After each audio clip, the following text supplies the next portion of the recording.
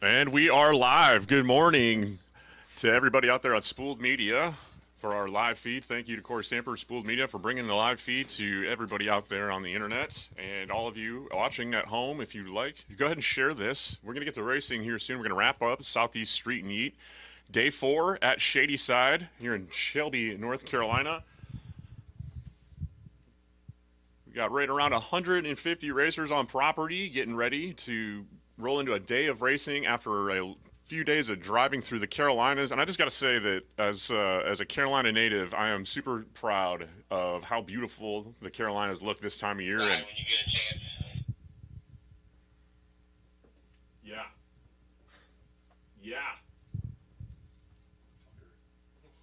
Give me the quick 8 shootout and the DYO shootout guys down here at 11:15 at the end of the staging lanes. Copy. Quick 8 and what is it on? DYO? Yeah, you have a DYO shootout page Yep. as well there. Give me those guys. Got it.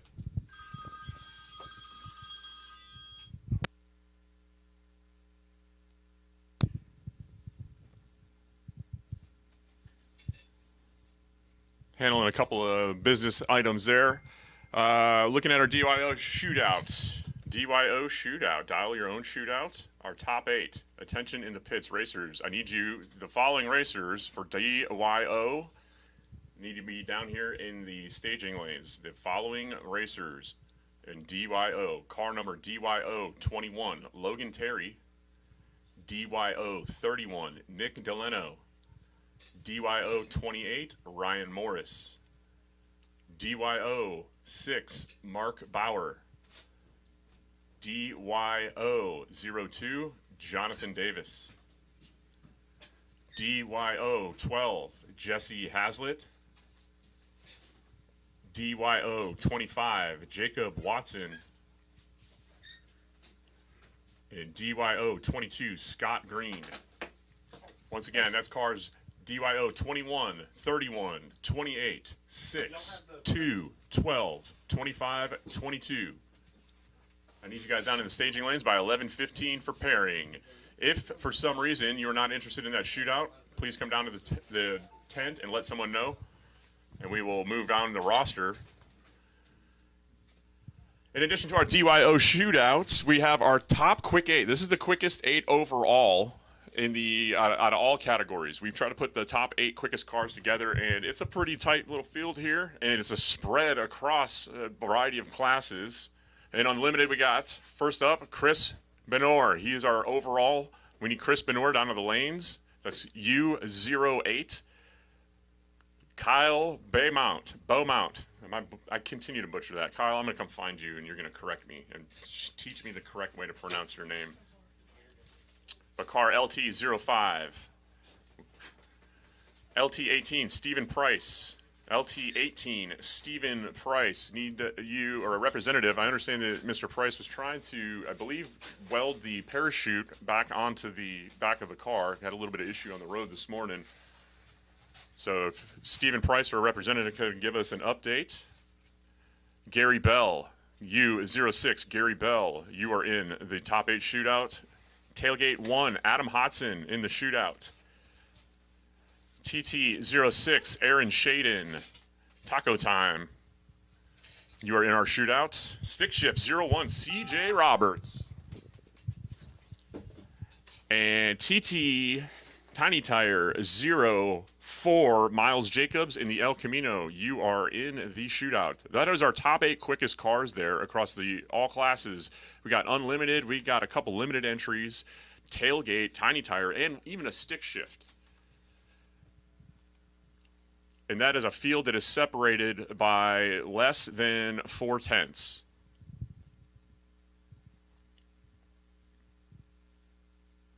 But judging, that's by a 4/10 average.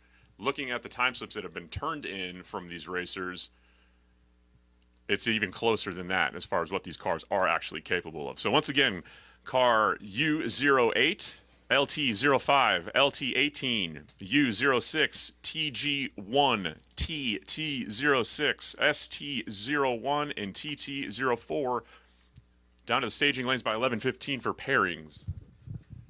And if you are not interested in the shootout, please let us know. We'll continue to call lanes here momentarily as we get into our run order and we finish touching up the track. So before we started talking about the shootout stuff, I was talking about how beautiful the Carolinas are. Awesome drive coming in here to Shadyside this morning, and it just makes me really proud to showcase what we have, how fortunate we are here in the Carolinas to have the variety of tracks that we do have. And what you've gotten to see here between Shadyside, Greer, and Carolina Dragway is 3 very different facilities, all fantastic. And it's just barely scratching the surface of what we actually have here in North and South Carolina for awesome racing facilities. We truly are blessed to be able to run damn near year-round here. We are grateful to all of our host tracks here this week for helping us out and putting on a fantastic racing surface for us. You see the glue going down here in the right lane at Shadyside. The weather is absolutely perfect for racing. And I'm seeing EMS coming down the hill, which means we're going to be able to go racing here very soon. I knew they'd be a little bit.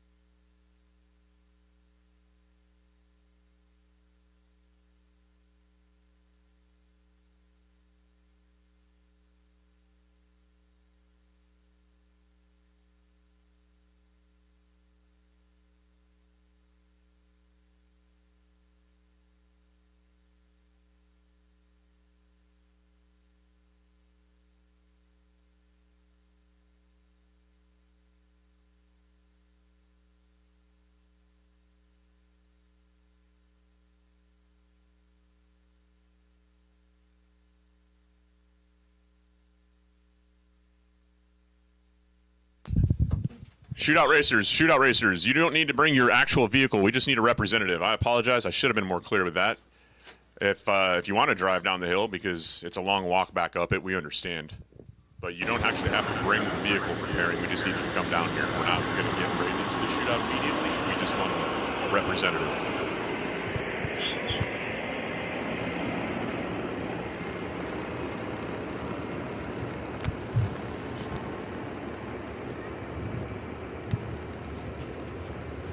And looking through the sheets here, we had a bit of an interesting day. I think the talk for me was the tiny tire class. A lot of rearranging of the top field there. Going into Carolina Dragway yesterday, Jim Treadle in the Firebird was sitting on top in #1, and then he just had probably the worst luck of anybody in the day after oiling down the entire quarter mile of the track, unintentionally, of course. Mr. Treadle was able to get it fixed, patched back together, and came back up only to be pushed off the line again for leaking fluid. Meanwhile, he had to sit back and watch as Miles Jacob in the El Camino and Aaron Shaden also had a little bit of a struggle bus of a day. They took hit after hit at the track. One by one, they were finally able to put some runs together, and they were happy with both down to 5-0s. And the entire time, Jim Treadle, the Firebird, was watching this as he's trying to hold on as tight as he can to his first place position. And unfortunately, he was unable to do so, falling all the way to 8th. And Treadle actually sent me a message this morning. So yesterday when the oil down was actually the transmission line that let go, and he made the wise decision, the safe decision to throw in the towel and retire from the event, as the rest of the transmission lines were a little bit suspect in his eyes. So rather than have a repeat performance of yesterday, he wisely decided to throw in the towel and elect to sit today out. So yesterday's #1 in Tiny Tire, Jim Treadle, is out for the remainder of the week, which means that Aaron Shaden in Taco Time Fairmont has moved up into first place, and right behind him, Miles Jacobs in the El Camino which came in late yesterday and was able to finally put it together and run down into the 5.0s after a couple 5.2 passes. So Jacobs right behind Aaron Shade and Tiny Tire, and not to be counted out, Anthony Harville leapfrogging all the way up to 3rd place. So in Tiny Tire, we have 3 cars that are all in the 5 teams. That anybody's game in Tiny Tire today, so we'll see how that one shakes up. And Shaded and Jacobs both in our top 8 shootout, because those are in the top 8 quickest cars of the entire week.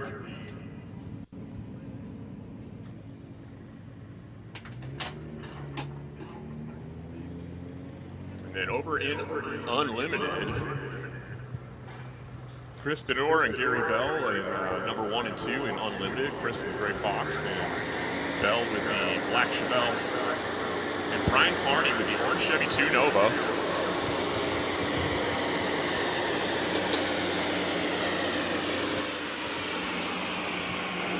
Brian Carney in the orange Chevy 2 Nova ran up, I think, last night in the middle of nowhere, pitch black 2-lane road with a rollback just parked in front of it.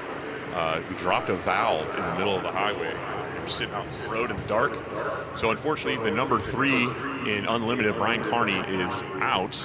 That will move CJ Cave and the Blue Fox up into number 3 position.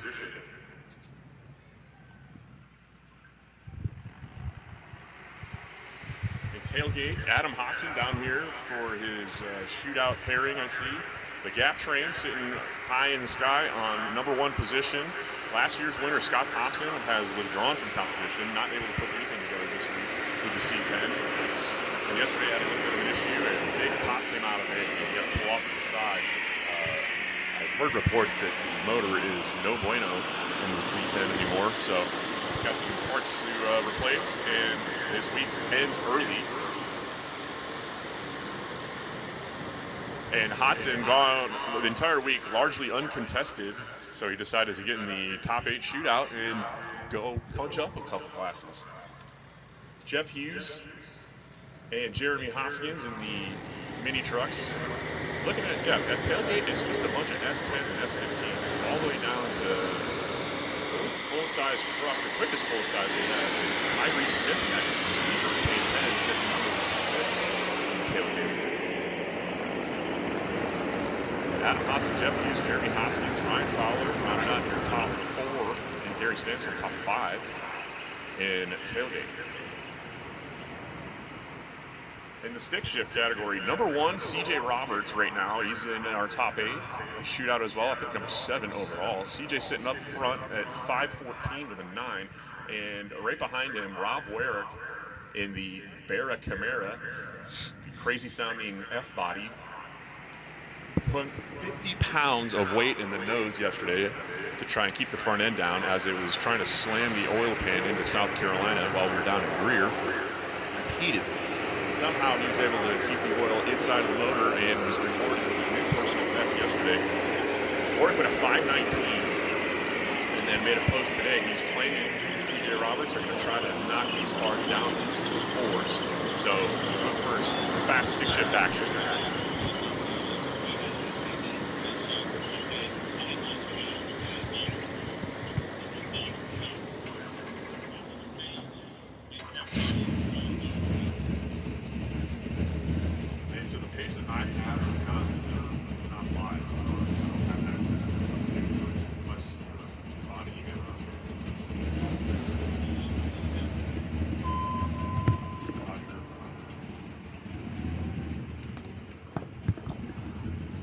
Yvonne, it's not that important. You don't have to run.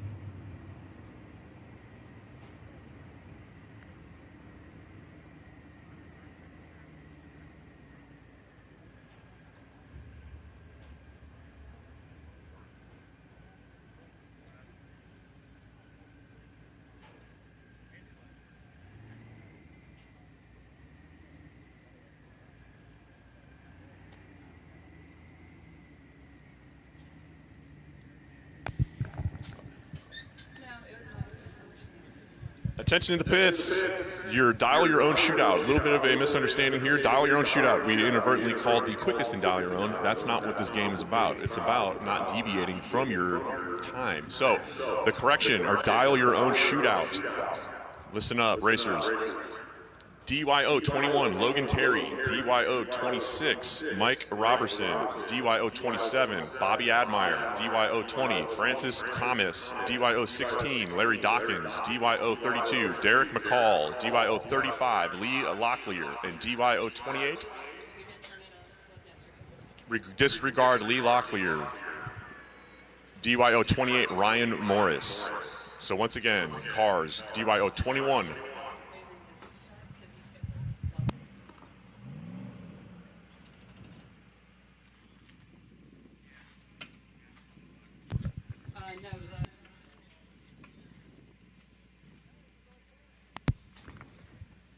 Once again, that's cars DYO 21, DYO 26, DYO 27, DYO 20, DYO 16, 32, 28, and 17.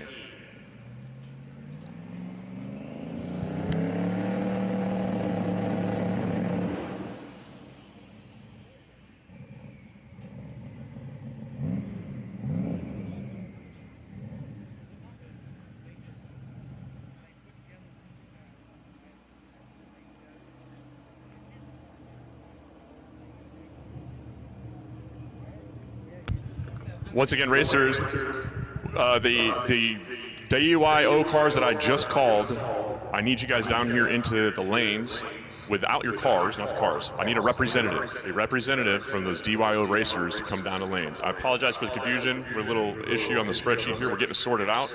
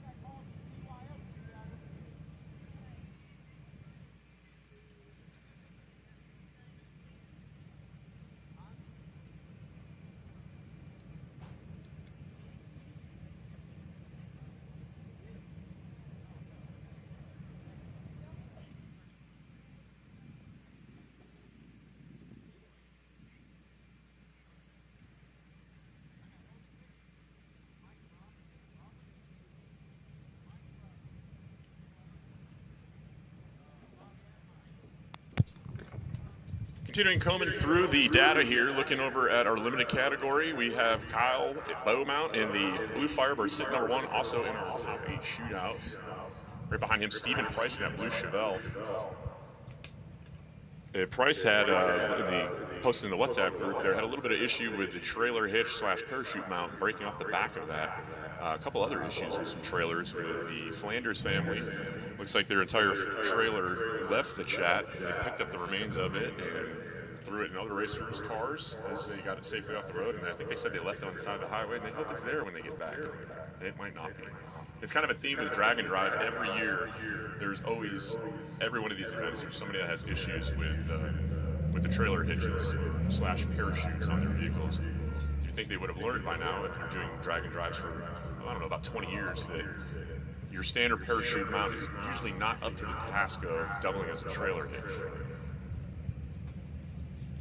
That's not me trying to throw shade at anybody, because I've broken parachutes off as well.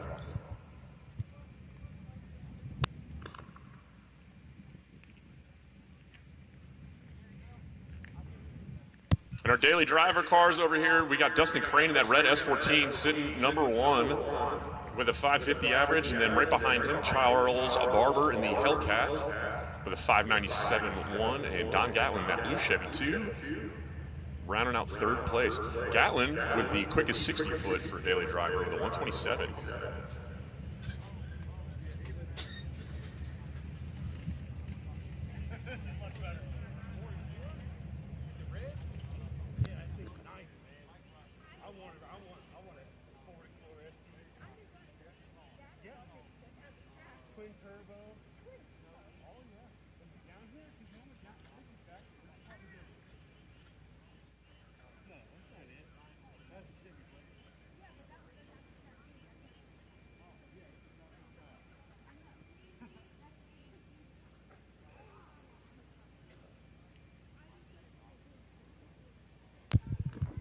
Mike Robertson, DYO 26. Mike Robertson, car DYO 26. Mike Robertson, DYO 26. If you are on the property, I need you down to staging lanes.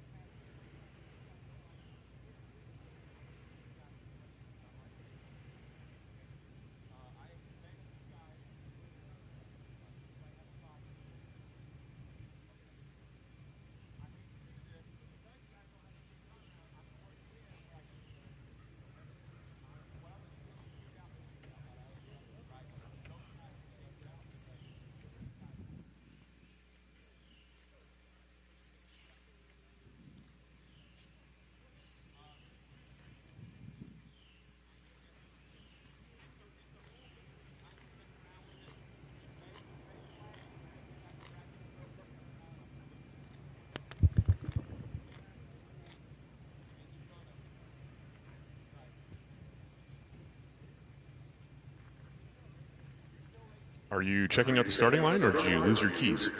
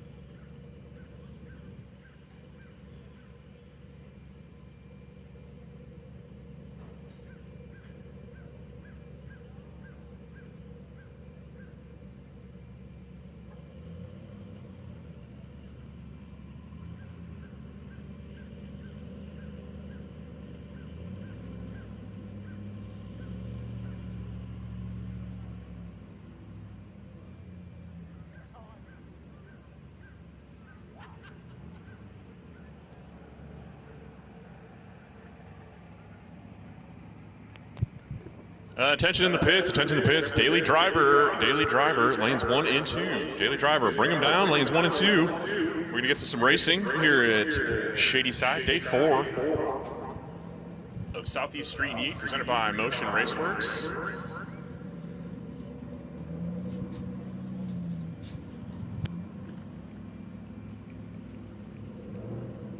Daily Driver, lanes 1 and 2. Daily Driver, lanes 1 and 2.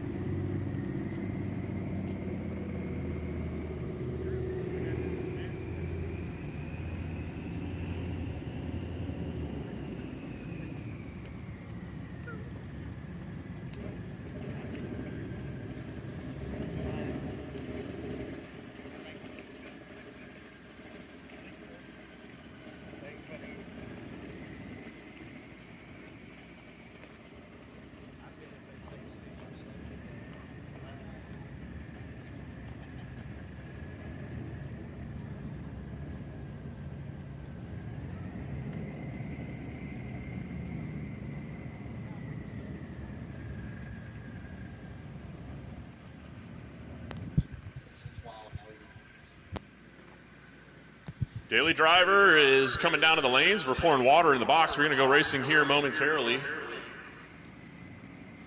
Our Daily Driver category is sitting number 1 right now is Dustin Crane with that red S14, and Charles Barber in the Hellcat is looking to try to close the distance, but unless he throws up a something around low 5-second territory, and he's discovered about another extra 800 horsepower in that car, he's not going to be able to catch Crane as long as Crane can put together another mid-5.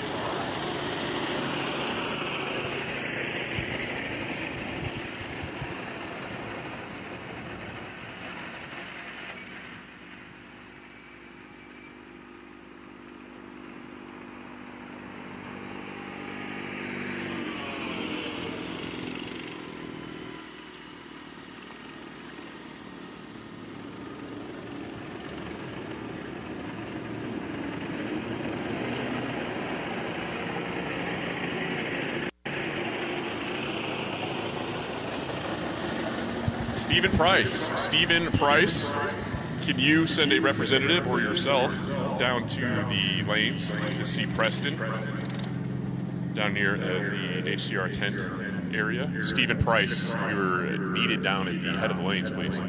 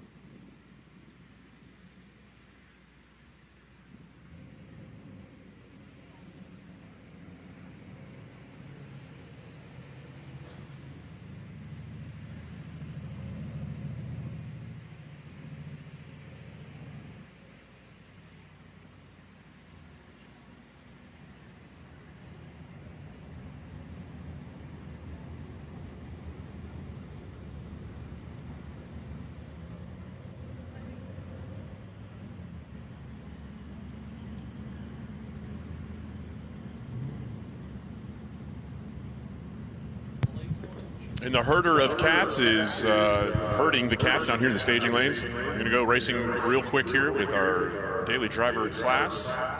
See, they're filling in nicely. We appreciate everybody moving with quickness and a purpose. That's what we like to see.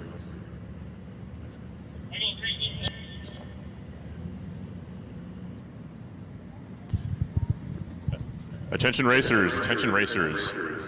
We need you guys to make one run and one run only this morning until we get to the all-run session, please. We have to get a couple of shootouts done, so we have rounds of racing to actually go to. So in order to get this done in a quick, efficient manner, please, one run only until the all-run session.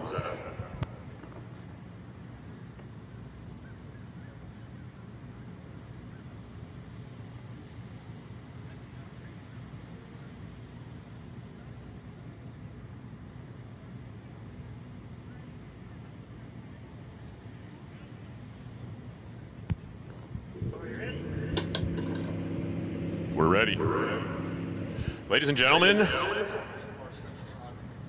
start your engines. We are going to racing action here at day 4 for Southeast Street and Yeet at Shadyside Dragway in Shelby, North Carolina. Kicking it off with our daily drivers.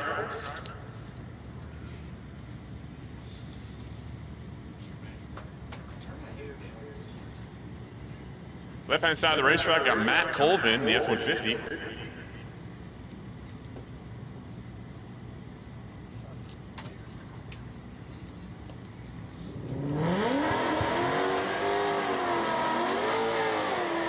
Colvin on the left-hand side of the racetrack. This truck is capable of running bottom 6s, but he's kind of been all over the place this week. 8.0 on the first day, 6.9 on Greer, and then yesterday House of Hook, substantial improvement, 6.34. I'm sure you'd like to see something around that area today as well. Right side of the racetrack is Ryan Morris, number 5. Look, low 6s in that car. Should have side-by-side. And Morris on the right-hand side is going to be out in front. Goes 6.42 in the Mustang and 6.46 for the F-150.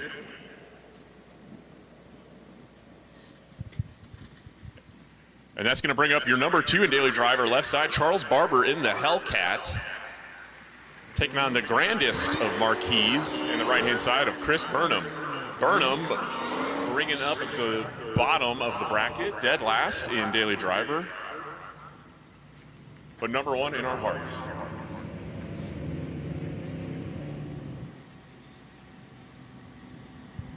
And who wouldn't want to do a burnout in a Grand Marquis?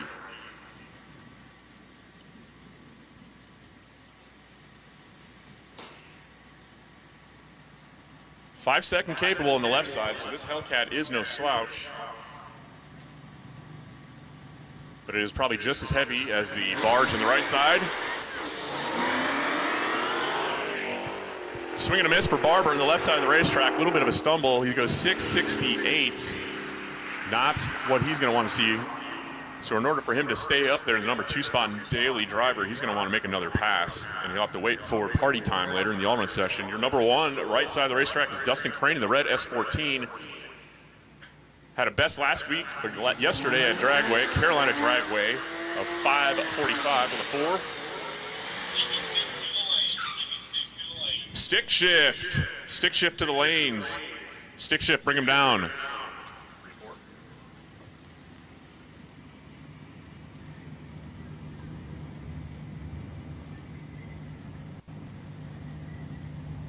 And Rick Dorn on the left side of the blue S550 Mustang, Coyote Power, supercharged.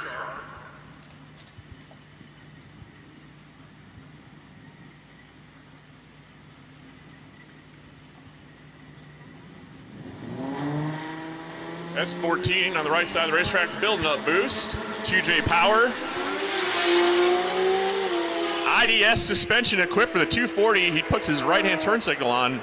Bold move. Not sure how that's going to work out for him, as there is no right-hand turn on there at the big end of the racetrack. But the S14 is going to go 556 at 129, and Dorn on the left side goes 680. Right side of the racetrack, Jennifer Rudisil has had an absolute workout of a drag and drive. The whole right side of this car got hit here at Shadyside, unfortunately.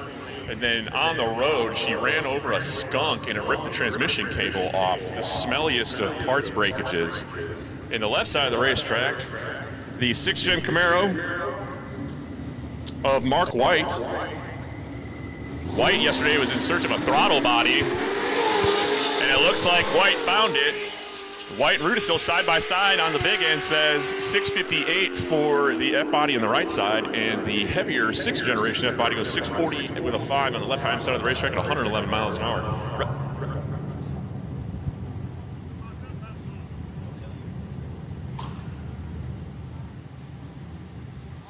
And that is just a hair off of the PB for Rudisil on the right-hand side of the racetrack.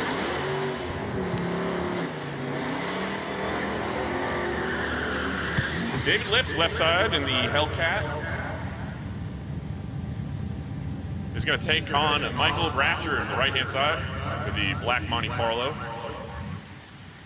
Bratcher, one of the few racers out here not on a 15-inch wheel on the backside, still running a drag radial as is required here at Street Yeet.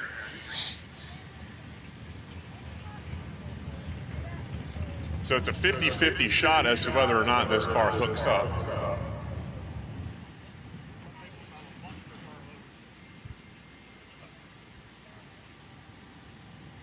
But if it does hook up, we should see a side-by-side race as both of these cars are in the mid-6s.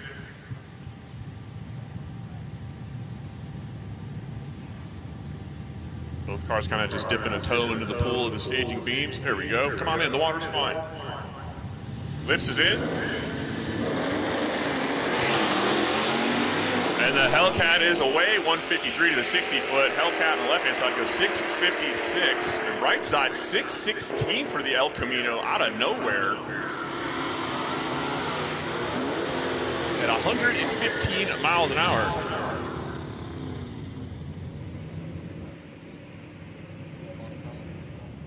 No, it has.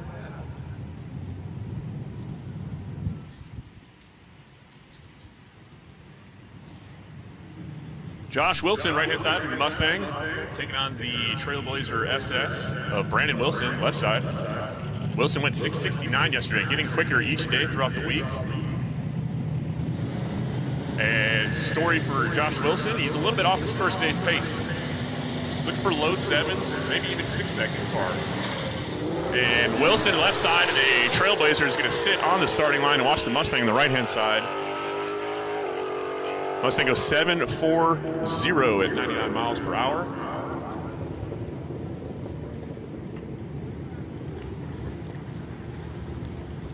And the Trailblazer on the left-hand side of the lane, Brandon Wilson is going to back off Now, Brandon Wilson, on paper, has completed Street and Yeet. He has staged and taken a green light under power. That will suffice for completion. Obviously, that's not what he wants. But for some racers, they're just here to say they've done it. And that's a lot of that's what drag and drive is about. You're not really about coming out here and being number one in class or hitting a home run every at-bat. Some of them it's just about finishing.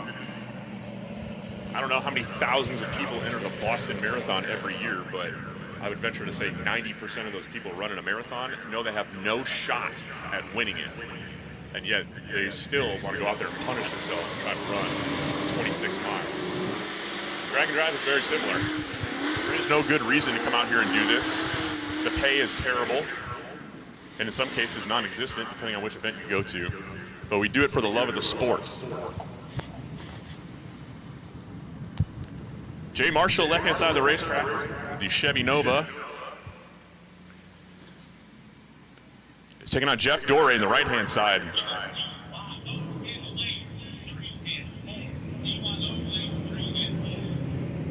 Stick shift, you recall the lanes is still open. Stick shift, bring them down. Also, DYO lanes 3 and 4. DYO lanes 3 and 4.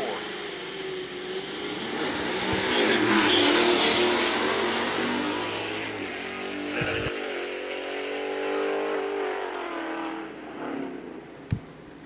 And a little bit of smoke on the big end. Looks like it locked a tire up, possibly. It dissipates. It's gone as quickly as it appeared. Doré, right-hand side, goes 623 in the Mustang. Yeeted the drive shaft out of that thing in testing. Your number 3 in daily driver, left-hand side, that's Don Gatlin, the blue Chevy 2 Nova. 127, 60 foot. This thing can tote the tires. And the right-hand side is Butch Williams in the four-wheel drive F-150.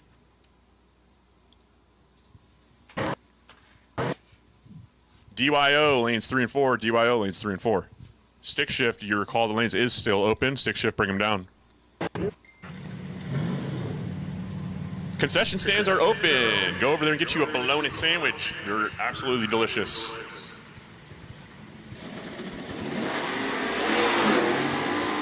And 133 to 60 foot for the Nova on the left-hand side, and he's going to go 6:04.2 with a 6.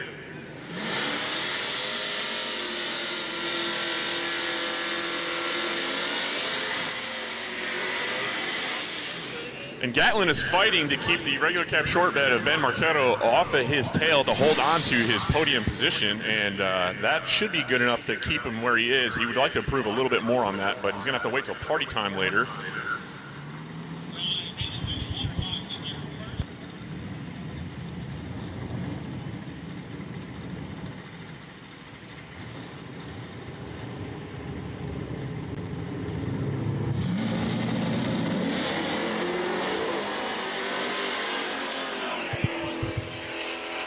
And in the water box right now, ladies and gentlemen, if you don't have a spot to see, I would suggest you get there. You're 1 and 2 for stick shift right now. CJ Roberts and Anthony.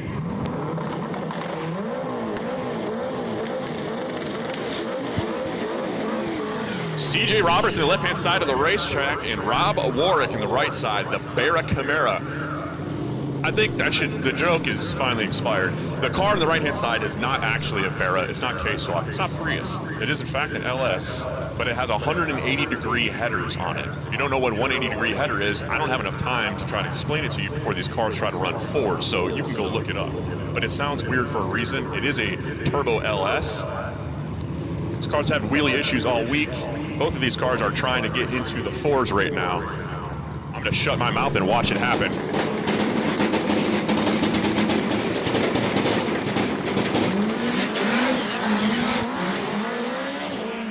Fighting for traction, and Warwick is going to be the first one off the line. And Warwick is going to 561 at 139 miles an hour on the right-hand side, while CJ Roberts is going to roll down at a casual pass. Neither car can get a hold of the racetrack, and I have a feeling we're going to see them both come back around and attempt that once again. Say that one more time, please.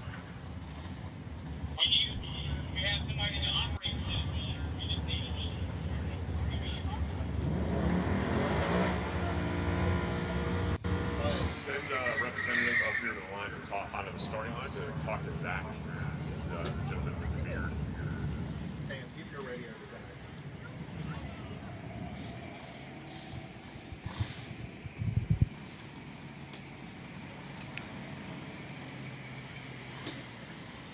Jonathan Kelly in the left-hand side of the lane in the self-recovery Dodge Dakota, stick shift entry. Taking on Bobby Frizzle on the right side in the S550 Mustang.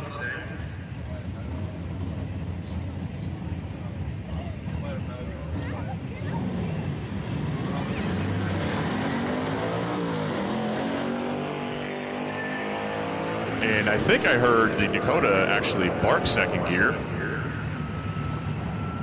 And Frizzle on the right-hand side goes 873 at 85 miles an hour, and self-recovery Dakota goes 1155 at 58 miles per hour.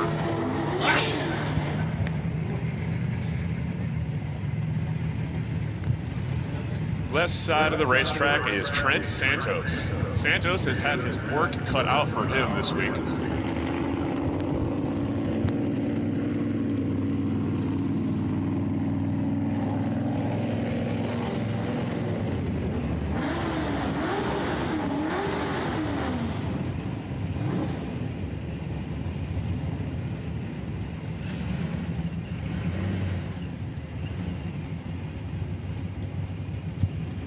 BJ Adams on the right-hand side, taking on Trent Santos in the Z06 the left side. Santos absolutely destroyed the transmission in this car at Greer.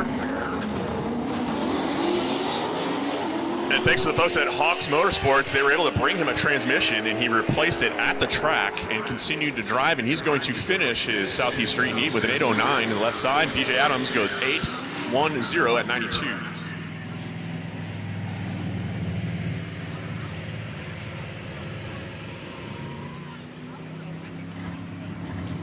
Mike Batchelder, the right side, stick shift entry in the green Fox, is going to take on the white Fox, left side of Stacy Galloway.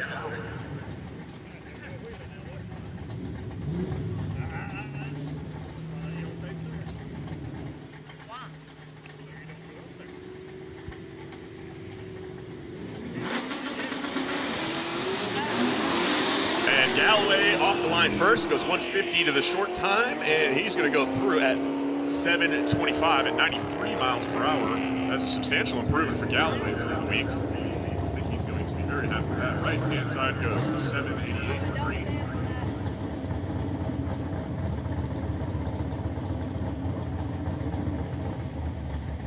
And you coming up next, left side, a pair of yellow cars, stating the obvious. We got Joe Nichols in the Mustang on the left hand side.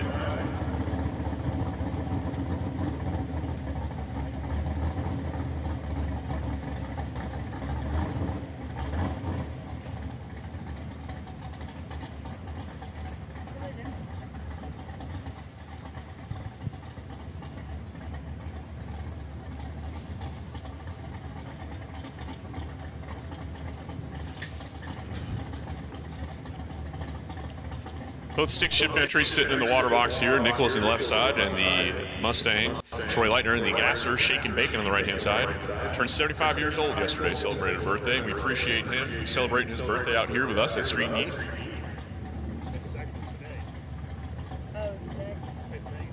And thumbs up, and we're going to do burnouts.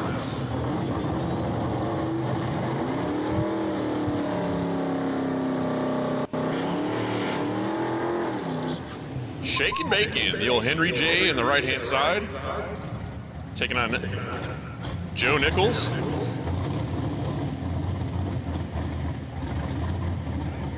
Gasser capable of running low sixes, hanging the tires, wheels up. This is why the stick shift stuff is so much fun to watch. You never know what's going to happen with any of these cars.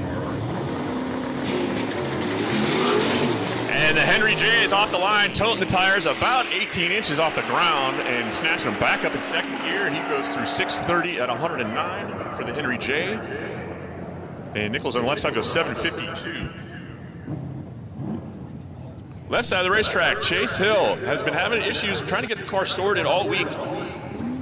Yesterday having issues hitting the boost cut. It sounds like they might have gotten it figured out today. So Chase Hill trying to put together a solid pass as best as he possibly can.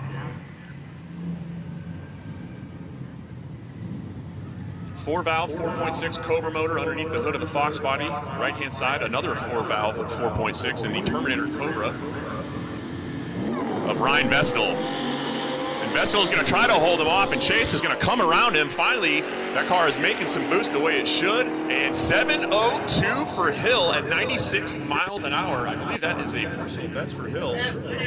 He is going to be happy with that. He's been trying to put together a pass all week, and he finally gets it. So congratulations to Hill on finishing out the week. The Cobra on the right-hand side went 8.1 at 93 miles per hour. Coming up next, the LSA Supercharged S14 240 in the left-hand side, Nissan. But long gone is the Nissan Power. It's been replaced by the Lord's motor, the LS. It's a supercharger, so it makes all the right noises.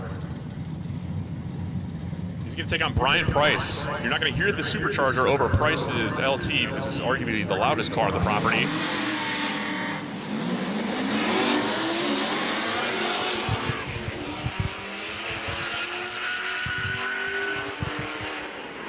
And you can hear the LSA all the way from the big end of the track.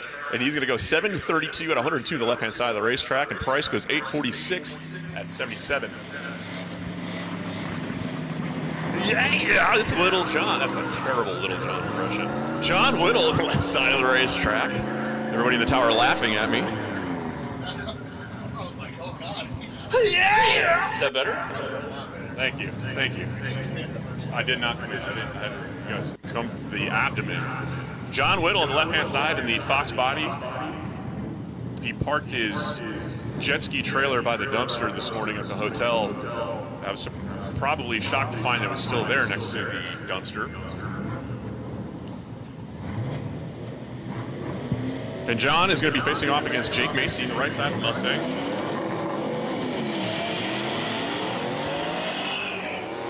And John Whittle goes 181 to the 60-foot, a little bit of a stumble, and 795 in the left-hand side of the racetrack for Whittle to the 792 in the right side, and 90-ish miles an hour for both.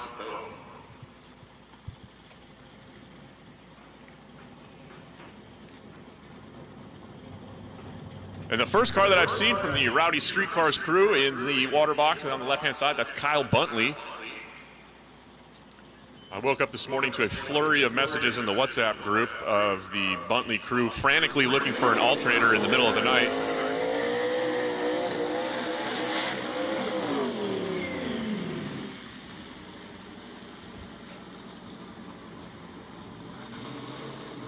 And Buntley's taking on Richard King in the Malibu on the right-hand side of the racetrack. Buntley's sitting number 3 right now in stick shift. He had a rough day 2. This car is capable of moving up the ladder if he can put a solid pass together. Stick shift racing is one of the trickiest ones here. I don't know what's harder. It's racing a fast stick shift car in drag and drive or trying to race in tiny tire. There's a lot of different variables when it comes to stick shift racing when you're trying to slip the clutch, slip the tire, find a launch RPM that works, and leave on a consistent boost. There's a lot to it.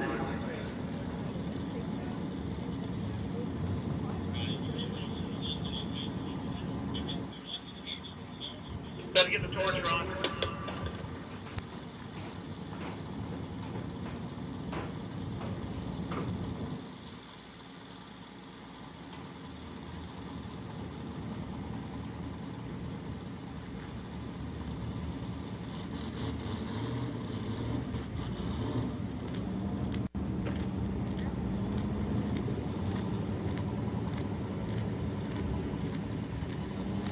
And it looks like we got a little bit of fluid on the racetrack, and we're going to back Mr. Buntley off. Not sure what it is, but the track crew saying that we're going to have a little bit of a cleanup here real quick down the middle, thankfully.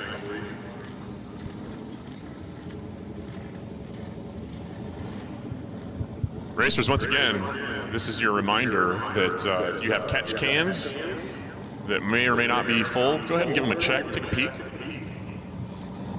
Reach a hand up there and brush off the inner wheel wells. Had a couple of cars I've seen so far dropping some rocks. Obviously, none of this is intentional. We understand that, but we'd like it if everybody would do a little bit of due diligence and make an effort.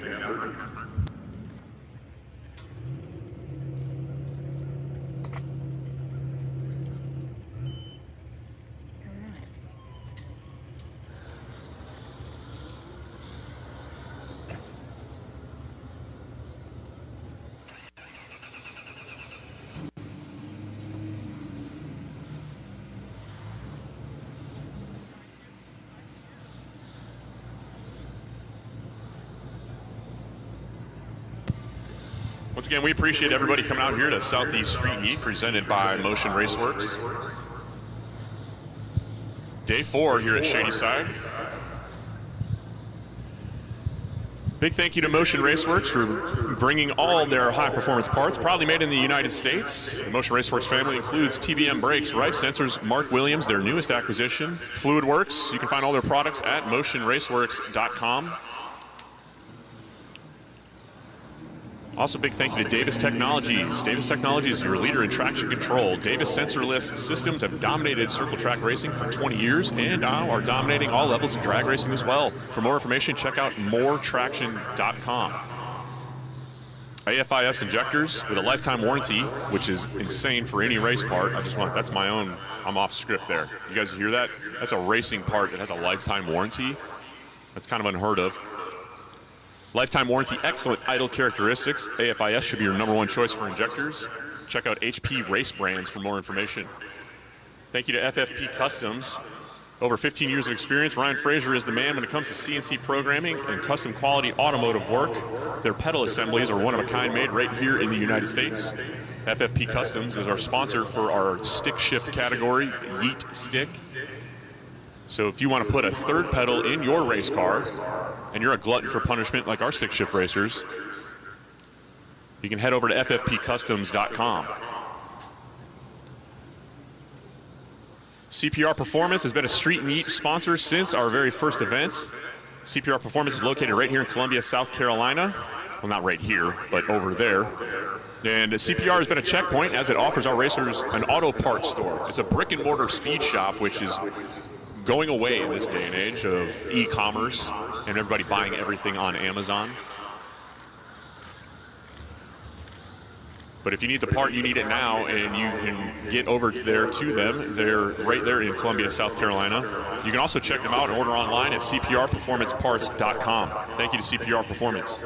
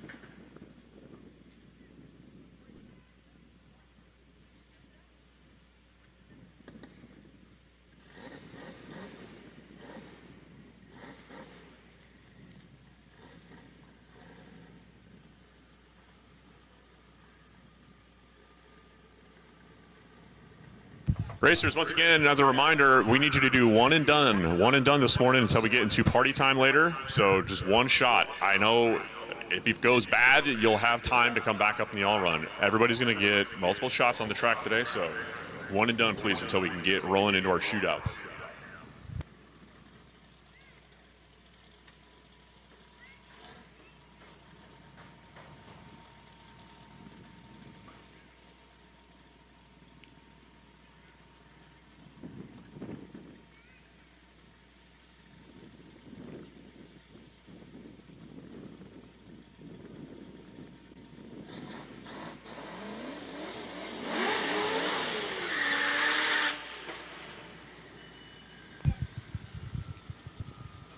And we're back. Miss me yet? I wouldn't either. Left-hand side of the racetrack, the GTO that left the differential laying in Greer, South Carolina, is back up here. That's Mike Sayers. He's going to face off against Taylor Jones in the Rotson, the car that never fails to fail.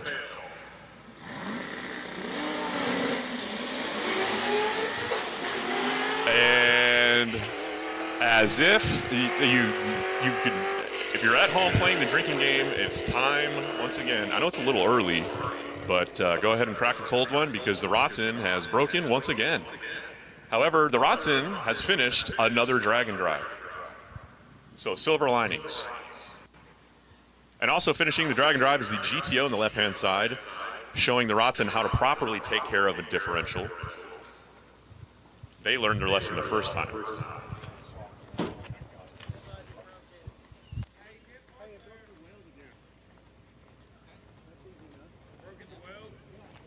Hey, Kyle, do you guys regret accepting responsibility for this car now? Okay. Seemed like a good idea at the time, right? It looks great on paper. Hey, you want to borrow the Rotson and have some fun with it? All the car that you watched on TV growing up as a kid? That sounds like a good idea.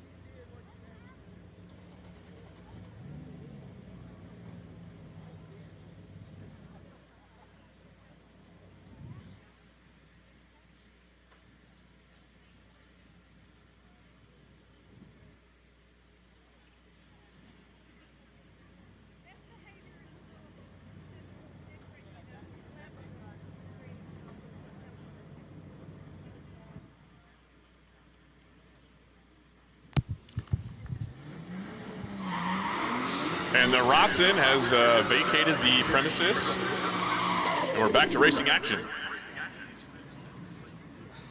And the HKS Super Sequential blow-off valve fluttering, filling the valleys of Shadyside with the beautiful JDM noises of the S13 of Tommy Rosema. And the right-hand side is Bill Ord, the Dodge Dart Swanger.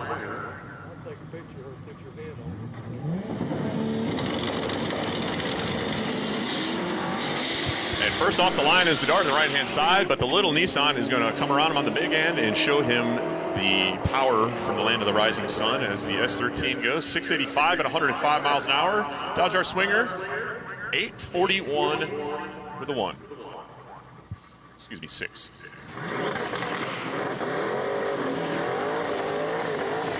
Aaron White in the orange Fox in the right-hand side. Stick shift category continuing on.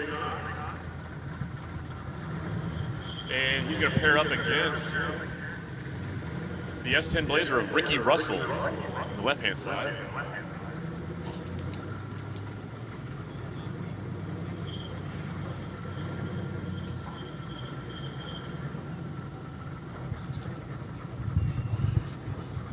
And Ricky Russell is known to put on a fireworks show, so watch for the pops and bangs.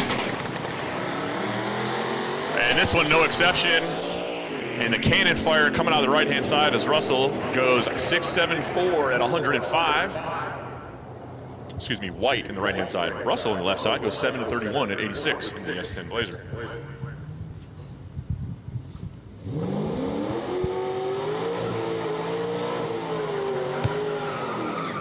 Bobby Admire, left-hand side of the racetrack in the Caprice police pursuit vehicle.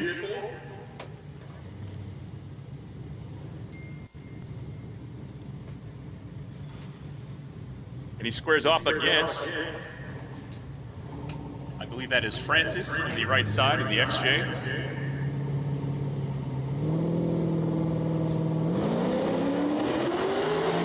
Bobby Admire is going to leave the line and get there first. The Caprice goes 780 at 89 miles an hour, and the XJ on the right-hand side goes 1108. The XJ has been putting in laps this entire week. Francis Thomas has been absolutely hot lapping this thing. Right-hand side of the racetrack, this car, Roy Gallier.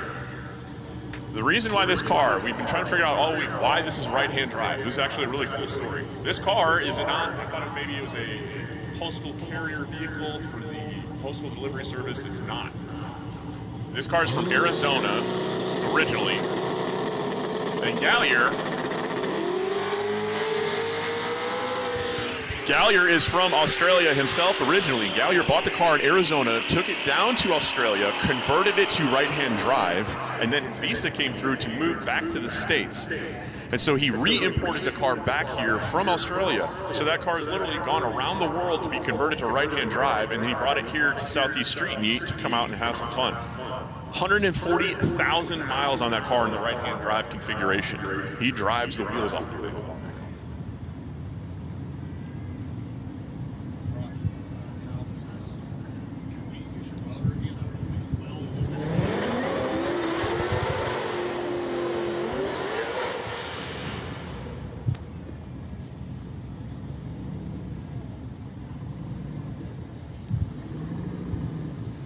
Mark Bauer on the right-hand side of the racetrack in the red Pontiac G8.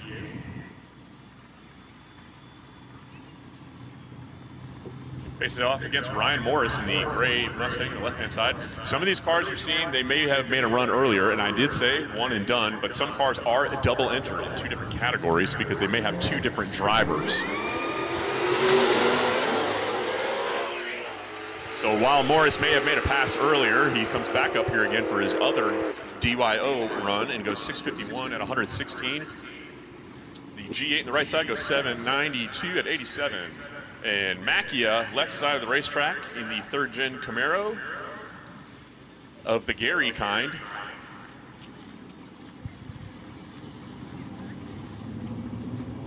Gary Macchia is taking on Nick Deleno in the Cornet in the right side of the track. Deleno's been bottom 6s. Will we see a 5-second pass out of this car? Maybe. Macchia not doing a bad job, kind of near the top of the ladder in DYO. However, that is such a tight field. It's very, very hard to move up in. But Mackey's been running a consistent 740s all week. And Deleno in the Cornet is bottom 6-second territory, 617 yesterday at House of Hook.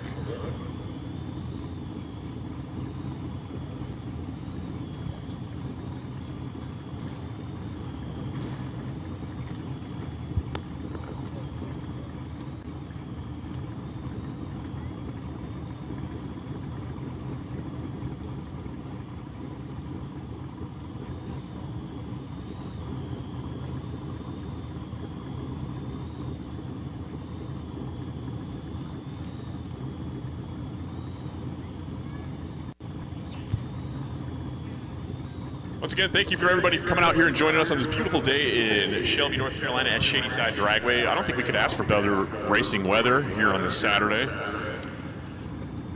Thank you to all the local fans for coming out here, spectating. We appreciate that. If you guys aren't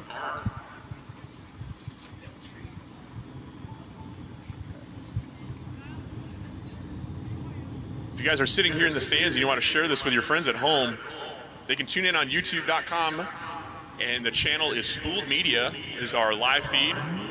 Corey Stamper out here putting on the live feed every day this week. We appreciate that as always. So share this with your friends, let them know they can watch this and they can maybe see you on the live feed.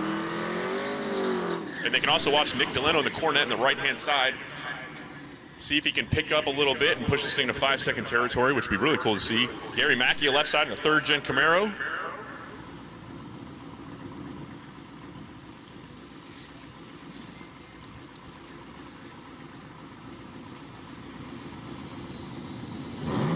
And Macchia, the Virginia elevator technician, is first off the line, but he's going to get driven around by the big old Cornet. The Mopar on the right side goes 664, and Macchia having a little bit of an issue pulling off to the left-hand side of the racetrack.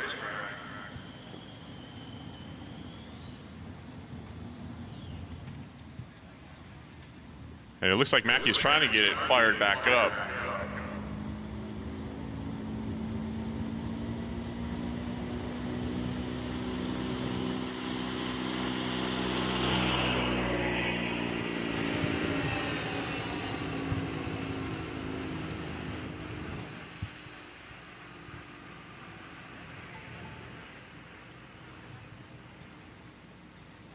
And we're going to take a peek underneath the car and make sure it's clear on the big end. It looks like the little helper up there has got this all under control, so everybody else is going to stand down. The gentleman in the red shirt on the half track, he's got the...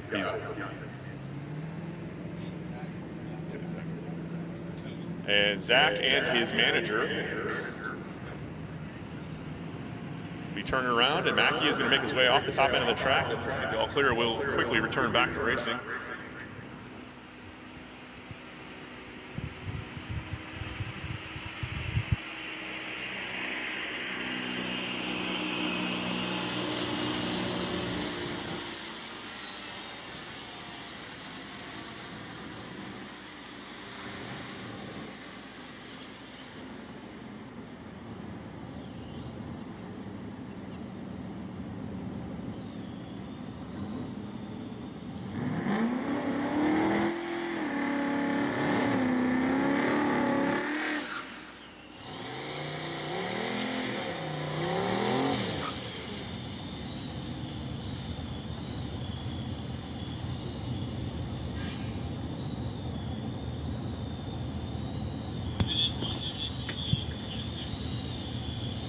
Limited and unlimited lanes 1 and 2. The ginger in charge of lanes has told me limited and unlimited lanes 1 and 2.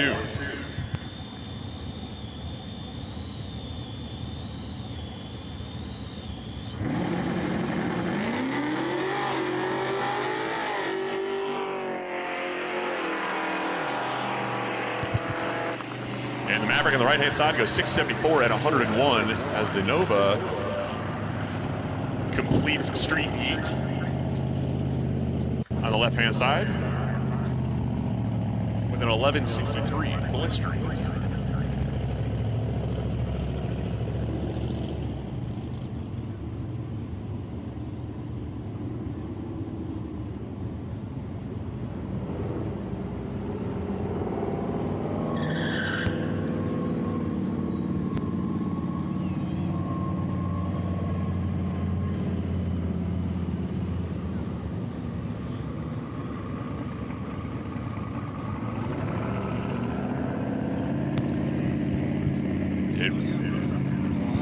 Chevelle on Chevelle crime, both in various stages of body work.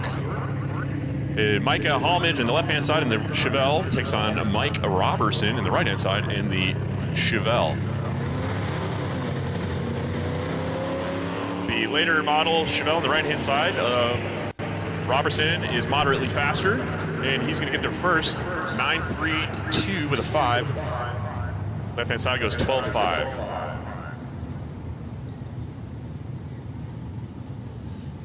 And Sherman Gills at the right-hand side of the racetrack, the late 70s Camaro.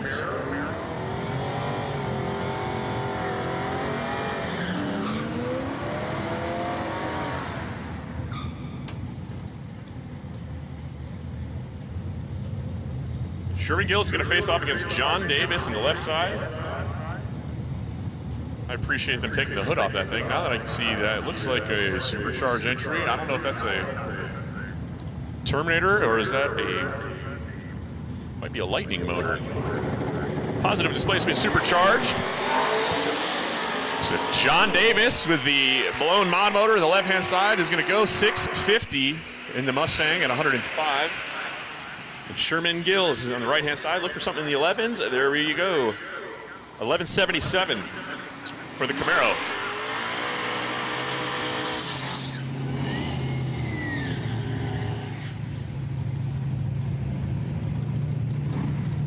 And Zach Smith, right side of the racetrack in the, I believe this is the one that says S50. It's GMC grill in the front has an S10 tailgate, and it's really throwing me off. So the red truck in the right lane of Zach Smith takes on Joe Honda in the C10 on the left-hand side. You see what I mean? Is it a S10 or is it a GMC? He can't hear me on the line, and I will find that out later. Some things just one of life's great mysteries. How's the positive traction on a Plymouth work? What's sky blue? Is that an S15 or an S10? Corey, help me out, you know? All right, moving on.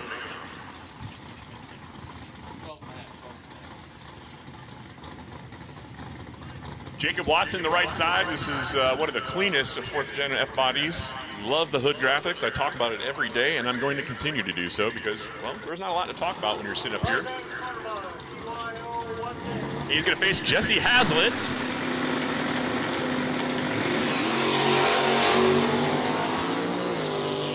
Hazlitt has that thing full loose on the suspension. That thing continues to move after it bumps into the beams like a barge going over railroad tracks.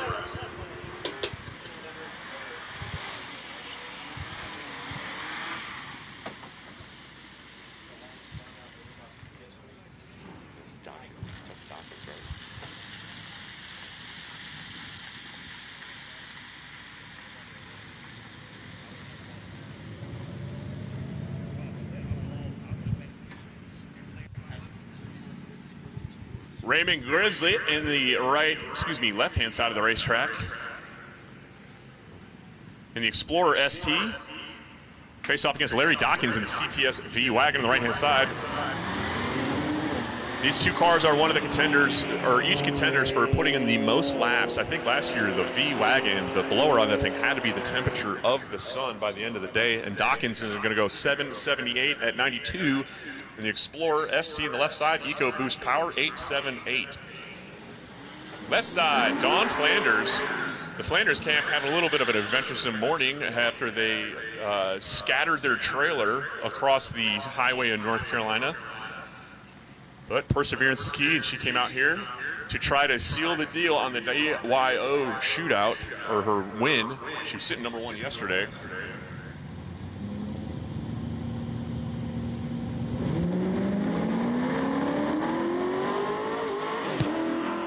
And Flanders on the left-hand side is going to be rewarded with a 915.0, which is a little bit off the pace of what she's looking for. They were saying that they had some issues with the 4L60E in that thing, and I am sympathetic as an owner of a 4L60. And it's only a matter of time before it turns into a box of neutrals.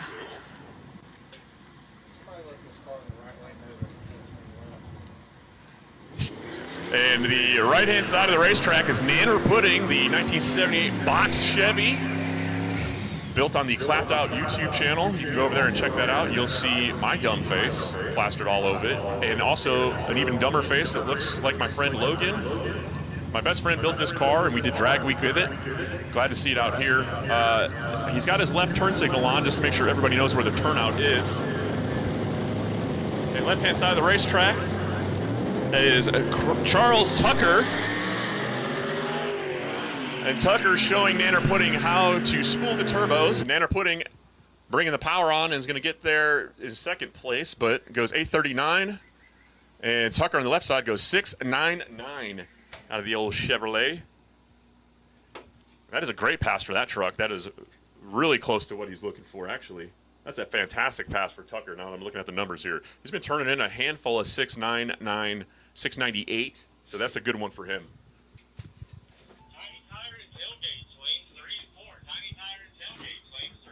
Tiny Tire and Tailgate, lanes 3 and 4. Tiny Tire and Tailgate, lanes 3 and 4. 37. Shep MacArthur in the C7 Z06, right-hand side, goes 7:25 at 99 miles per hour, on par with his day 2 laps. And the third-generation Camaro left side goes 10:00 with a 1 at 60 miles per. Adam Green, right side. He was one of our competitors that was putting in a handful of laps trying to tighten up the spread on his DYO results yesterday at the House of Hook. So that's what Carolina was called, House of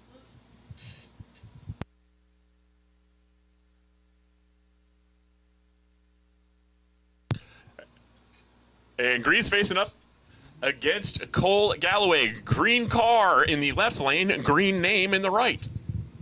That's my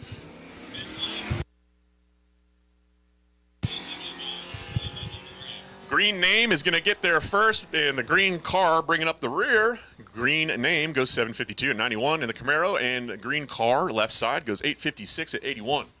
Say all that again. I heard none of it. This last pair, and then there's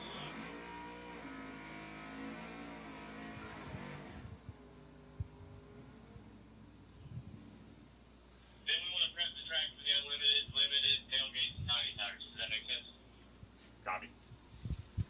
Zach, your last. And Stacy Batson, the right side in the 4-door 56 Chevrolet, takes on Wyvana Hutchins in the left side.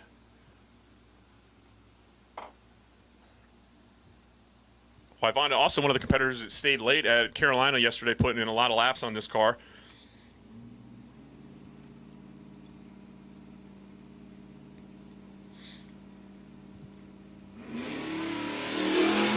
And the 56 Chevy is off the line first on the right side, and Hutchins is going to try to chase him down and not going to get there. The 56 Chevy goes 7:82 at 82 miles an hour in the Chevrolet SS. Its badge as a Holden. On the left side goes 7:92. And this is going to bring up our last pair of cars before we touch up the track to get into the fast categories. And rounding out this run session here on the right side, Brian Seary in the orange Challenger.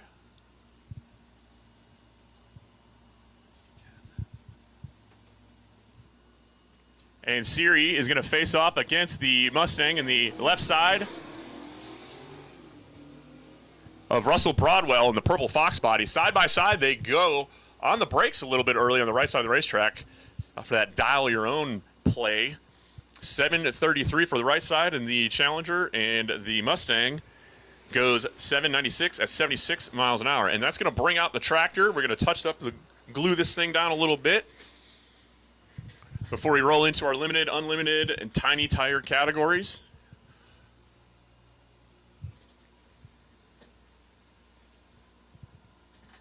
I see a raised up square body Chevrolet pulling into the lanes, and I also see a canoe high atop a Suburban. If you guys have a chance, if you're here spectating, you haven't seen these cars throughout the week, check out the Suburban that's down in the lanes if you can see it in the pits. You can see it's hard to miss. It's got a giant canoe on the top of it. I'm not sure the year of the Suburban, but it's a large, old Suburban, two-door variety. Underneath the hood of that is a 7.3 Godzilla Ford motor, complete with twin turbos, 6-speed, 6R80 transmission. It's a science project, but it is very cool. And that big yacht runs down in the 650s. So it's not only wild to look at and large, it's fast. It weighs over 6,000 pounds. I think The gentleman, Mr. Munson, that owns it, I believe he said it weighed around 5,600 pounds, 5,700 before putting in the cage and air-to-water intercooler and a whole bunch of other stuff. So it's every bit of 6,000 pounds fully dressed out. And we're stoked to see it here.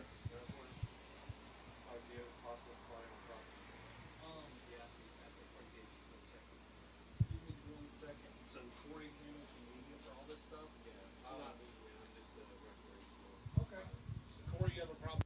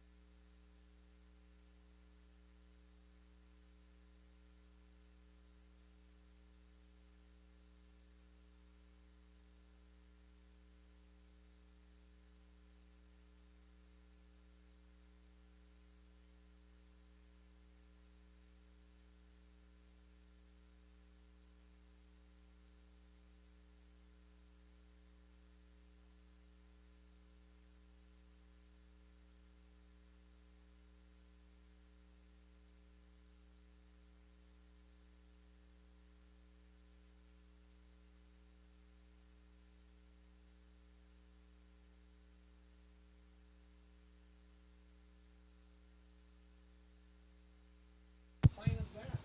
You know?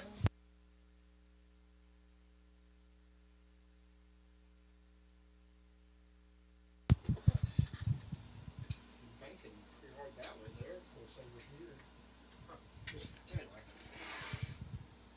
And the lanes are getting full with our fast cars. I'm seeing a bunch of our heavy hitters coming down in the lanes. Same with our tailgate contenders. Our tailgates in 28s category by Dragwire Solutions. Owned and operated here in the Carolinas. Austin Ratley, owner of Dragwire Solutions, brings loads of experience. Been wiring Holly and Fuel Tech. You can find them on Facebook. That's Dragwire Solutions. We appreciate them. Also, thank you to SP Tools USA. SP Tools offers high-quality tools and equipment specifically designed for professional technicians, but I'm here to tell you, you can also hold them if you're not a professional, and they won't hurt you. Unless they're sharp. Then they might.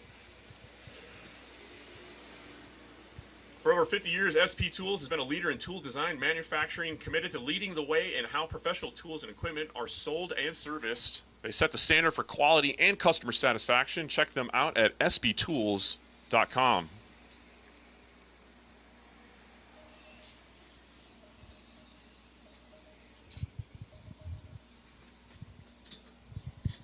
This is what my wife said the live feed looks like right now. Is that what's going up right now? Okay.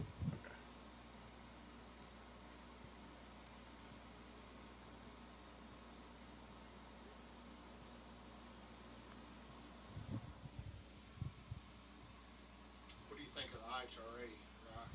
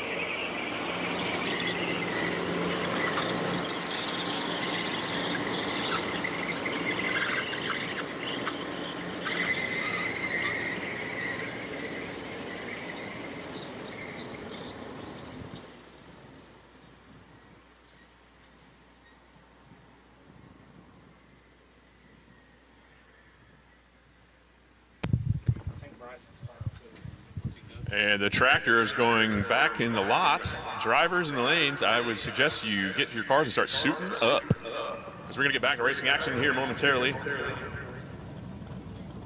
And it is lunchtime, so we got hot dogs, chips, and drinks at the street Yeet. Actually, it's now the Street and Eat tent. And kicking off the unlimited and limited categories, it's going to be Mark Manor, the red Chevelle on the left-hand side. Low 5-second capable in this car. Had a bad first day, though, so he's a little bit off the pace. He's going to face Justin Treadle in the limited entry, the Mustang Fox body in the right-hand side. Treadle sitting number 3 in limited, went a 5.12 yesterday. So if these cars can put together a pass, they should leave side by side. It should be a good race. So let's cross our fingers for decent reaction times.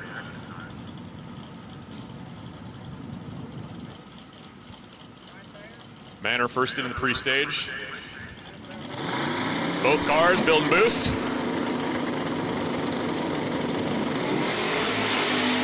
.127 to the 60-foot on the left side. 119 for the Mustang. Mustang goes 5.12 at 138, and Manor is going to go through at 5.25 at 135 miles an hour. Great first rips for our limited and unlimited categories. I think both of those gentlemen will be very happy with those. And that's going to bring up 2 more of our limited cars.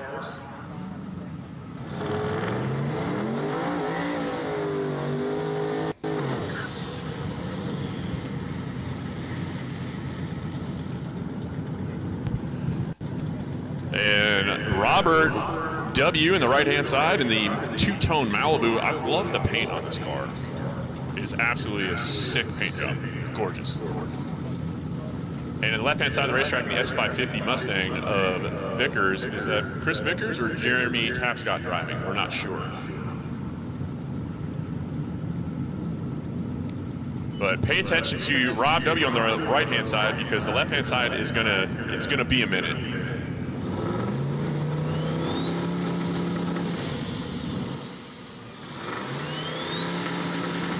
And Rob building boost off the line. It goes 140 to the 60-foot, and the Malibu on the right-hand side of the racetrack is going to go 581 at 124 miles per hour.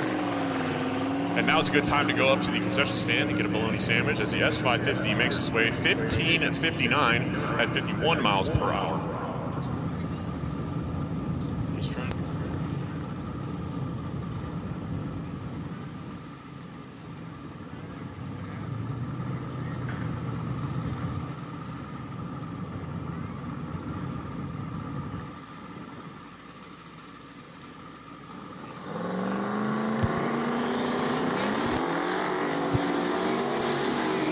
And Ed Schwartz in the left-hand side, completing the burnout in the Nova. And the right-hand side is CJ Cave. And CJ sitting number 3, as Brian Carney in the Orange Chevy 2 Nova had to retire from competition due to a drop valve last night on the street. So CJ is on the podium, hammering down a handful of 530s all week. Let's see if he can push this thing maybe down into 520s. Also, wheels up launches for this car. And he's going to face Ed Schwartz.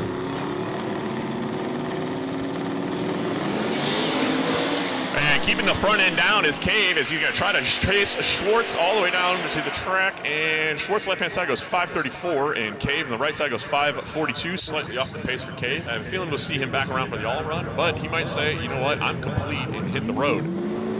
But if he wants to hold on to his 3rd place, he needs to make another run.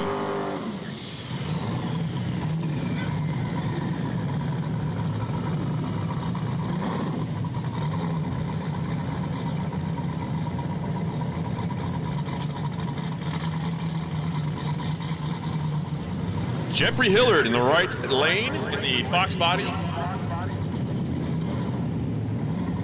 He's going up against Charlie Dale in the left side.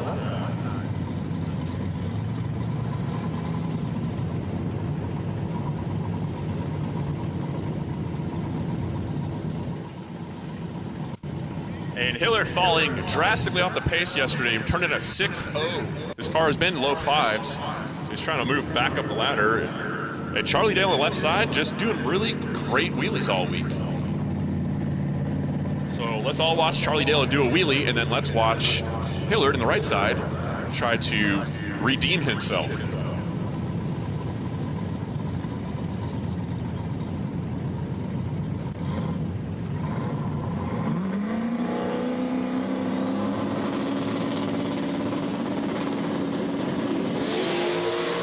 Wheels up for Dale, and he's going to watch Hillard on the right side go 5.07 at 139 miles per hour, and that is an excellent pass. That might be a PB for Hillard on the right side, and Dale goes through 109 miles an hour, 629. The Buick Roadmaster still has the rear-facing seat in it, I'm told, on the right side of the racetrack, and he's going to take on Kyle Beaumont.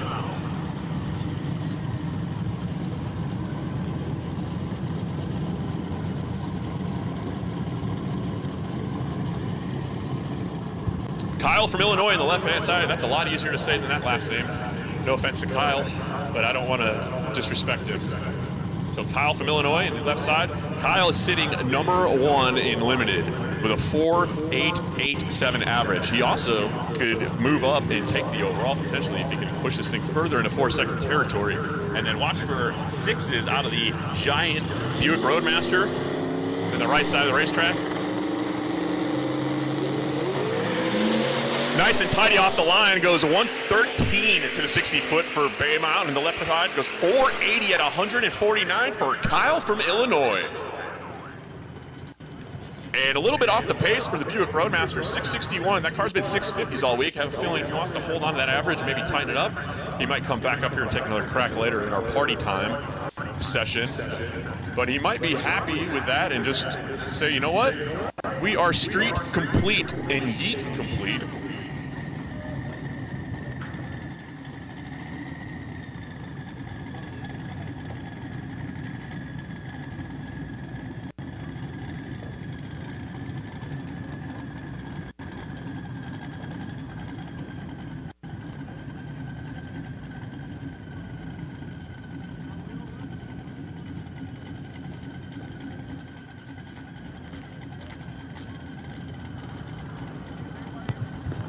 And doing a little bit of touch up here on the starting line of the racetrack, a little bit of fluid we're going to burn off real quick before we bring our next pair up.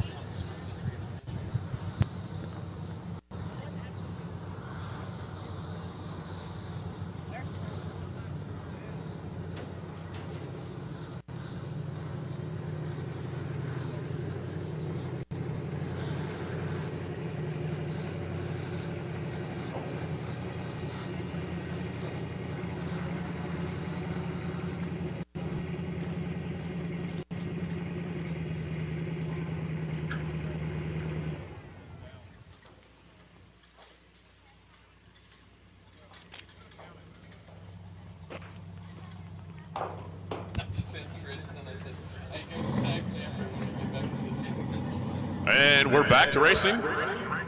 Continuing to work our way through our unlimited category in the water box right now. We have Dirty Bird.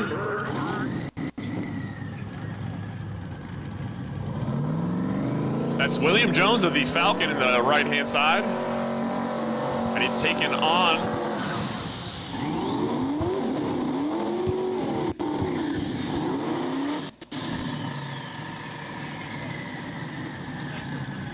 Walter Doyle on the left-hand side with Chevelle. I believe Doyle's double entered in Tiny Tire as well as Limited. So this would be his limited entry in this case. Doyle been in the 530s with a 530 with a 1 on day 2. So he could potentially see a 520 out of this car. That would continue to improve his average. And Dirty Bird on the right side of the Falcon Looking for 5:15 or better. Woo, and I think he might get it. 125 to 60 foot for the Falcon. Right side goes 5:26, a little bit off at 134. And Doyle left side goes 5:54 at 120 in the Chevelle.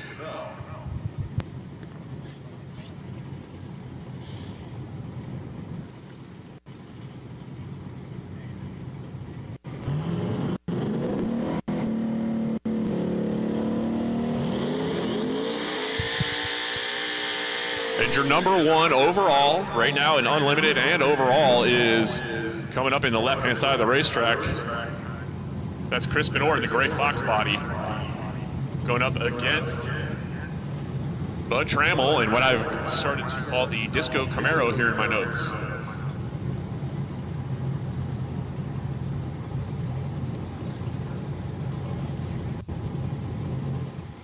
Look for chassis twisting launches of the Camaro on the right-hand side, doing his best Dom Toretto impression. So much torque, the chassis twisted off the line. But hopefully he can see as Chris Benor goes into the fours on the left side.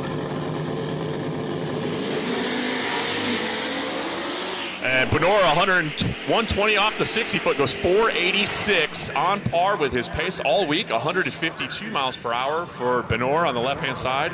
599 at 115 miles an hour for the Camaro, the right side. And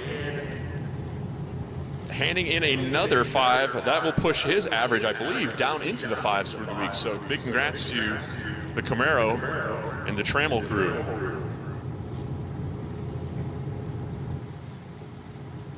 And the left-hand side of the racetrack is Josh Munson with the Canoe with a Suburban underneath of it. 7.3-liter Ford Godzilla power under the hood, twin turbos, with 6R80 transmission behind it. In a previous life, it had a 5.4 mod motor in it.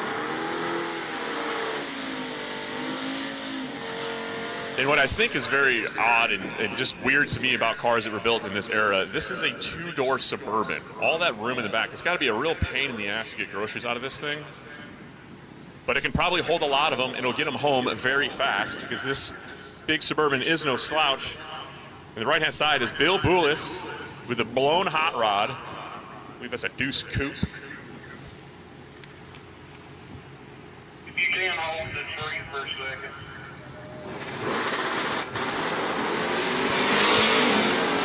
And the hot rod with the wheels up launch is going to get out in front of the big Suburban, and the Canoe's going to try to chase him down. Not going to do it. Canoe gets 674 at 107 miles an hour, and 605 for Boulis on the right side, and 112 for the hot rod.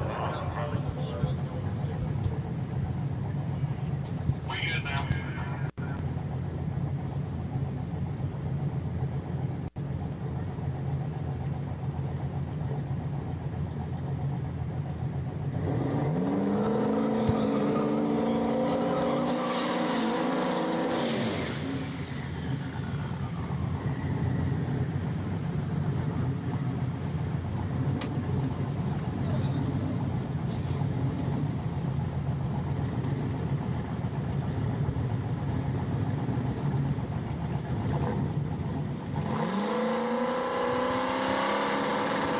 And a couple limited entries.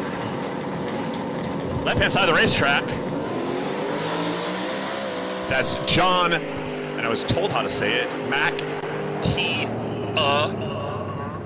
How's that? John Mackey, left side, goes 536 at 131 miles an hour in the Camaro. The Fox body right side goes 543 at 129. And two of arguably, it's hard to decide and really pick just one, but these are two of my favorite cars from an aesthetic standpoint. Left side of the racetrack, that's Keith Baker in the Malibu. HED power underneath the hood.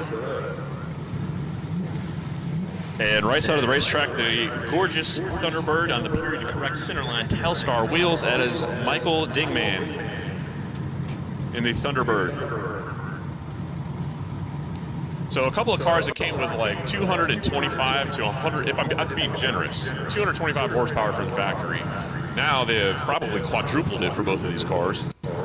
So Keith Baker been running low 5s, hit a 520 yesterday.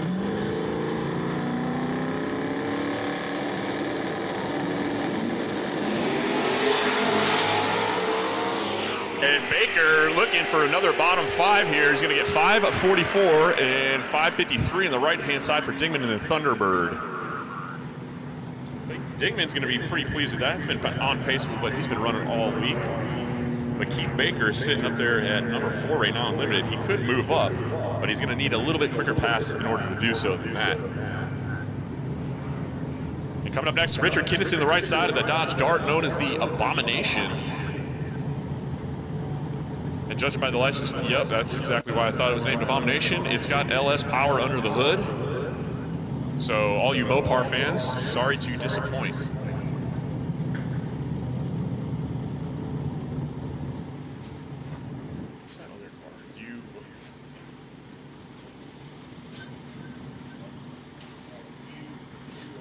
In left-hand side of the racetrack, Abomination is going to face the number 2 in Unlimited of Gary Bell in that black Chevelle. Bell has been getting slightly quicker throughout the week. He's hit a couple of 5.0 passes, and he's sitting number 2 with a 5.070 average behind Chris Benor in Unlimited.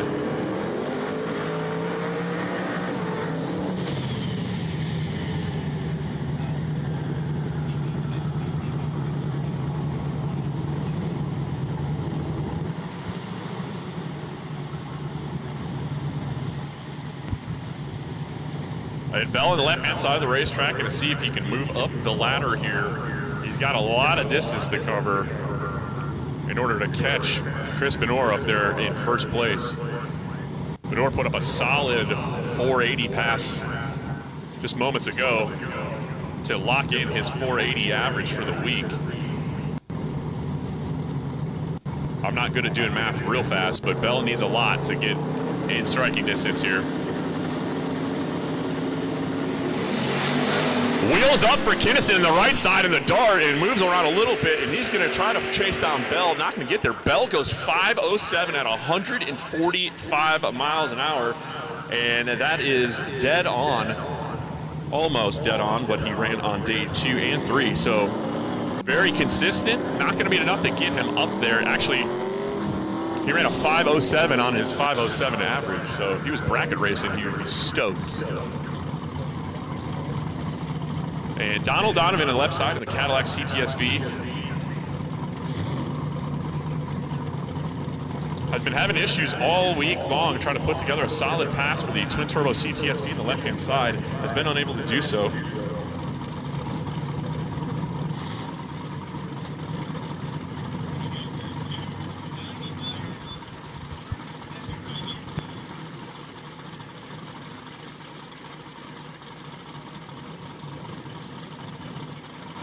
Argus Sanders on the right side of the racetrack.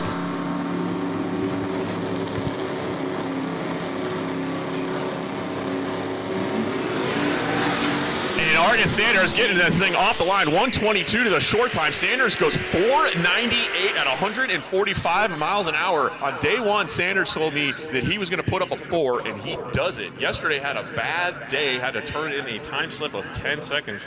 I believe that was the default time for Argus yesterday. Sanders also is the one to put up $500 for the first person to cut a 000 reaction time, and Sanders himself ended up being the one to cut a 000 reaction time.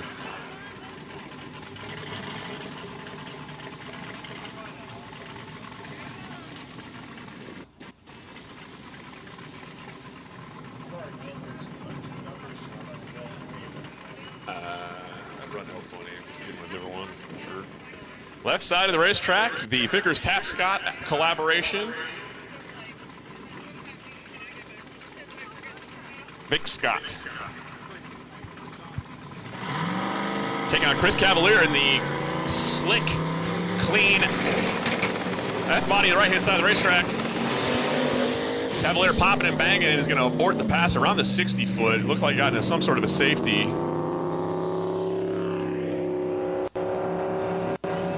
And the Vic Scott entry in the left side, patiently waiting, and goes 13.58 at 49 miles an hour. 2 of our tiny tire heavy hitters. The tiny tire class yesterday was absolutely insane to watch. A story you could not have written a better one. Aaron Shaden was able to secure first place, snuck up behind Jim Treadle and stuck him right in the neck. And he turned around and brought Miles Jacobs and Anthony Harville up onto the podium with him. So the Fairmont, affectionately known as Taco Time yesterday, made a handful of passes, finally able to put together a 5:085 as best of the week at the end of the day yesterday. Jim Treadle and the Firebird came in sitting number 1 and had to retire from competition. And then right side, Miles Jacobs in the El Camino showed up late to the party, couple of spins, and then finally got a hold of the track at the end of the day and moved up from, I believe, 4th place yesterday, and now is sitting number 2 in Tiny Tire. Put up a 5:098. Look for, these cars could potentially sneak into the 4s. Again, this is Tiny Tire, 8.5-inch slick, 235 radial in some cases, the smallest tires on any car, and they are top contenders. These two cars are both in our top 8 shootout overall. So this is 1st and 2nd place in Tiny Tire.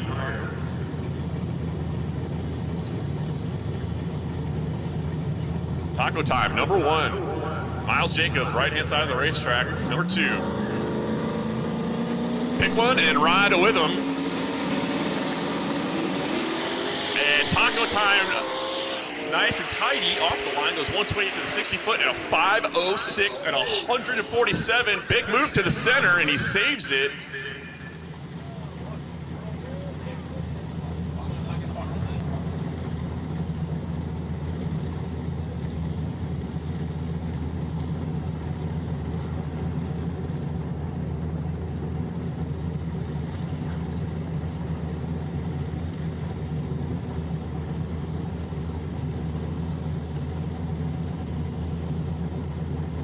Checking the replay here for Shaden.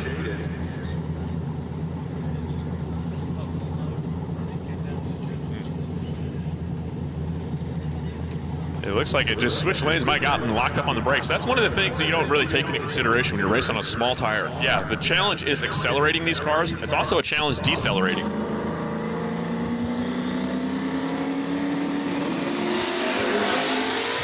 And 122 short time for Jacobs, and he's going to go through 5:12 at 138 miles an hour.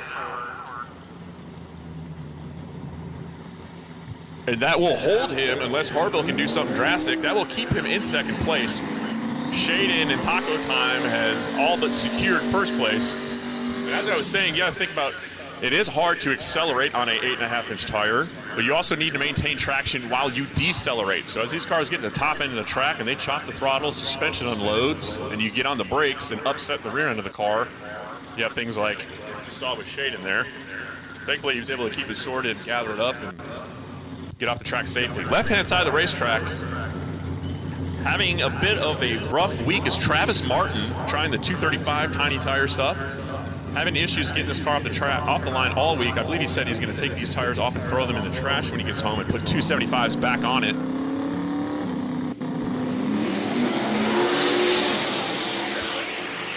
And he went a 132 to the 60-foot that time, 5:28 at 129 miles an hour. Looks like Martin finally trying to get something figured out.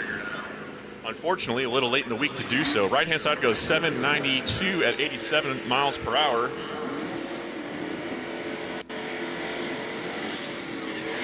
For Donnie Kelly in the hot rod truck.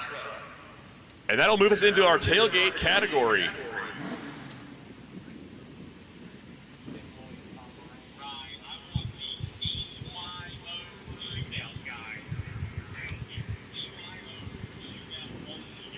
Tim Loy in the right-hand side of the racetrack in the regular cab short bed Silverado takes on Moran in the left side with the Dakota.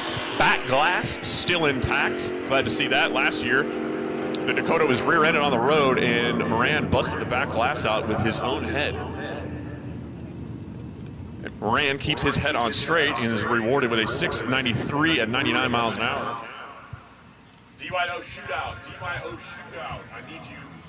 Sorry, I'm an idiot. What lane was that?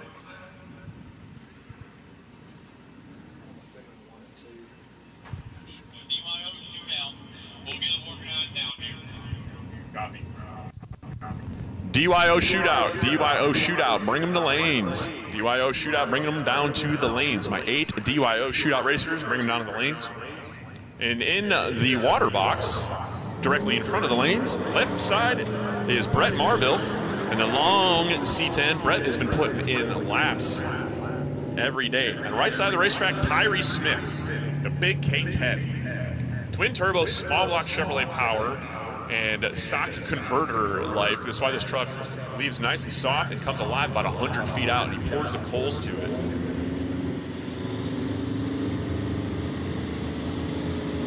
Smith off the line, bringing the power in.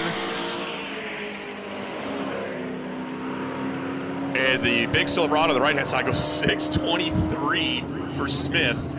It's substantially quicker than he's been all week. And Brett Marble on the left-hand side goes 8.71 at 81 miles an hour. The Silverado on the right-hand side looks like the truck's got a wedgie going down the track. It's so odd to watch something with such a high center of gravity go that fast. And over on the left side is the purple S10 belonging to Ryan Fowler.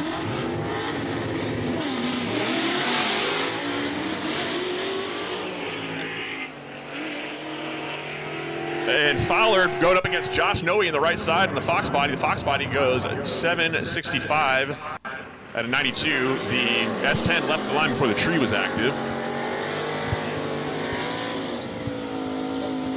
And if you want to see a barn burner of a race, come up to the...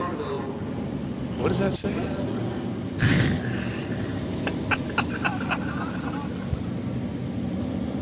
And Anthony Harville with the... it's an inside joke.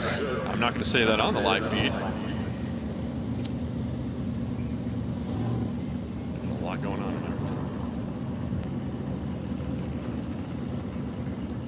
there. Adam Hodson in the left-hand side of the Gap train in the tailgate entry, #1 in tailgate, sitting in the top 8 overall.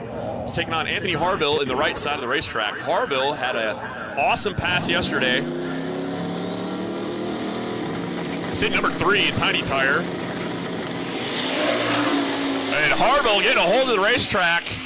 Oh!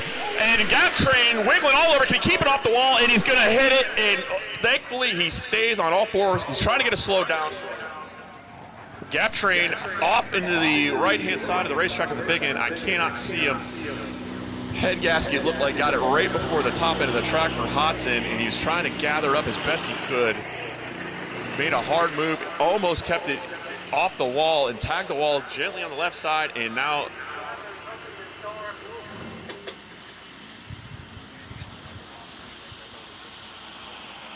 bouncing into both walls. Driver reports out of the car. And Adam Hodson is out of the truck and he's walking around. He appears to be okay. We're gonna have EMS down there and check him out. And as we get this, the driver is good. Driver is okay. Adam Hodson is out of the car. He is okay. And we're going to get this cleaned up, and we'll get back to racing action as soon as we can. And we're going to go down here and make sure everybody's safe. We'll be back momentarily.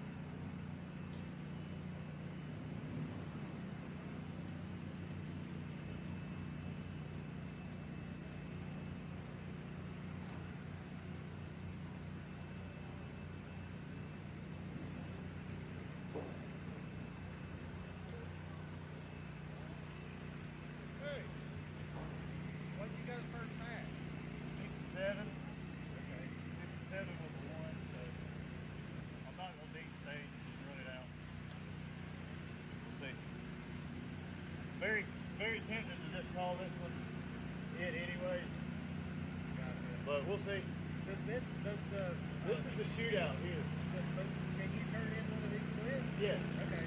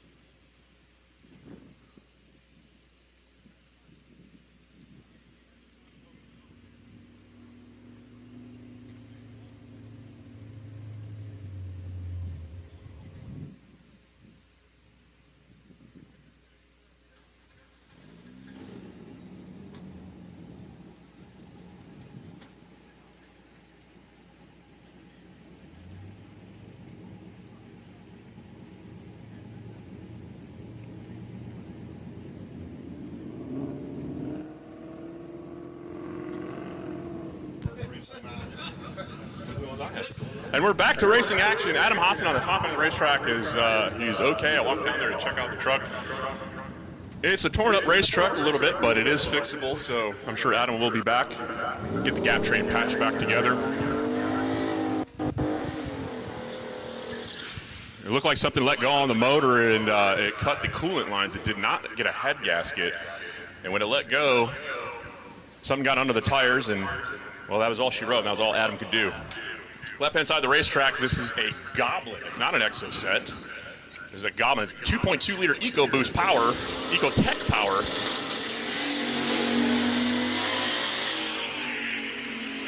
And the tiny tire Goblin is going to watch the S15 on the right-hand side of Jeremy Hoskins go 591 at 117 miles an hour.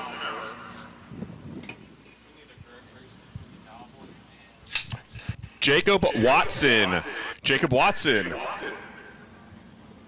Need you down to the staging lanes to see Preston.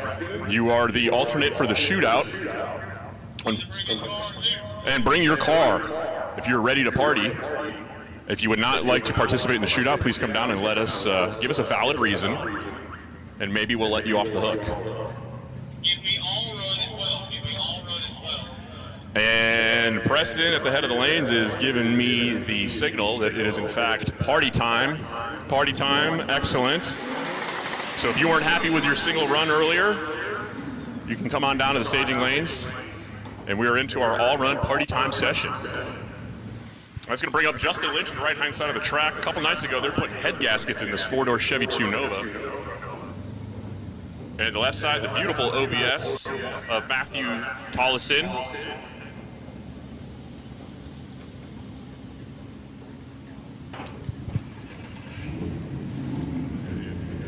My dad used to have a dually, the same exact color on the left-hand side. That is a factory color. And the beautiful Silverado, I believe, is going to have a front row seat and watch Justin Lynch attack the surface and go 128 to the 60-foot and goes 543 for the four-door tiny tire entry of the Chevy 2 Nova of Lynch. And the OBS Chevy on the left-hand side goes 659 at 106. And coming up next, right-hand side, Walter Doyle in a car that makes the tip of my fingers hurt thinking about sanding it the whole time to create the finish. I appreciate the dedication to sanding in one direction on that car in order to maintain the consistency on the finish. It is not easy to do.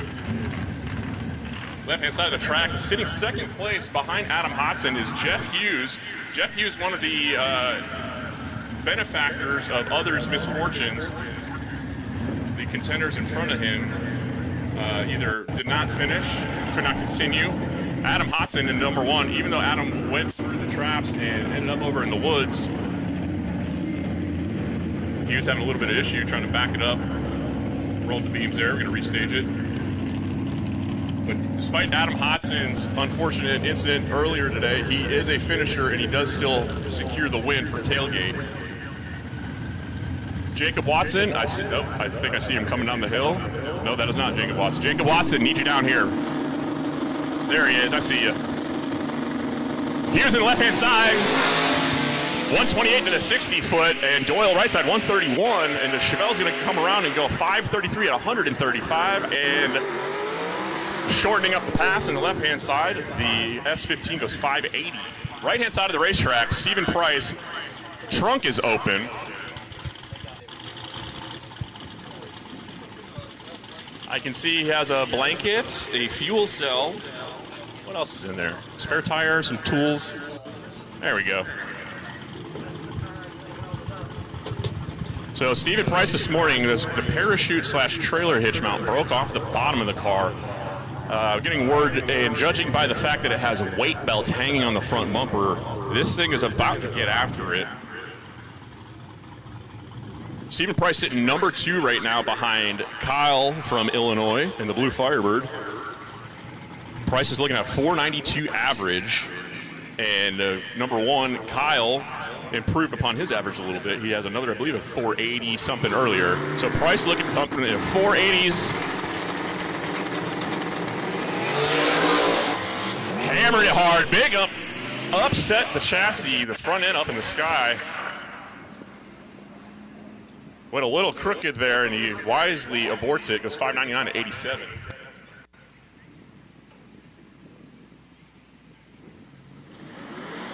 And Wyvonna Hutchins on the left-hand side in the Chevrolet SS. Looks remarkably like, I believe these were Holden Monaros in Australia. Fun fact, for those of you who may not be aware, did you know, speaking of Australia, kangaroos cannot jump backwards?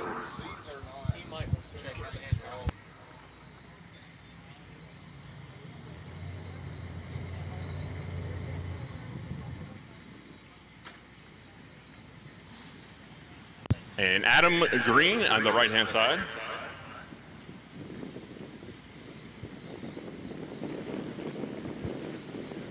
Wyvonna Hutchins putting in laps on this Chevrolet SS. And also, they've been towing a large trailer behind the SS and camping in it all week, I believe.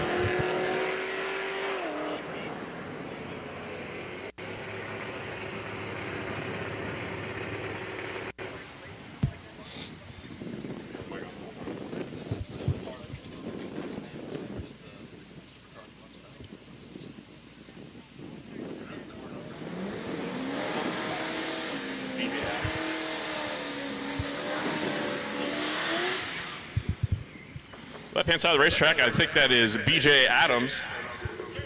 And he's taking on Chris Henderson on the right side of the black SN95 Mustang, supercharged entry, it sounds like.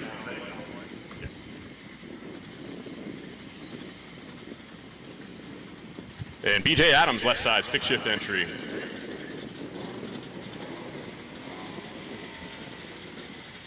Henderson walking it in.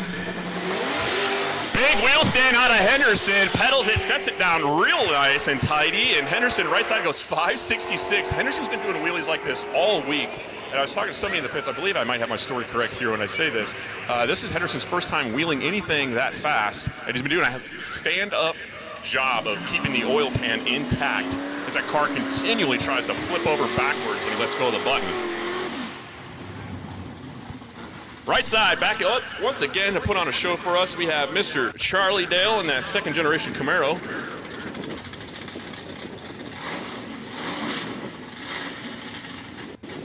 As we anxiously await the wheels-up launches of Charlie Dale on the right-hand side.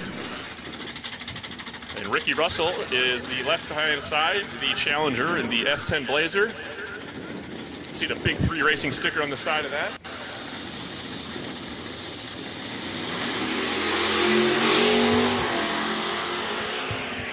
And like clockwork, Mr. Dale on the right-hand side with the wheels-up launch goes 619 in the Camaro at 111 miles an hour. And Ricky on the left side, 718 for Ricky Russell. And that is a new personal best for the week for Ricky Russell. And I've been waiting all week to say this. Ricky, don't lose that number.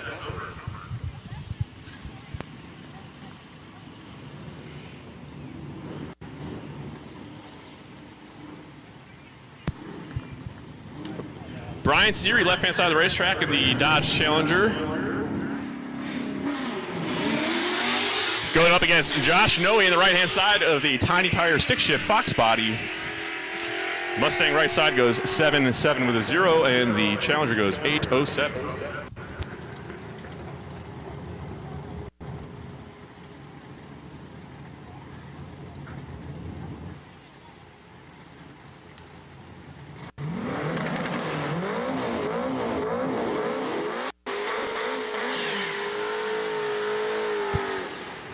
Left-hand side of the racetrack, Rob Warwick. The twin-turbo LS, 180-degree headers on this thing, which is why it sounds unlike any other V8 LS you've heard. If you listen to it, it sounds a lot like the C8 Z06 that we had here earlier this week, kind of a flat plane crank. So because the change in the firing order on this car makes it sound the way it does. But it is not a Barra, as I've been joking about. It is, in fact, a twin-turbo LS, and it is fast. He's trying to put this thing into 4-second territory. He's sitting number 2 in stick behind C.J. Roberts. And then on the right side of the racetrack, the Little Deuce Coupe of Bill Boulis. Blown small block Chevrolet on board. Turbo versus supercharger. A car that is almost 100 years old on the right-hand side. I guess a car that sounds like unlike anything you've ever heard before. And the pops and the bangs are about to come screaming out of the Camaro. Bullett's going to wait to get in the beams. And fighting for traction, keeping the front end down, it looked violent in the left-hand side of the lane. Rob Warwick on the launch there. It goes 538 at 140, trying to get this thing together. Try to put together a pass with the stick shift car again. That is one of the hardest challenges. I don't know which one's harder to do, stick shift or tiny tire. Stick, one for stick shift, two for stick. If you're in the comments on the live feed, what do you think? Stick shift or tiny tire? Which one's harder?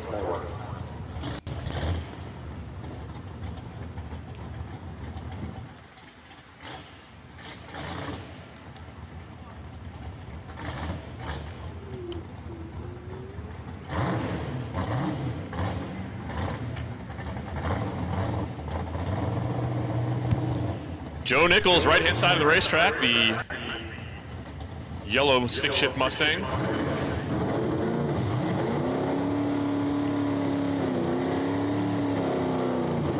And hey, Corey, I have $5 that says a yellow car wins this race. You want to take that bet?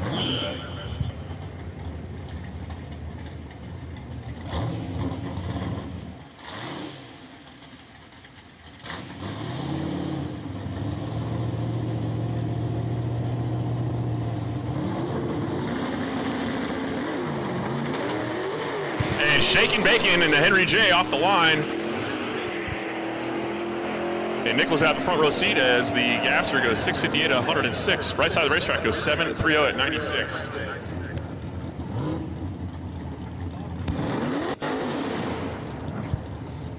Okay, coming up now, we have our DYO shootout, first pair. This is your dial your own. This is a bracket race format now. The dial-in that you see on the windshield is their actual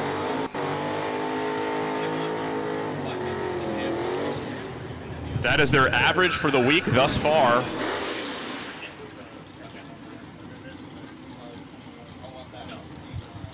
Jacob Watson on the left-hand side.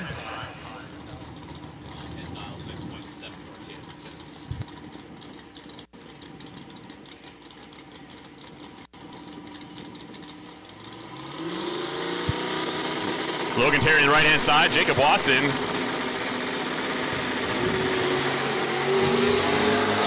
And this is a unique situation for me because I've never called a bracket race, so right side goes. Left-hand side, 677, win going to Watson. Right side breaks out by .027 for the right-hand side of the racetrack for Logan Terry. Logan Terry just marginally off his dial-in. Actually, dang, you're dead on.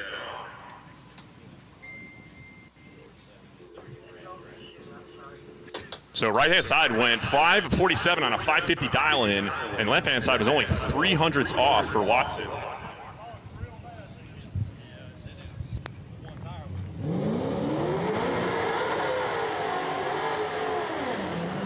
And Bobby Admire, left-hand side of the racetrack.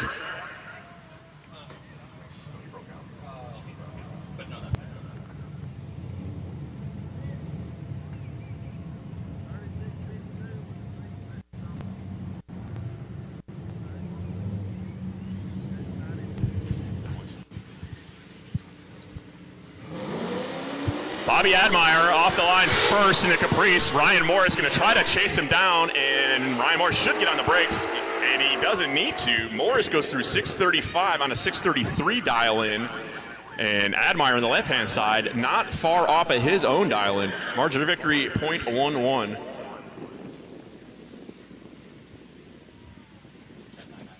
Left-hand side of the racetrack with a 10.99 dial-in is Francis Thomas in the Jeep Cherokee.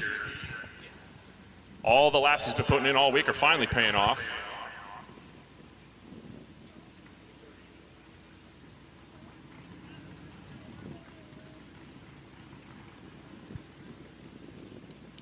And the right side of the racetrack is the Chevelle is Mike Robertson. So Robertson is going to try to chase down the Cherokee here.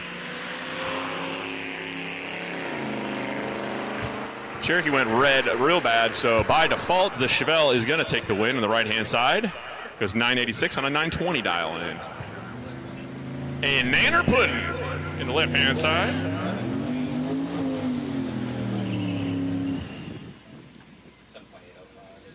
What's this guy's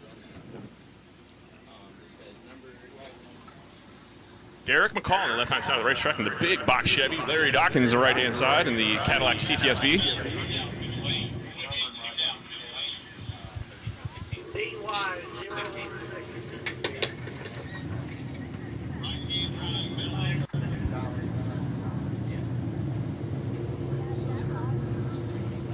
Hold on one second, Preston. Just give me a second. Can't talk. Give me a second. I need to get through this shootout.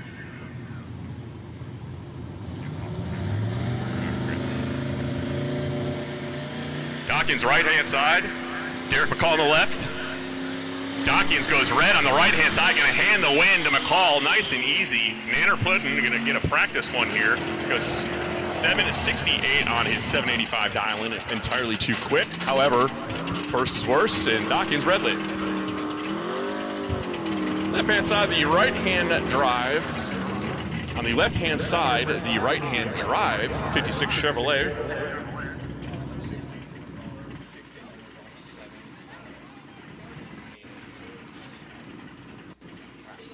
That's Roy Gallier, excuse me. Roy Gallier, left-hand side of the 56 Chevy. Face off against the Cornet on the right-hand side. Almost even off the tree. The Cornet on the right-hand side is going to go 605.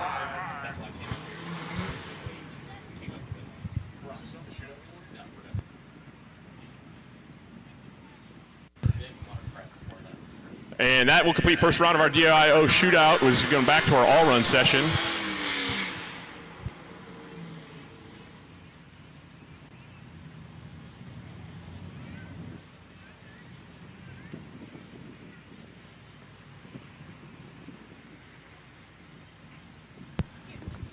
And quick 8 shootout to the lanes. Quick 8 to the lanes. Quick 8 shootout to the lanes.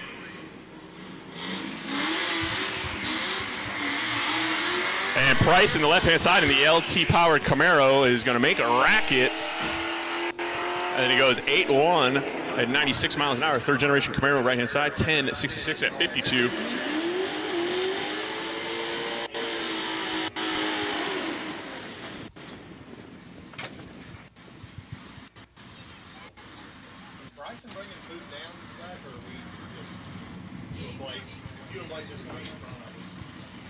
Michael Dingman in the left-hand side in the Thunderbird back up for another crack at the track for our party time.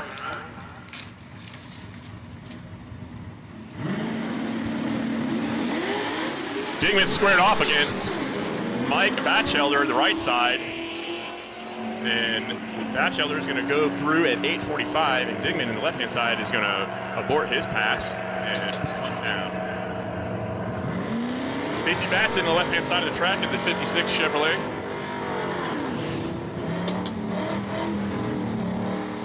Batson taking on Ben Marchetto in the right-hand side of the regular cab Silverado.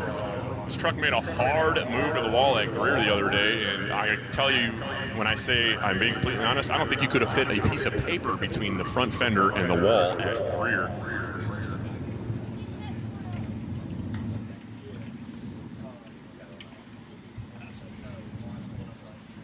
And then the left-hand side of the four-door 56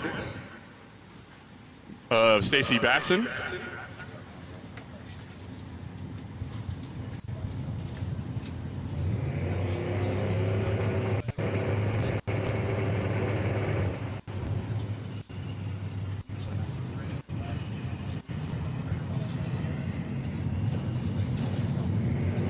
Marchetto in the pre-stage. Building the boost, bumping it in. Batson following suit. And side by side off the line, 156 to the right-hand side for Marchetto, and the regular cab Silverado goes 629 at 115 miles an hour for Marchetto, and Stacy Batson left side 7.6 with a 0 at 91 miles per. Once again, thank you to everybody for coming out here to Southeast Street Meet 2025, Day 4. As we wrap it up here at Shadyside, we're going to get into our quick age shootout momentarily. Thank you to our sponsors, Motion Raceworks, been the title sponsor for Southeast Street Meet since its inception. Huge thank you to Corey Stamper, Spoold Media, for our live feed. For those of you sitting here and enjoying this action, if you like it, tell your friends at home to check it out. Or racers, make sure you guys go back after and check out Spoold Media and look for all the terrible things that I said about you when you couldn't hear me in your race cars with a helmet on your head. And I said a lot. Some of you guys are looking at me saying, this guy's saying way too much.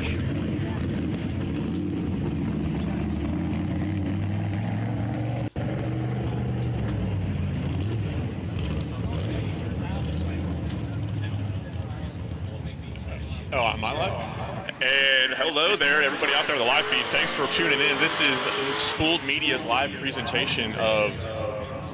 It says signal lost. Is that real? Oh, the signal's back. This is our live presentation here at Shadyside for Southeast Street Meet Day 4. These cars have driven about, I believe, 400 or 500 miles on the route, and absolutely no support vehicles allowed of any kind. This is drag and drive. And right now we're running through an all-run session. Left-hand side of the racetrack is ST06. That's John Kelly in the self-recovery Dodge Dakota. Right-hand side, they finally clarified that is a GMC Sonoma, the S15 on the right side. Goes 690 at 97 miles an hour.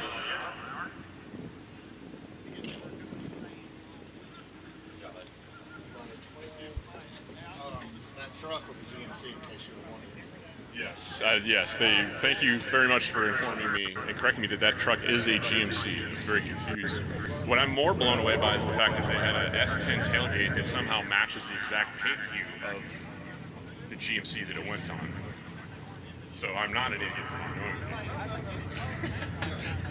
that. Speaking of S10s, there's another one coming up on the right-hand side.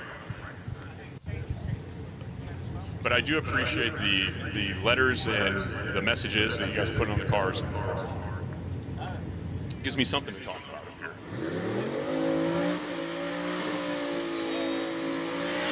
Left side of the track, Ryan Fowler with the purple S10.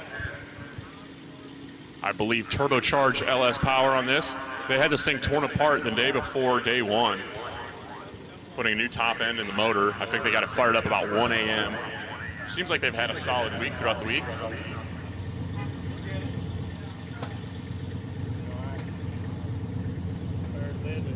And left-hand side of the racetrack, dial your own entry of Jesse Hazlitt.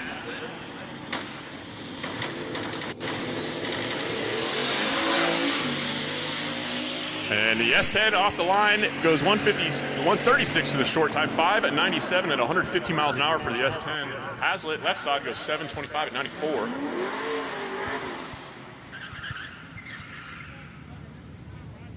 Right-hand side, Jay Bradley in the third-generation Camaro.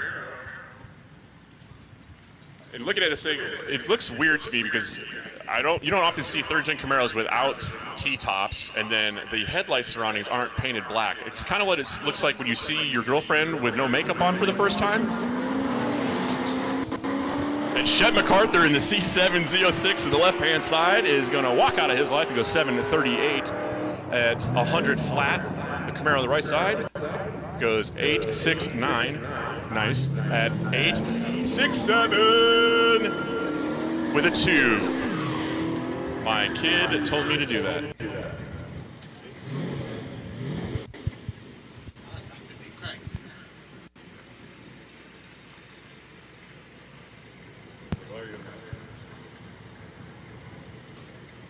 Ryan Vestal on the right-hand side, the 03 Cobra. A very clean example. Most of these cars have been beaten on or lived inside of a bubble, and there's not a lot in the middle. And Vestal is taking on the daily driver category. In the left-hand side, the Mustang on the left side goes 6.6 with the 2 at 104 miles per hour for Andy Jacques.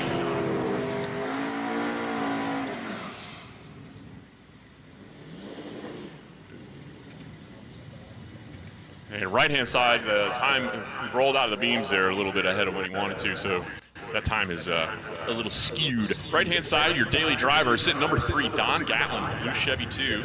Taking on Charles Tucker on the left-hand side, and you dial your own entry. Last year, the bed on this truck was empty, and then he decided to fill it with turbos and nitrous, which we really appreciate.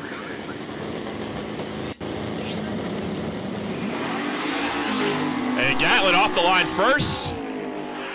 With a 141 to the 60-foot to right lane goes 618 at 114, and Tucker left-hand side goes 719 at 100 miles an hour.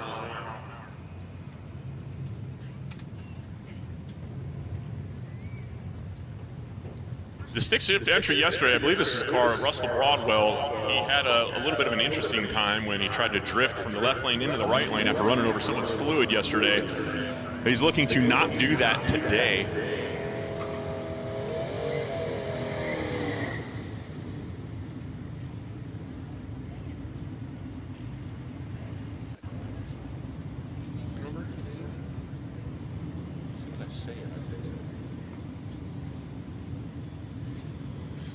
So Broadwell on the left side of the Fox body, going up against the Green Acres on the right-hand side. Lucas Barr in the Lincoln Continental. Broadwell going to run away. So 7:29 for Broadwell on the left-hand side of the racetrack, 95 miles an hour. And everybody take a deep breath, pause, wait a minute, and 12.4 at 57 for the two-door Continental on the right-hand side.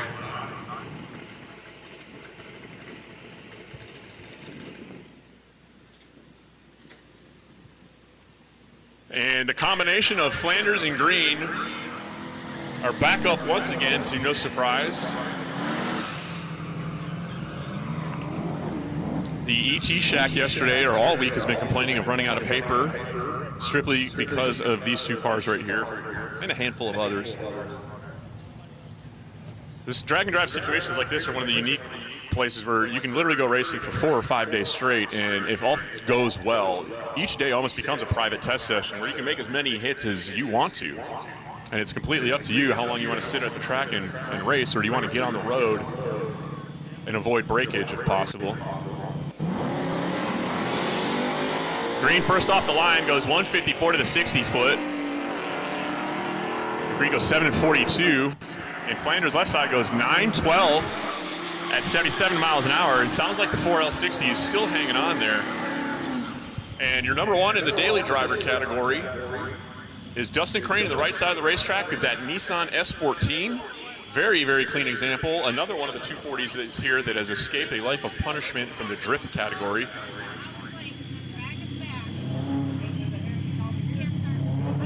And it sounds like, I believe, 2J Power. Crane may want to back up and try another burnout.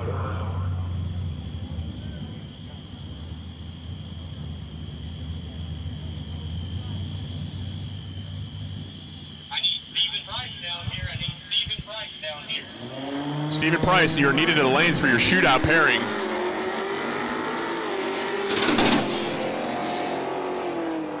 And something let go in the drive line on the 2J powered ride on the right-hand side.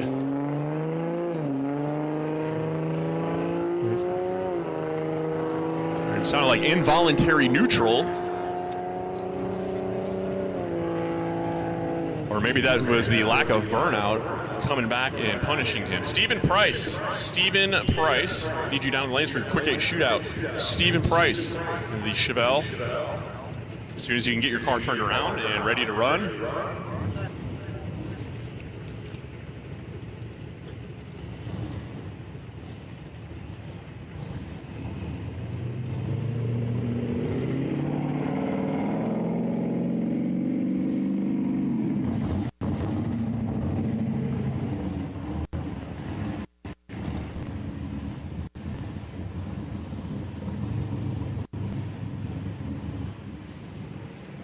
And I'm just getting a text message from Laura Vanderhoof from the merch tent.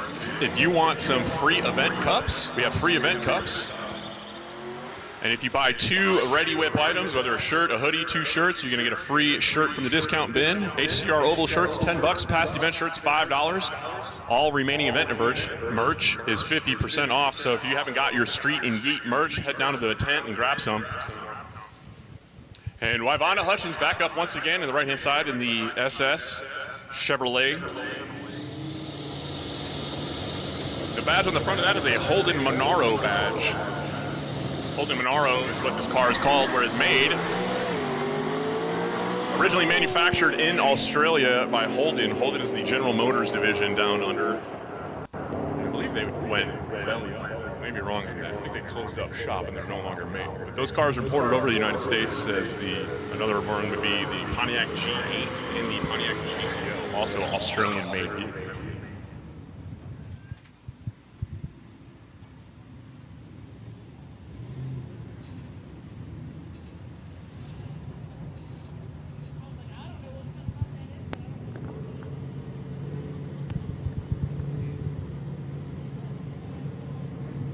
Left side, that's Brian Seary in the orange Dodge Challenger, taking on the supercharged blue Mustang on the right-hand side. That daily driver entry on the right side is Rick Dorn. Rick Dorn goes 6'7" with a 9. Left-hand side racetrack, 8'1". Oh, sorry, 6'7" with a 9. I was reminded by a child to do it, so I have to. And his name is Blaze. That's right, somebody named their kid Blaze.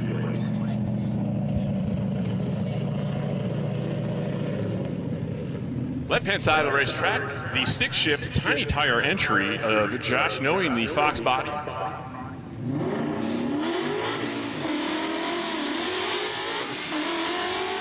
Making a lot of fun noises. That's a fun car to drive. And Noe on the left-hand side, rolling gears, goes 7.7 with an O at 90 miles an hour. As Chevelle on the right-hand side of the racetrack goes 12.7 at 55. And that's going to roll us into a little bit of track prep here. We're doing finish up our pairings for our quick 8 shootout cars. I see them down there in the lanes. So as soon as we touch this up, we're going to get into our quick 8 shootout. These are the quickest 8 cars on the property that are still intact. Too soon?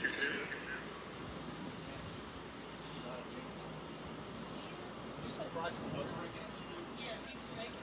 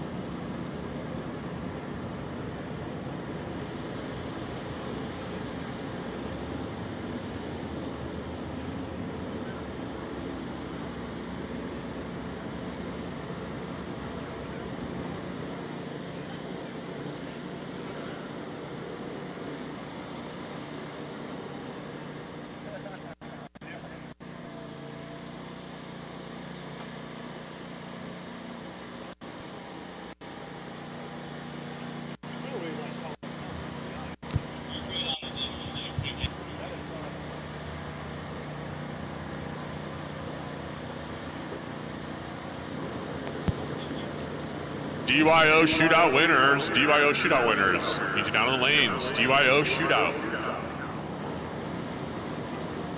That's DYO cars. 21, 32, 26, and 28.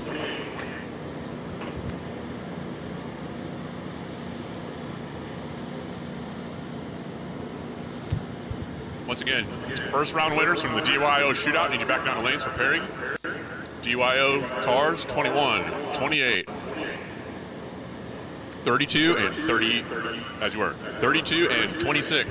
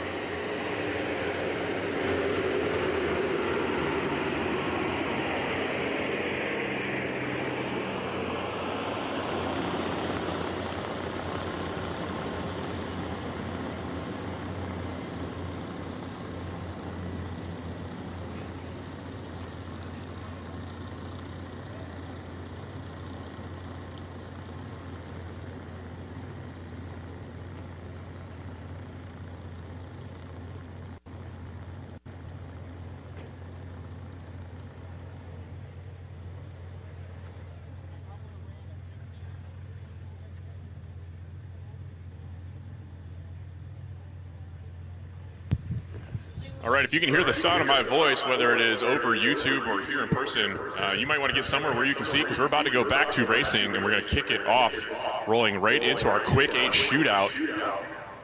These are the top 8 quickest cars on the property.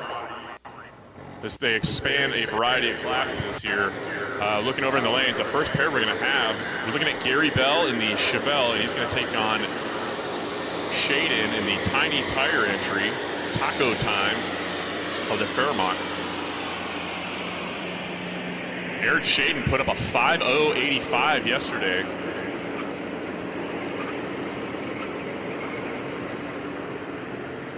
And Bell yesterday went a 5.086. On day 2, Bell went a 5.007. So the Chevelle has been slightly quicker, not by a lot. And behind them, we have Kyle from Illinois in the blue F-body. And he has drawn Miles Jacobs in the El Camino. Jacobs put up a 5.098.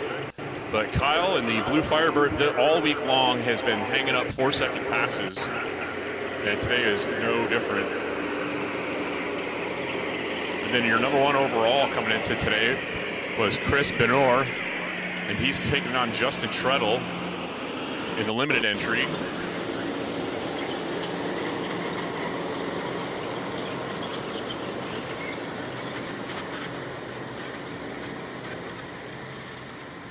And it looks like CJ Roberts was going to face, I don't have who he was going to face here. Unfortunately, his opponent broke. And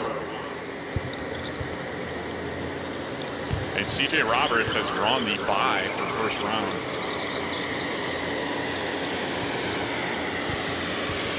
And Stephen Price, and he was supposed to face Stephen Price with the Chevelle, and if you watch the last pass, Stephen Price's car was all upset, and I'm getting reports that it broke the anti-roll bar in the Chevelle, and that's why Stephen Price is elected not to continue.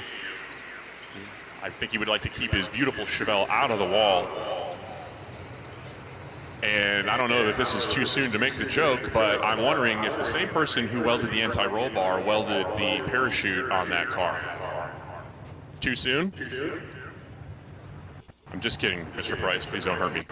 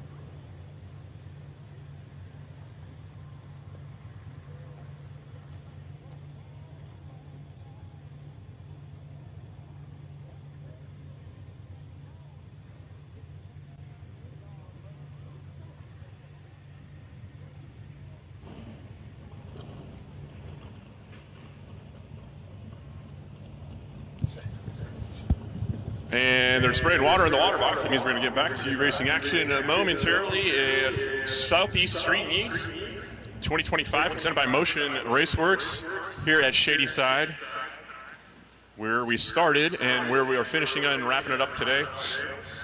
Once again, thank you to everybody for coming out here. Thank you to Spoold Media, Course Amper for the live feed. For those of you guys just tuning in, please give this a share, because we're going to roll into our quick 8 shootout, and we have a very, very tight field.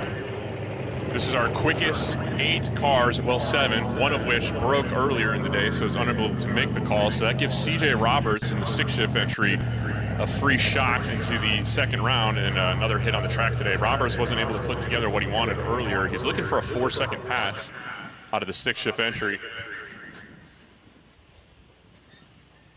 But the first pair we're going to have is Gary Bell in the Chevelle, the unlimited entry in the left-hand side, and he'll face off against the Fairmont on the right-hand side of Aaron Shaden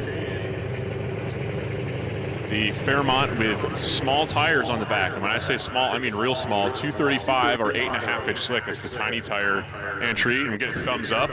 And that's going to bring Taco Time and the Chevelle of Gary Bell.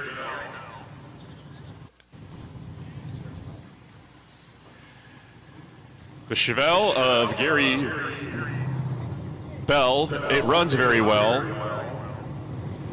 And Preston about to get ran over. Time will tell. Want to go racing? What the hell? Boy, this announcer sure sounds swell.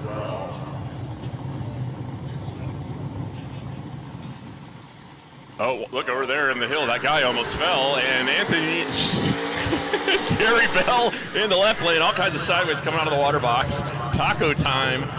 Little tiny burnout now. Little tiny tires.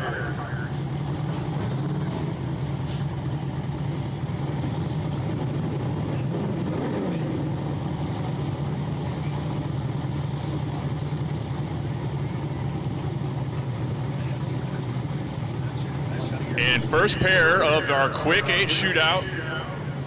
Shaded on the right-hand side, the tiny tire entry. Again, Shaden on the right side went a 5-0 yesterday. Bell and the Chevelle also in 5-0 territory, both 4-second capable. We shall see. I'm really trying not to rhyme, guys.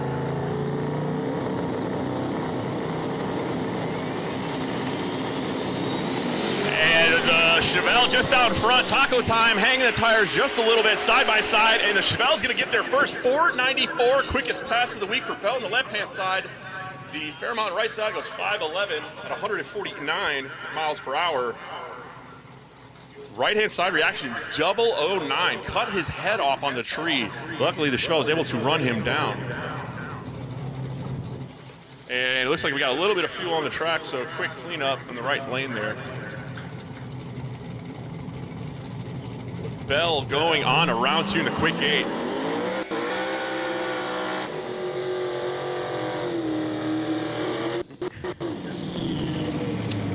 And coming up next, on the left-hand side, Kyle Beaumont from Illinois. In the left-hand side of the Trans Am, that is not a wrap, that is paint. Kyle is no stranger to drag and drive. He's been doing this for quite a while. Jacobs in the right-hand side, tiny tire entry, another 235 car. Jacobs put up and hit a home run yesterday after struggling a little bit. He went from a couple of 5.2 passes and put up a 5.098 and see if he can improve on that today. Beaumont on the left-hand side is your leader in limited right now. He's put a handful of 4-second passes up, and he's looking to do another one here. Straight off the line is going to leave Jacob sitting there, and Beaumont on the left side goes 4.80 with an 8. 5-second reaction time, and Jacob's right side 5.18 at 138 miles an hour in anger.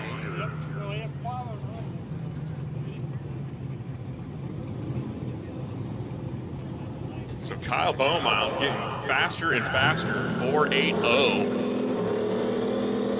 And coming up next, your overall leader, unlimited leader coming into today, Chris Benor on the left-hand side, faces the limited entry of Justin Treadle on the right side.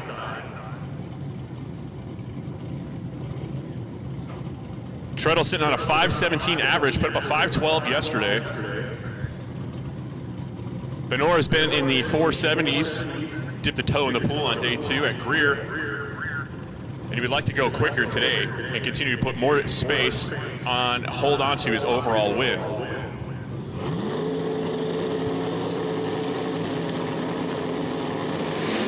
And a little bit of a pedal fest, and who's going to get there first? Left side, Chris Benor is going to go 5.0 flat at 155. Right side goes 6.56 at 134. And I know 5.01 is not flat. It just came out of my mouth. Once it started going, I can't stop it.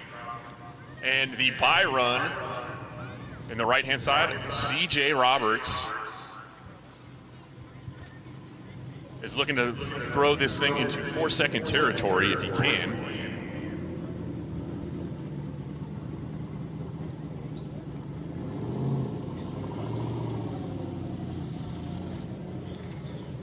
And Mr. Picky is going to go over to the left lane.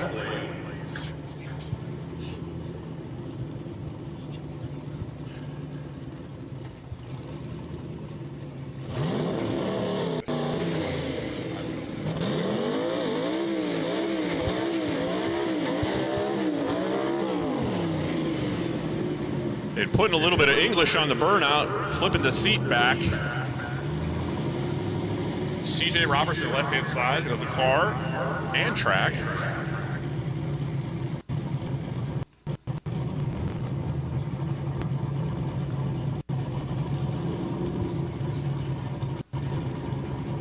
CJ Roberts, a leader in stick shift right now. He has a dial-in on the window that says 499-ish.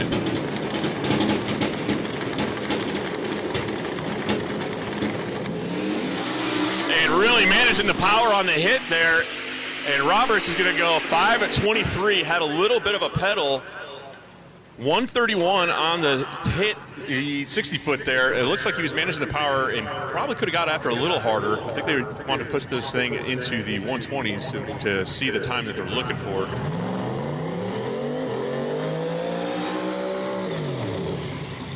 And we are back to our all-run category as we regroup with our shootouts. We'll continue with that momentarily.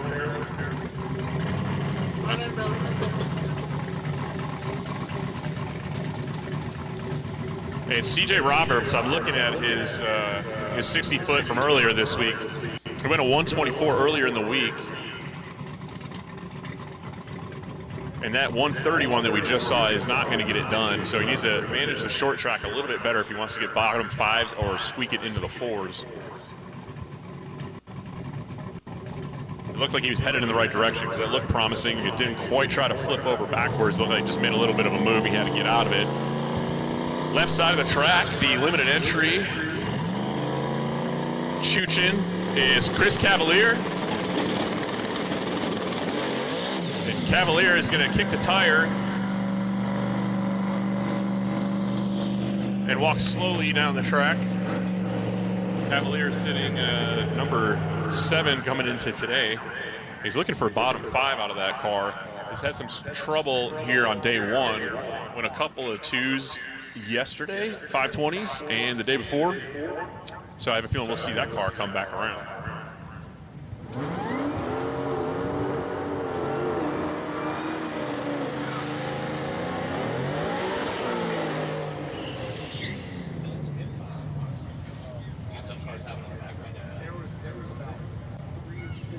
And Butch Williams on the left-hand side of the track is taking on Charles Barber in the white Hellcat. On the right-hand side, Barber is your number 2 in daily driver. He has quite a big gap between him and first place, so he's just trying to keep Don Gatlin in the Chevy 2 Nova from overtaking him. Which that fate might be sealed as well, and he's just up here having fun.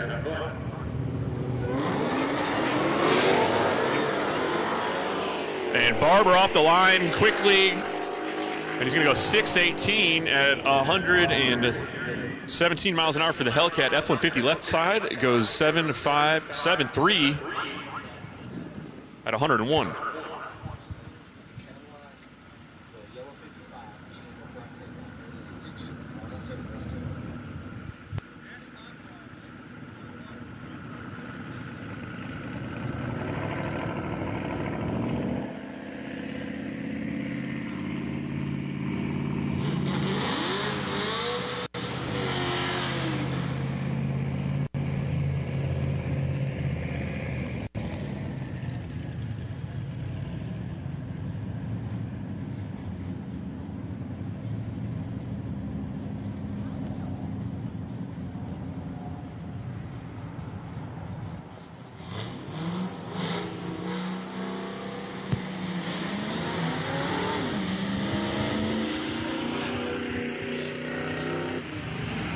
And the third jig career on the right-hand side is going to go down the track. Is not going to get a time. And he went.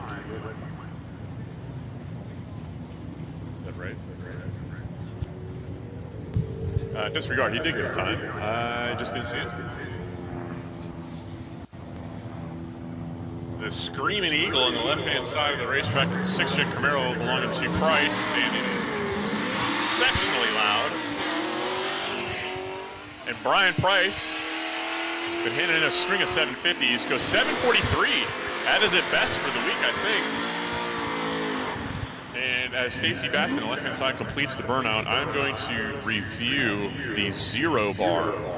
Racer came up here, I did not catch your name, but you've given me a 0 bar king size candy bar to try. Apparently Derek Putnam had one, said it was delicious.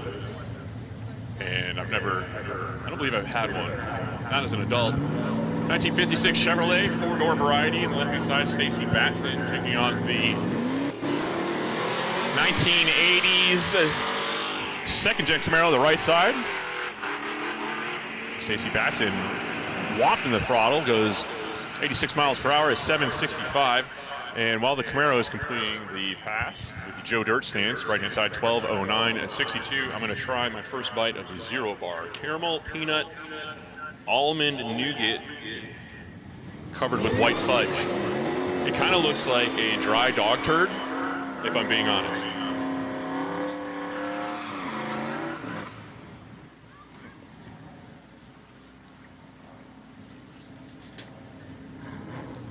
If I close my eyes, I would tell you it tastes like a Snickers from a different country. I'm not a big fan of Snickers in any country.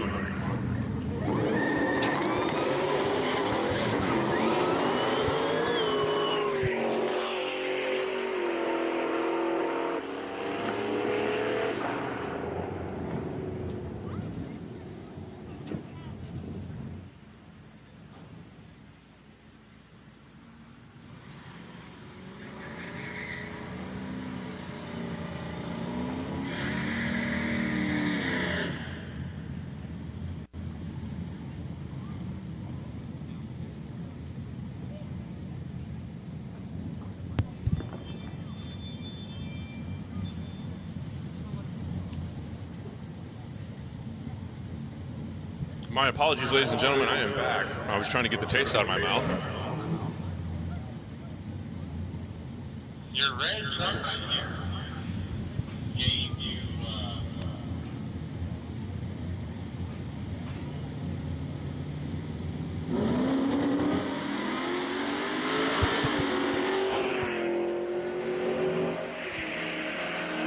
And Francis Thomas in the Cherokee in the right-hand side. Probably one of the contenders that putting in the most laps this week at Street and Yeet, goes 1085 for the XJ at 64.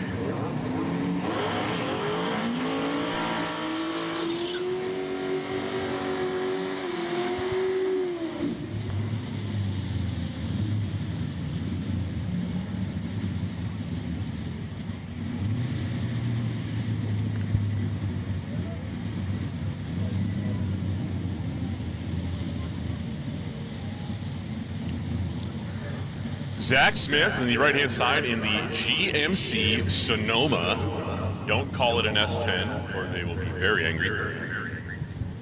He's taking on Charlie Dale on the left-hand side.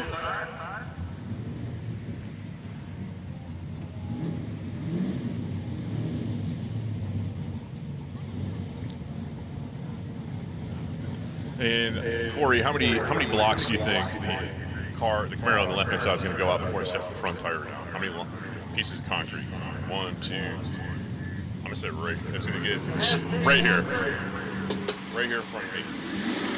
And I was right. And the GMC Sonoma is going to watch Mr. Dale on the left-hand side go 622 at 110 miles an hour. In Sonoma, the right-hand lane, Zach Smith goes 6.886 at 98 miles per hour.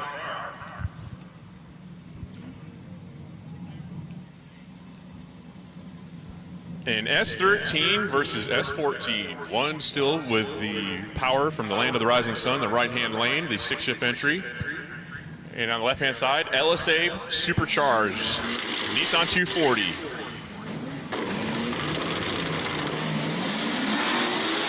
And Tommy Rosema in the S13 on the right-hand side is going to try to get there and follow the LSA supercharged on the left-hand side. 240 goes 726. Rosema on the right-hand side, 106 miles an hour, goes 684.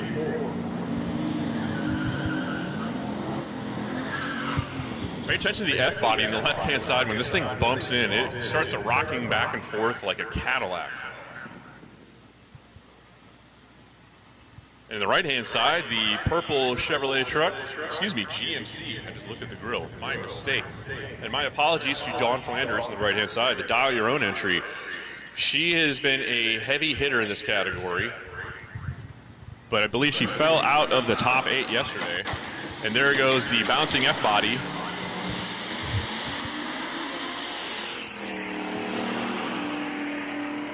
And the F-body, the left-hand side, goes 723 at 94 miles an hour.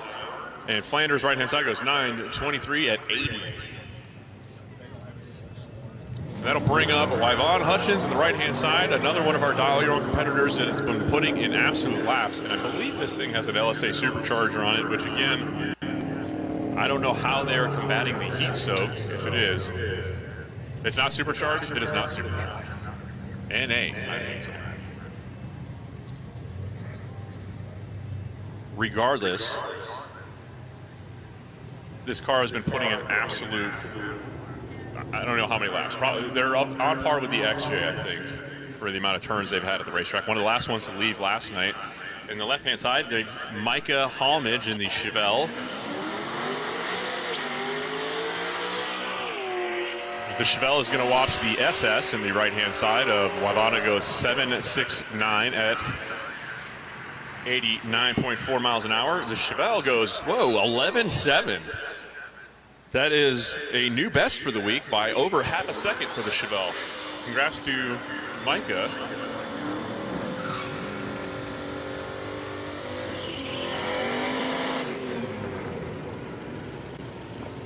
Brian Seary in the right-hand side with the Challenger, back once again. Seary's going up against Joe Nichols for another attempt, and Nichols is going to pop and bang, and I'm going to watch the leaf springs try to turn into pretzels as Nichols is going to drive around the Challenger on the right side at a 7:34 at 96 miles an hour.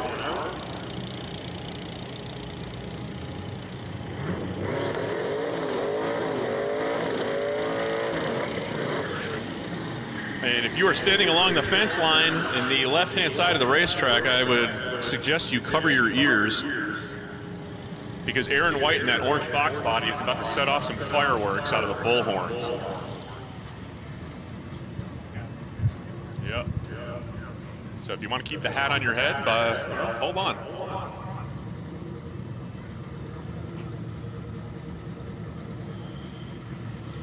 Aaron White is going to try to blow the driver's side window of Michael Brasher's Monte Carlo out in just a minute.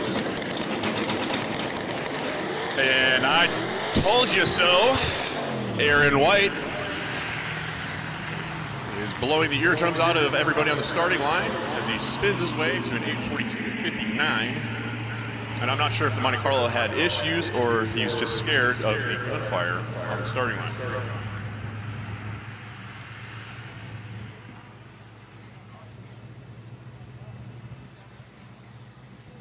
Don Gatlin, that blue Chevy 2, is back up here for another crack at it, trying to move up in his daily driver category, sitting number 3 behind the Charles Barber. Not sure if he's going to be able to catch him unless he, I don't know, installed nitrous in the last hour or so. But what he's also trying to do is he's trying to keep the Silverado of Ben Marchetto, who's in 4th place right now, and nipping at his heels. So he needs to try to squeak every ounce he can out of that Chevy 2 if he wants to hold on to a podium.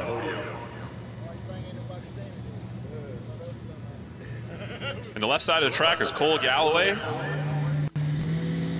one of your Dial Your Own competitors.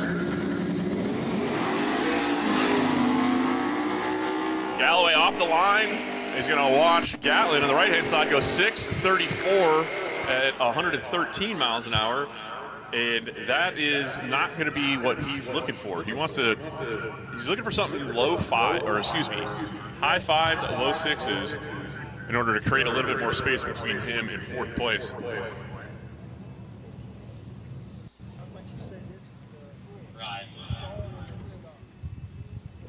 What? Say what?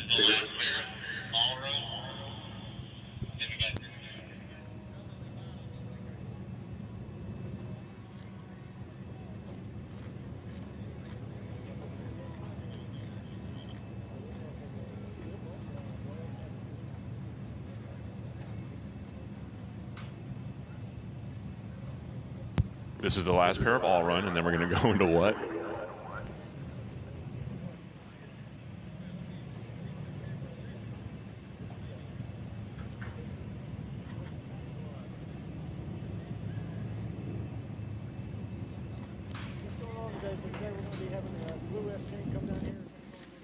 All right, we are going to continue and knock out our all-run shootout here. This is the last, all-run shootout. Our all-run cars, this last pair right here. And then we're going to bring up the second round of our DYO bracket. We've got 4 cars left in that.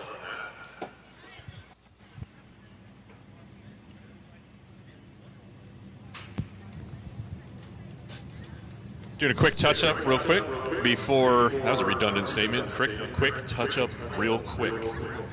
That's a quick sandwich. Matthew Tullison on the left-hand side with the beautiful OBS Chevy. Drop-dead gorgeous truck. And not to be outshined, on the right-hand side of the racetrack, an absolutely gorgeous example of a 2003 Cobra that has not been absolutely abused. Ryan Vestal with the 6-shift entry.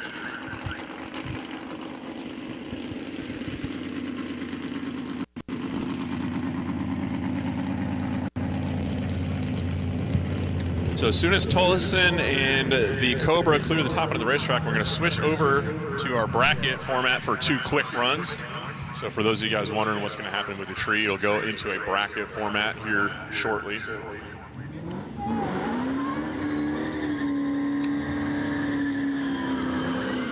The 03 Cobra in the right-hand side, 6-shift entry of Ryan Vestal with the whiny supercharger, Eaton, I'm assuming. The Eaton supercharged 03 Cobra in the right-hand side, taking on the guards. You guys want to hear that, or you want to hear just like this, like a normal voice? Okay, the normal voice.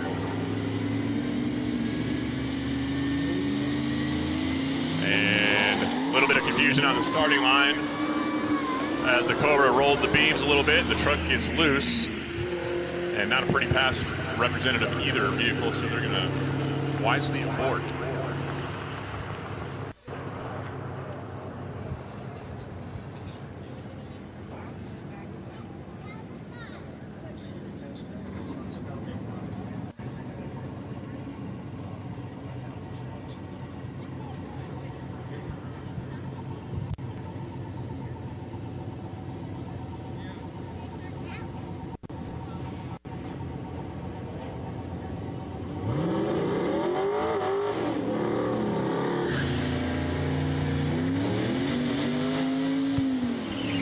Right-hand side of the racetrack is Logan Terry. And this is really weird. The right-hand side of the racetrack is Logan Terry in the SN95 Mustang. I have an SN95 Mustang. My best friend is named Logan, and he built the Caprice in the left-hand side of the racetrack, driven by Derek McCall. And Derek McCall off the line first, goes red on the right-hand side. So Nanner Pudding in the left-hand side of the racetrack is going to move on to the final of our DYO shootout, which is insane to me because that's a car that I actually did drag week in a couple years ago, and I thought I'd never see it again, so it's super awesome to see it out here at Southeast Street Meet. A little nostalgic for me. And coming up our next pair for our DYO shootout,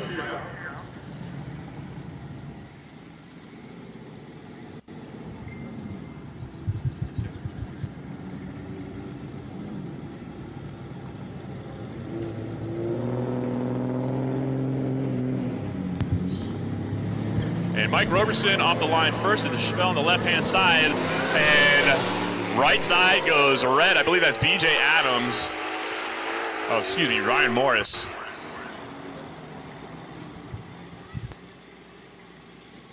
And Morris on the right-hand side goes red, handing the win to Mike Roberson. So Mike Roberson going to meet Nanner Pudding in the finals for DYO. And coming up next, left-hand side of the racetrack, Gary V, because I don't want to butcher his last name. He's getting lined up by Adam Hodson behind him, helping him out. the crew out of Indiana. These boys ride or die. They are all riding together. When one breaks down, these guys all hang out. They're putting head gaskets in this car a couple days ago.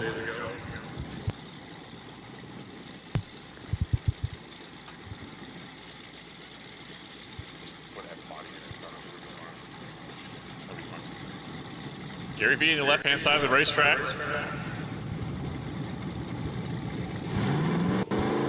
Taking on Keith Baker in the Harrell engine and dyno powered Malibu. And Baker gonna spin, and spinning ain't winning, and he's gonna watch Gary in the left-hand side go 5.60 with 128 miles per hour. And the Malibu probably gonna come back around and take another crack at it. Baker is just outside of the podium in limited, and he has the potential to move up if he can. Well, looking at the numbers, if he can continue to improve, he might have something.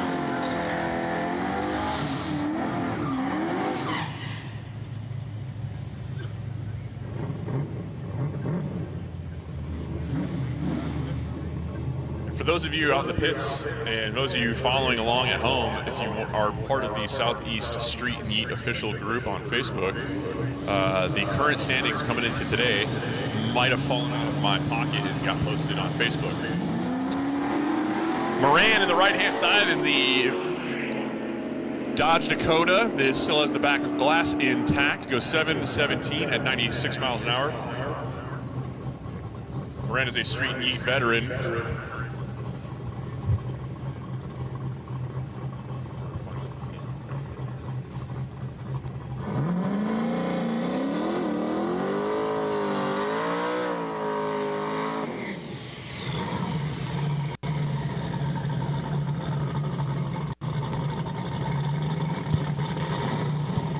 Jeffrey Hillard in the right-hand side of the racetrack. Put up 5.19 on day one, a 5.336 on day two, and went a 6.04 yesterday. They thought they broke the transmission. And then earlier today, I think he went a 5.0 something, 5.07 for what is, we believe, a PB.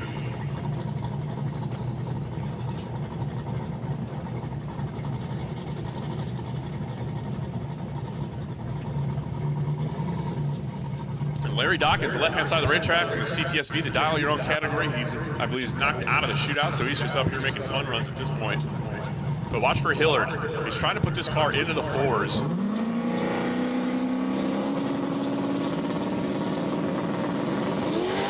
And not going to get there. Moves about to the 30-foot mark before he kicked the tires, and he's going to pedal and roll back into it. For no reason other than data, I assume. Goes 6.45 at 132 for Hillard. Dawkins, the left side, goes 7.92 at 90 miles an hour for the V-Wagon.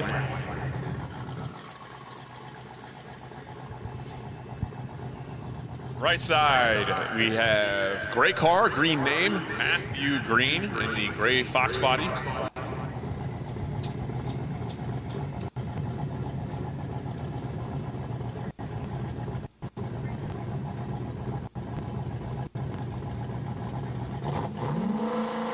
Green's going up against Pete Johns. Johns, another one of the cars out here just hammering down laps. And Green having some trouble out of the car. Sounds like it is in limp mode. I don't think that was an option on Fox bodies in the 80s, so I'm assuming something is wrong with it. And yet somehow, despite all the trials and tribulations, he is still able to come around Pete Johns in the left-hand side. Johns goes 10.47 at 53. The Chevrolet Caprice on the right-hand side is the police pursuit vehicle. Fun fact, these were not available to the public initially. These were only sold as police vehicles. So you get these at surplus auctions. That's why it has a spotlight on it.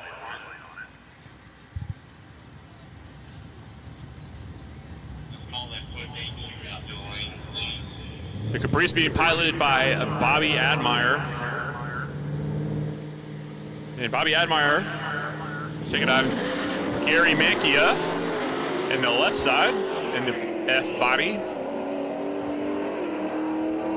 Mackey had some problems earlier in the day. Had to pull over on the big end of the racetrack, looking underneath the car. Looks like he got it sorted. Goes 7:53 at 94. Admire right side, 7:87 at 90.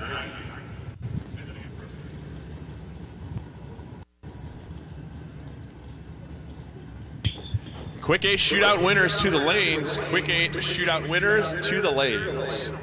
If you won first round winners to the lanes, please.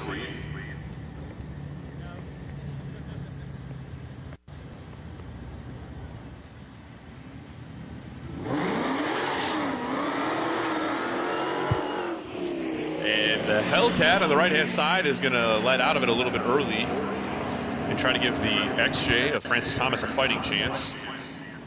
Thomas not going to get there. 62 miles an hour, 11.00. The Hellcat is your number 2 in daily driver. Not sure if he's trying to, he cannot catch first place, and he's handsomely ahead of third place. So I think he's just out here either just heating up the supercharger or having fun. Either way, we appreciate it because it gives me something to talk about. And giving me something to look at is Eric Nuge on the starting line. Sorry, ladies, he's taken.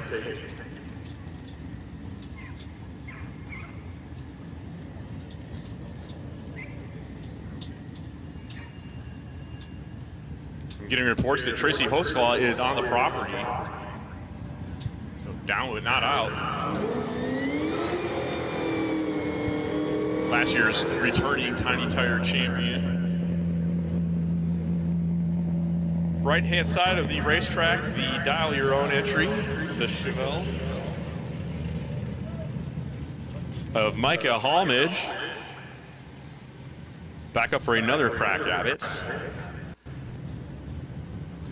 After handing in a string of 12-second passes all day, Micah was rewarded with an 11.7 earlier, I believe. And he thinks he can probably do better. Maybe he took something out of the trunk.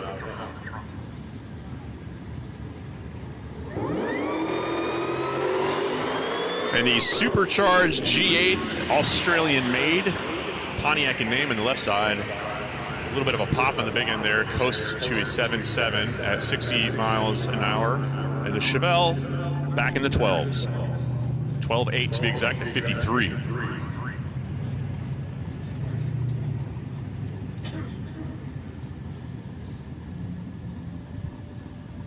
Joe Nichols sitting in the water box in the stick shift Mustang, up here for another hit at the track.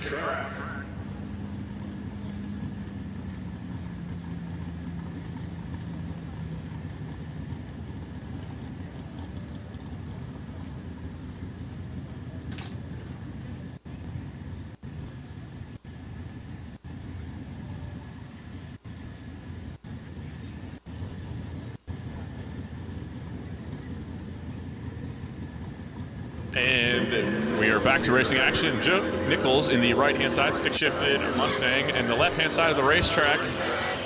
I have been wondering why my phone's going crazy all week, and then I just put 2 and 2 together and realized it's because of the last name of the man in the left side of the track, Brian Seary in the challenge. Hold on while I turn my phone off.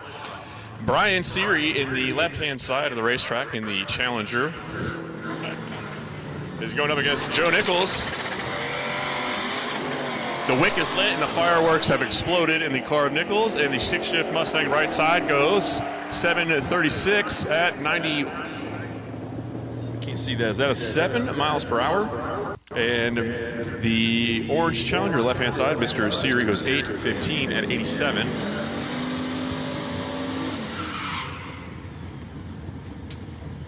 And Eric Nuge going to line up Justin Lynch on the right-hand side. The 4-door Chevy 2 Tiny Tire 235 car.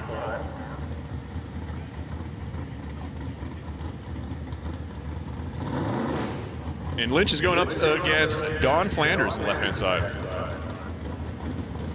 Lynch and the boys had to put head gaskets and rods in this thing this week. They have been on full send.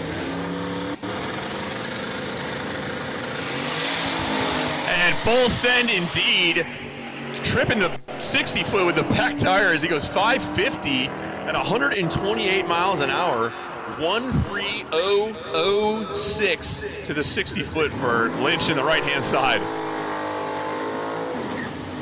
putting on a show. That car last night was doing awesome trailer burnouts at our pit stop on the drive.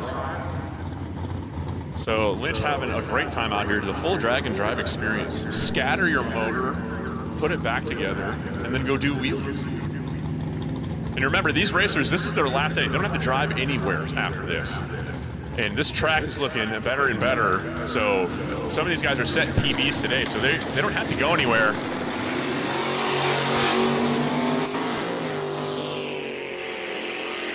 So they can be up in the boost on the applied, up the CO2 to up the boost, apply the CO2 to the dome. I know how this stuff works. Get the drill out and start hogging out some nitrous jets. Let's go fast. That's what I'm trying to say.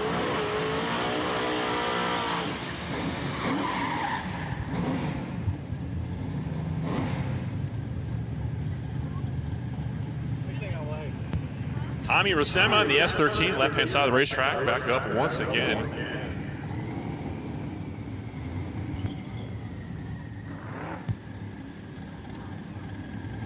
Rosema giving joyrides.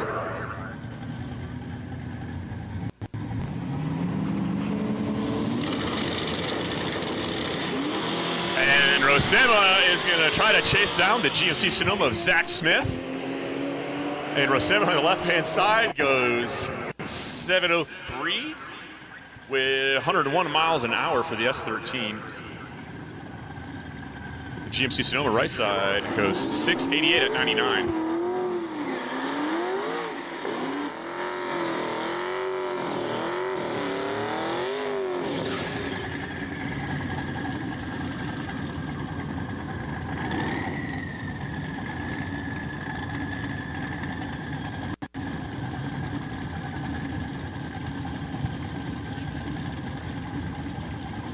Walter Doyle, right-hand side of the racetrack, the tiny tire entry, also in the limited category double entry, I believe this car is.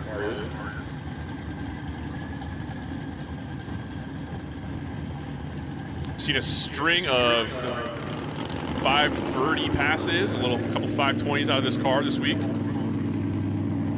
And the Cadillac CTSV, gone is the IRS, gone is the supercharger, and replaced with a solid axle and twin turbos.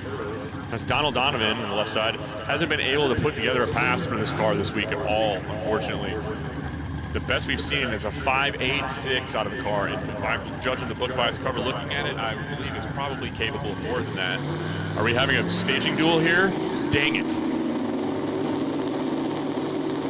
Donald Donovan unable to bump in.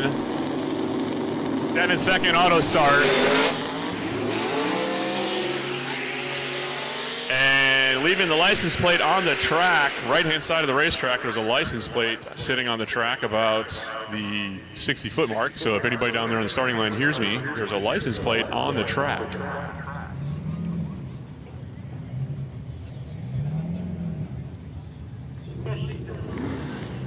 So we're going to run out here and retrieve the license plate for the Chevelle of Walter Doyle. Might need that to get home.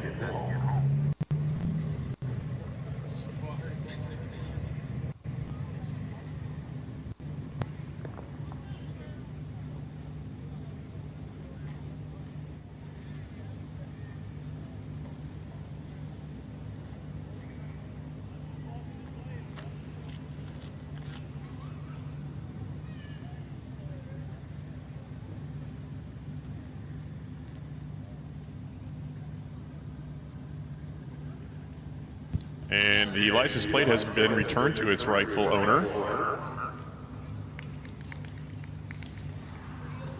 We'll make sure we blur that out on the live feed like it's a Facebook for sale ad.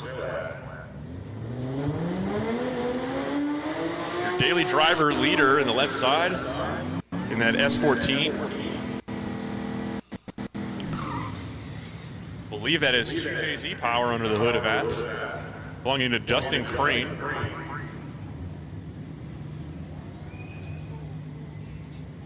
And Dustin Crane faces Matthew Tollison in the right-hand side of the racetrack in the beautiful OBS Silverado.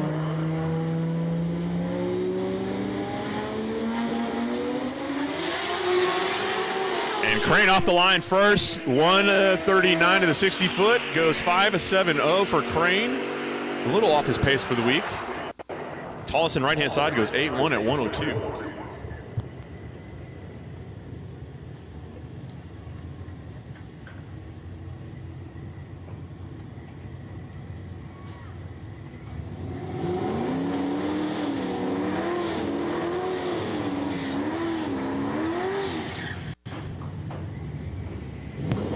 And Jennifer Rudisil in the right-hand lane is back up once again.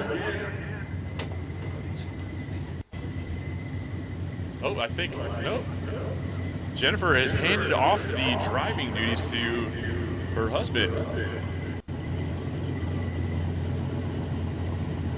After running a string of personal bests all week, she's handed the keys to him and said, maybe you'll have better luck.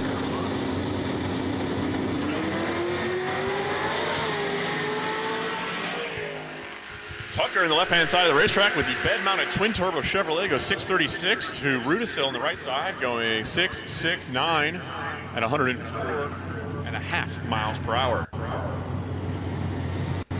And with that, they will complete their yet another Southeast Street Heat for the Rudisils.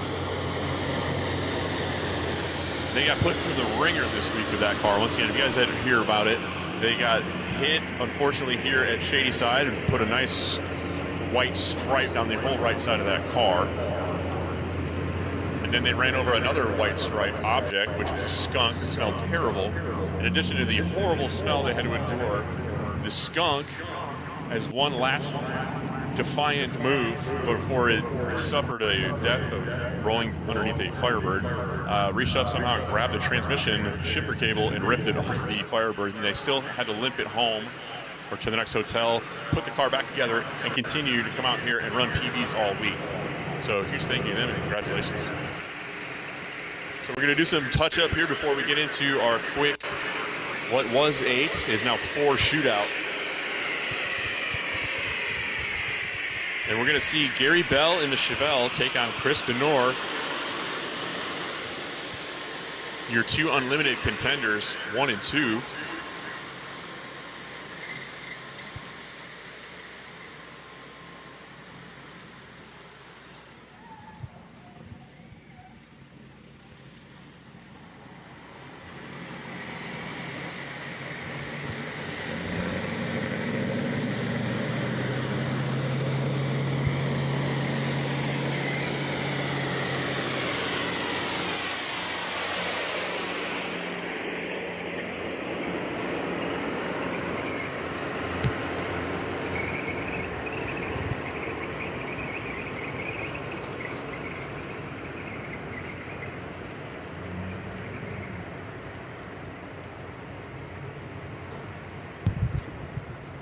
So our quick 8 shootout now down to 4, coming up into the semifinal as we touch up the racetrack here, and we're going to see Bell in the Chevelle. I'm not rhyming on purpose, I promise.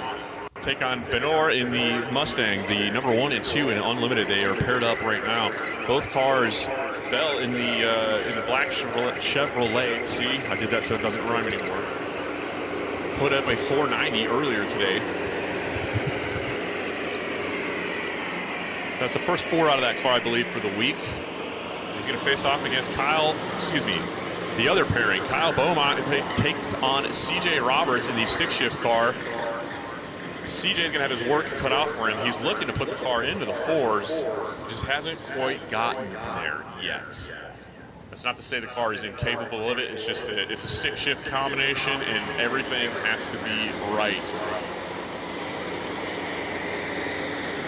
And unfortunately for him, the car that he's facing has had everything go right for him this week. Kyle Beaumont, or Kyle from Illinois, as we like to call him,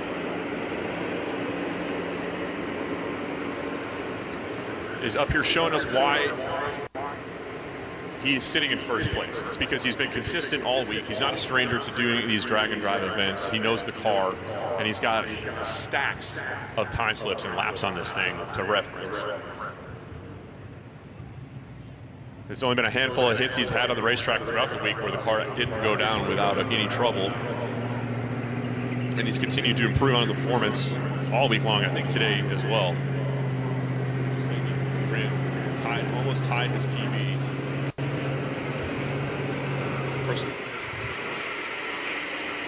Went new personal best to the 63.30 and almost 0.01. So the track here at Shadyside is working. The tiny tire guys have been going fast as well. Unfortunately, all of our tiny tire hitters are knocked out of the shootout. So those little 8.5-inch tires are punishing them.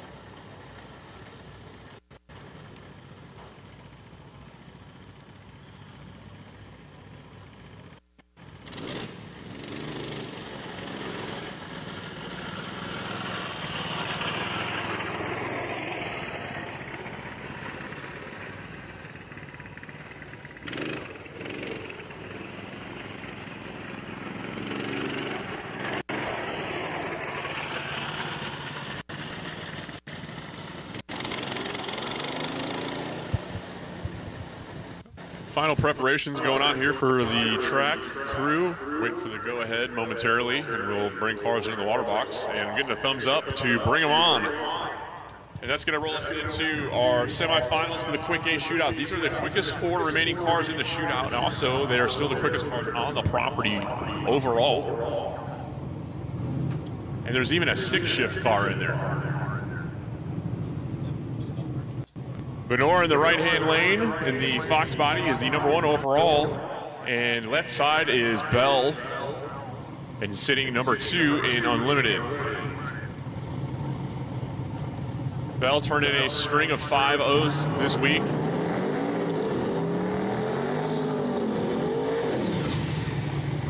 And the Chevelle on the left-hand side was rewarded with a 4-second slip earlier in the day. He's going to look for another one here. Benor on the right side has been handing in and printing 4-second slips all week long. Today being no exception.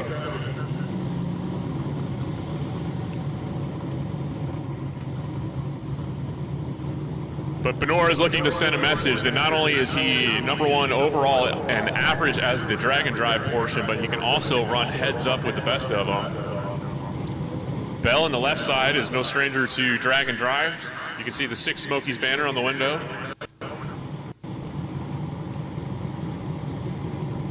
Had a little bit of a rough day on day 1, and he has put the Chevelle into the 4s here today, so he's gotten progressively better, and he's looking to try to hold on to this and see if he can move into the finals and face off against the pair behind him. Or something. Double bulbed and staging before the opponent is a bold strategy. He's not going to make him pay for it. Benor rolls right in, and Chevelle is going to kick the tires and watch the right-hand side. Benor going to go 487 at 155 miles per hour, while the Chevelle a brisk jog to 1055. And that's going to bring up right-hand side of the racetrack is CJ Roberts with a stick shift entry.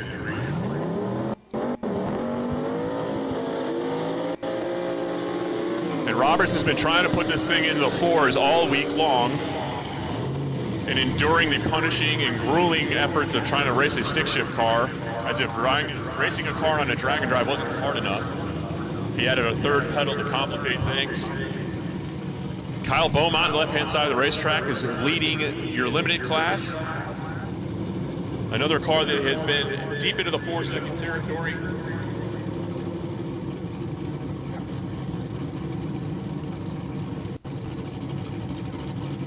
CJ Roberts on the right-hand side needs a lot of things to go right, as you do in stick shift.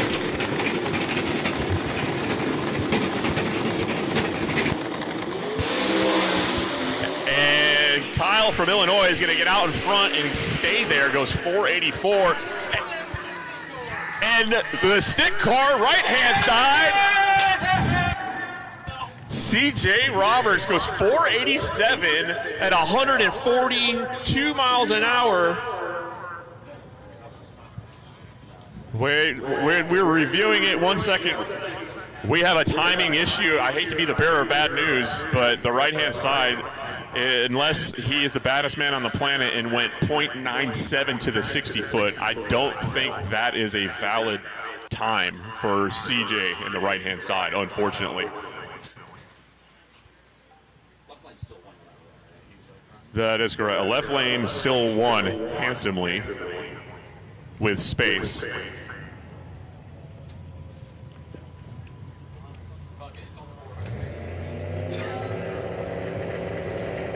So CJ Roberts, when he grabs that time slip, is going to go through a wave of emotions.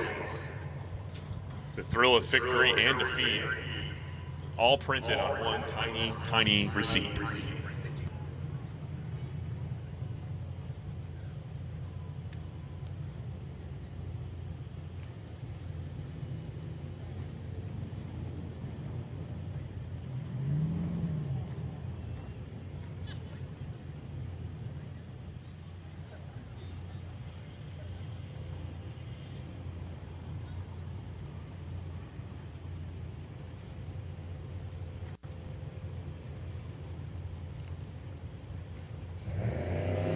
DYO Shootout. Coming up, final round of the DYO Shootout.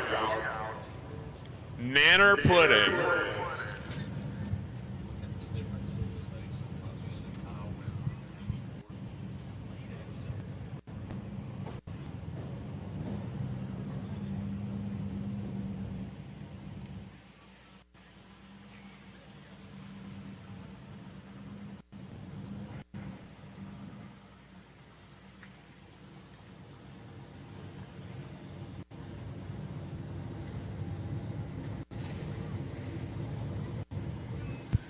And our DYO final, right-hand side of the racetrack, Mike Robertson in the Chevelle with a 9267 dial-in. And the left-hand side of the racetrack, this is kind of crazy because the car on the left-hand side has been, it seems like consistency has been a little bit of a struggle as it's trying to spool the barge of Nanner Pudding and make it way down the racetrack. But here we are in the finals.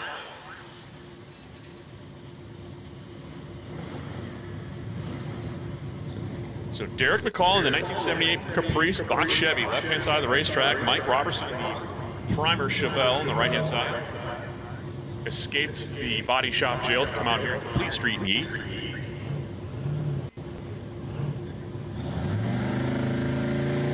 The tree going to come down first for the right-hand lane.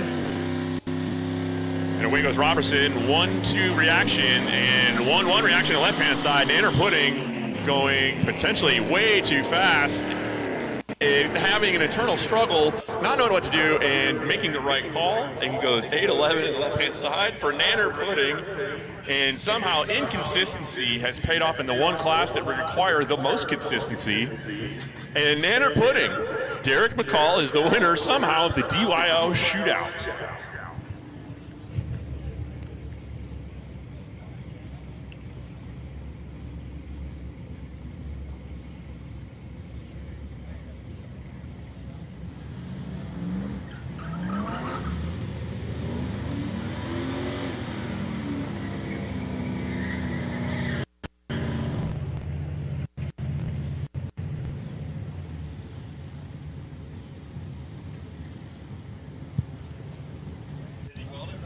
DYO in the lanes again. These guys are hot lapping. A para Camara. Macchia in the left-hand side of the track in the blue flavored hard top. Taking on Pete Johns the right side with the T-top version. The composite T-tops. You can't see through them once you take them off. You can see through them. That's how T-tops normally work. Don't know if you guys knew that. Mackie left-hand side goes 753 at 92 miles an hour with the hard top intact, and the T-top, Pete Johns right side, 985 at 69 nice miles an hour.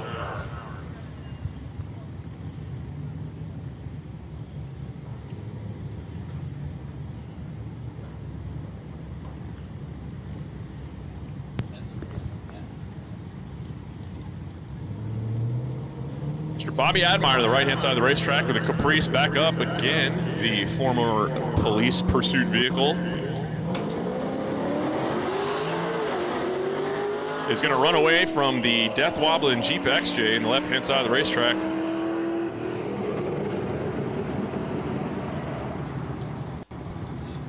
And Admire goes 791 at 90 miles an hour. The XJ goes 10 to 97 at 63.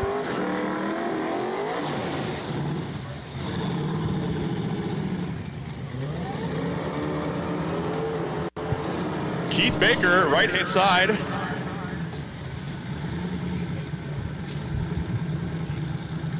And the microphone is too short to hit Sachin as he escapes the tower. And we watch Keith Baker, right-hand side of the racetrack, in the Malibu.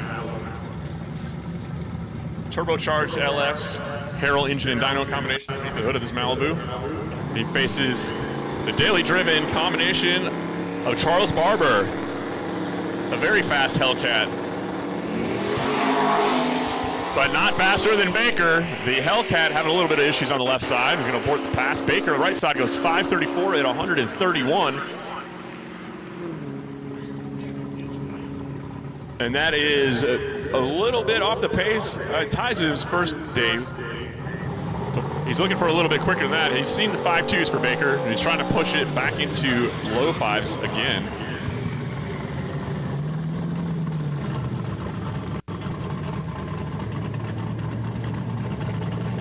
Race car could go fast.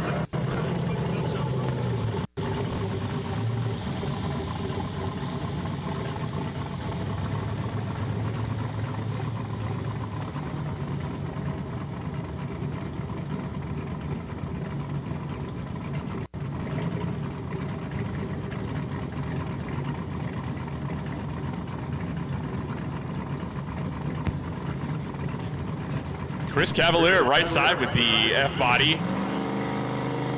Rough first day for Cavalier. He went a 5.6. Pushed it back down to the 5.20s, trying to repeat. And nice and tidy off the line, 1.30.60 for the Cavalier. Right side goes 5.25 at 138 miles an hour with the laundry out. Left side of the racetrack, Mustang goes 6.87 at 106.99 miles an hour. Once again, those of you on the starting line and near, I would recommend earplugs. Both of these cars are going to set the sky ablaze once they get on the two-step on the starting line.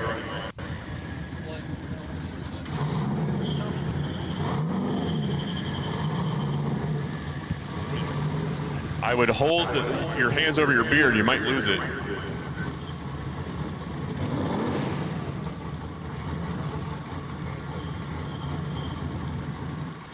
Rob Warwick in the right-hand side with what's become affectionately known by me as the Barra Camara. Hung 50 pounds of weight on the front of this thing. You see him push down in the back, trying to get the instant center where they need it to keep the front end down.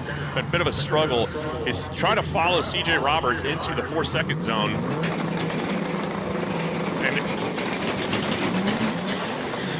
And not going to get there with that.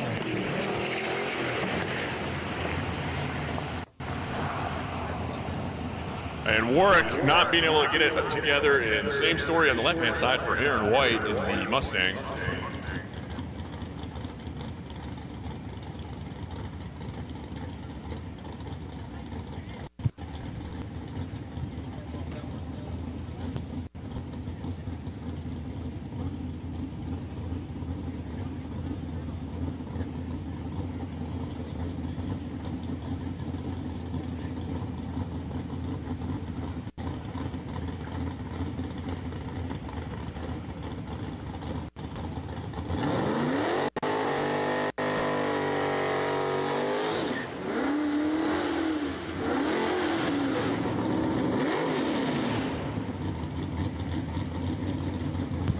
And I've said it time and time again, and some people probably get tired of me talking about Jacob Watson's beautiful F-body on the left side. It kind of reminds me of the Intimidator edition Chevrolet Camaros that were available around here in the Carolinas for those of you who are local.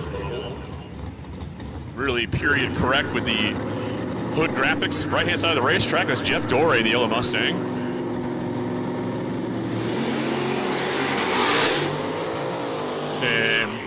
Beautiful launch on the left-hand side, 1.50 to the 60-foot for Watson, goes 6.82 at 101 miles an hour. Doré on the right-hand side having some issues. Doré was the car that yeeted the drive shaft out of the Mustang in testing. Was the first one to jump onto the two-post lift that I saw here.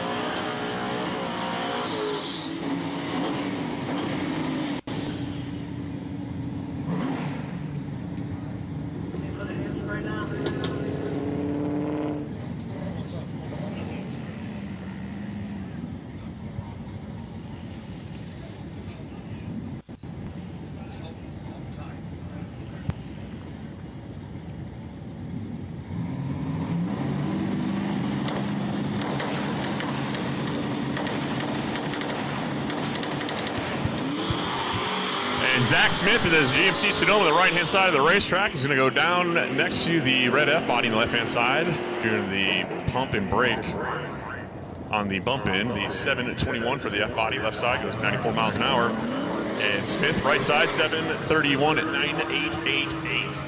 And for some reason they're allowing it back on the racetrack. The Rotson returns once again to disappoint all of us. the now owned by Mike Finnegan, the community bicycle of the Dragon Drive community. Completed 6 Smokies miraculously at the hands of Jimmy Dale.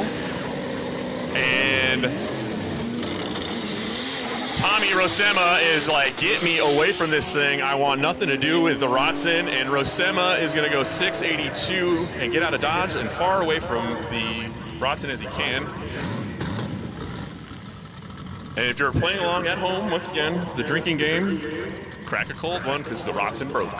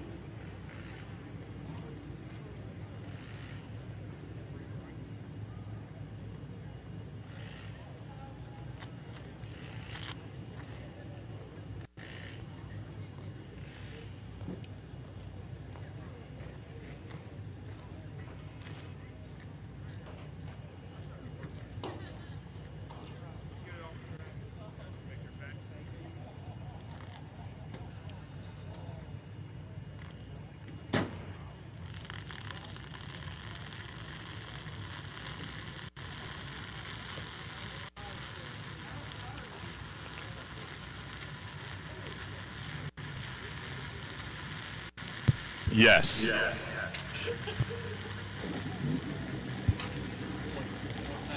So I had a conversation during the last breakage, well, yesterday of the Rotson. And thankfully, the Rotson is not leaving any debris on the track. We are appreciative of that. So all the hard time we give them is in good fun. But as the announcer, I felt kind of like the chaperone at a elementary school field trip, and all of you racers are my students. So I walk into a new tower each day and I say, listen, my class is gonna come in here, they're gonna write all over your walls, they're gonna screw some stuff up. They're gonna have that one kid over there, the Rotson, that's a bad apple, you gotta pay attention to him a little bit. They get a little wild, sometimes they don't listen, but they mean well.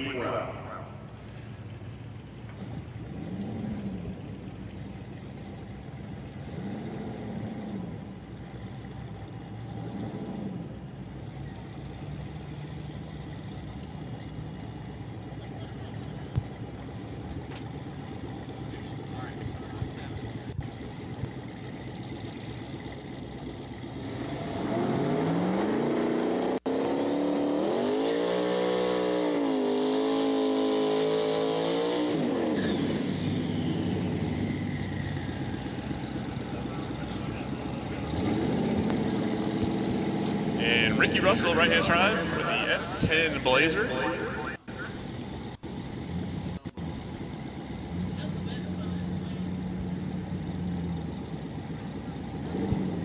And the left-hand side of the racetrack, that's Gary Varnum in the C28. Had a rough go this week. They're putting head gaskets in that car over at Greer.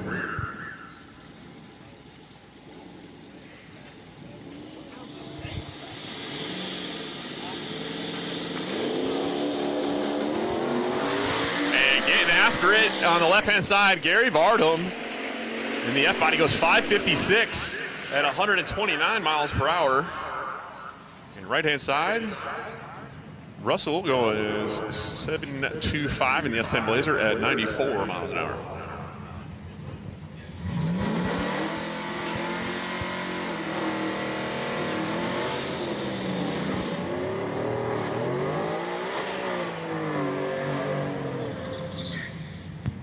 That'll bring up Butch Williams in the all-wheel drive, Coyote-powered, regular cab, short bed, F-150, white in color. I'm trying to find out how many different words. Tonneau equipped, tinted windows.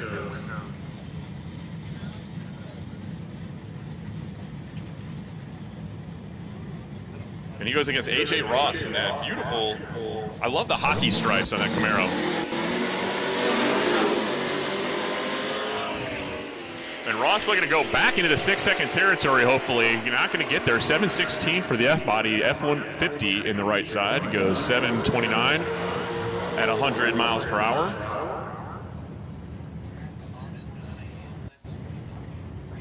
And Bobby Admire, once again, in the left-hand side.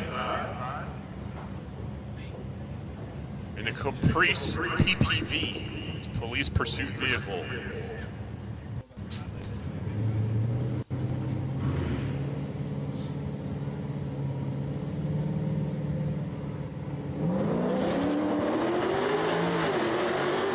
And the IRS in the back fighting in defense as Admire tries to get off the starting line. Admire is going to go 7.90 at 88 miles an hour.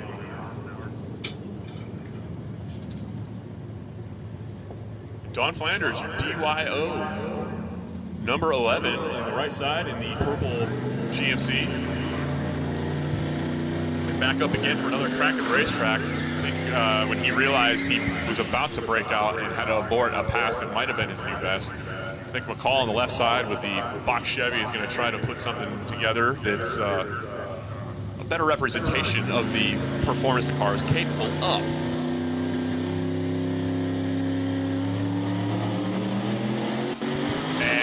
Pudding comes alive about 100 feet out, and then the big box Chevy goes 725 at 100 miles an hour, and Flanders in the right side goes 9.0 at 80.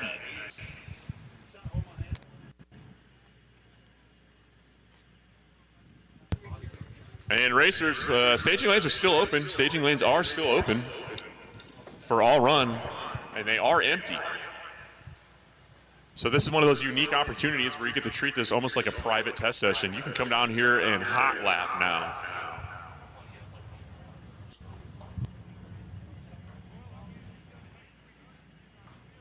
And I heard he is on the property, but we're looking still to see Tracy Holtzclaw make a pass.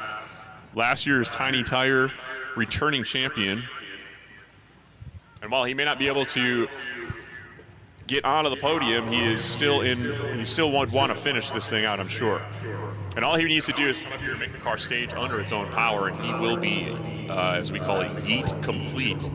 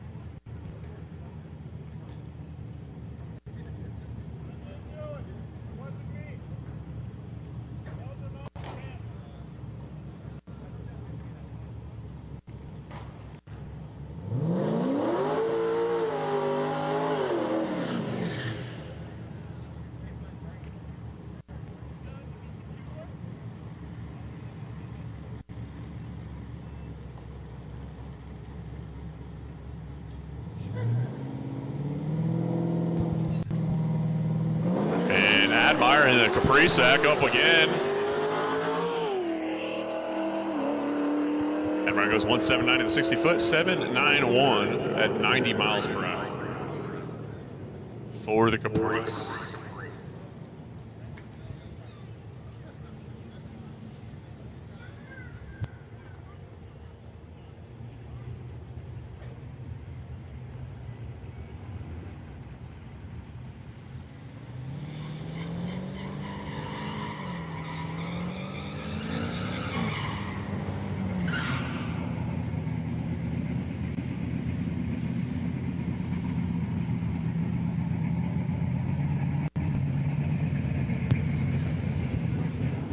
Don Flanders back up here once again.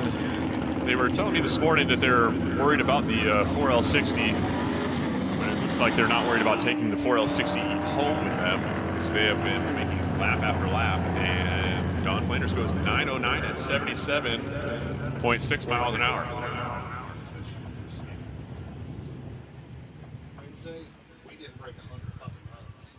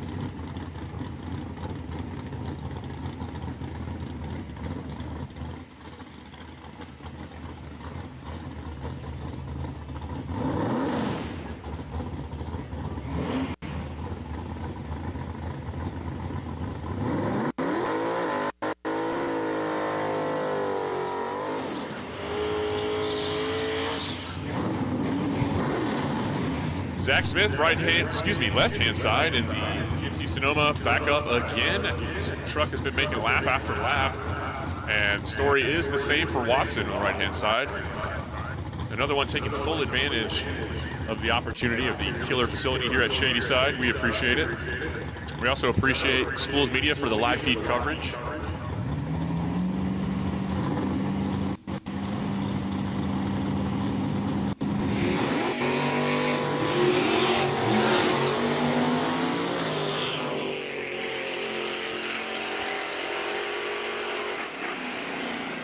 And lots of noise out of the right-hand side of the racetrack from Watson, but not going to get there in the time. I don't believe that's lost track of Watson's time slips here.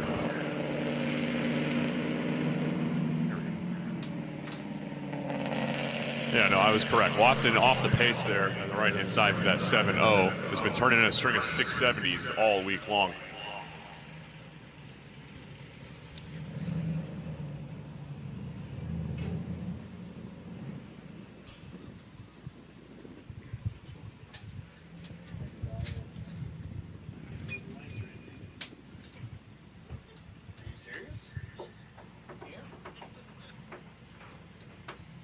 Figured it would die about 4.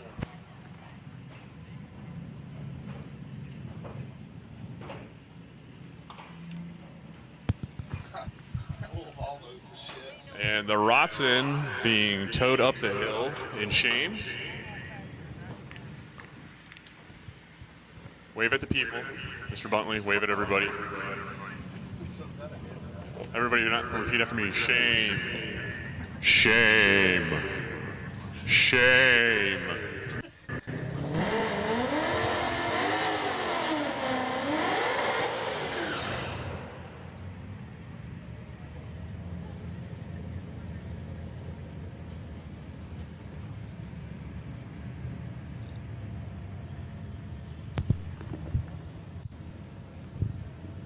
And Ryan Morris, right-hand side of the racetrack.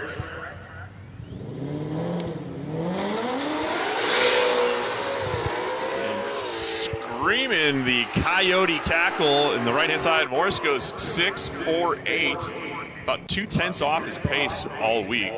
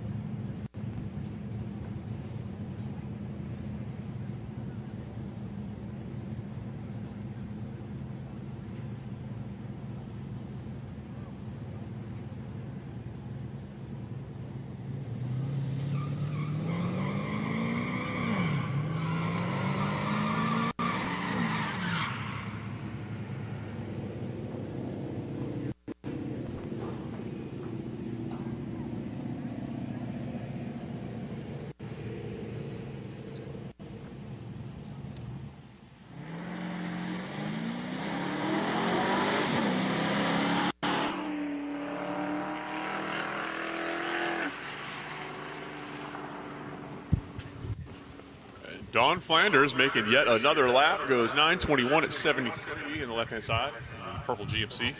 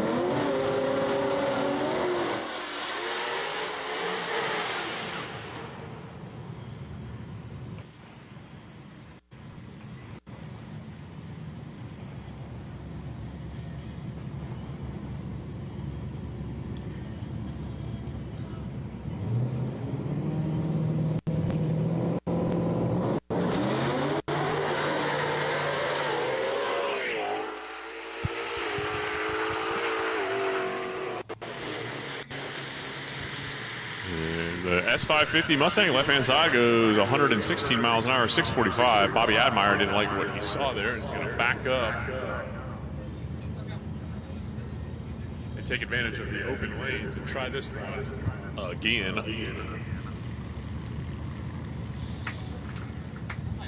Admire, while he is out of the shootout, he is still sitting atop the charts in the DYO standings. So he's looking for a very specific number, and I'm trying to figure out exactly what that is.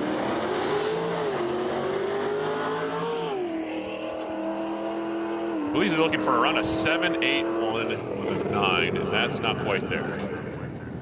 So maybe he'll be happy with a 785.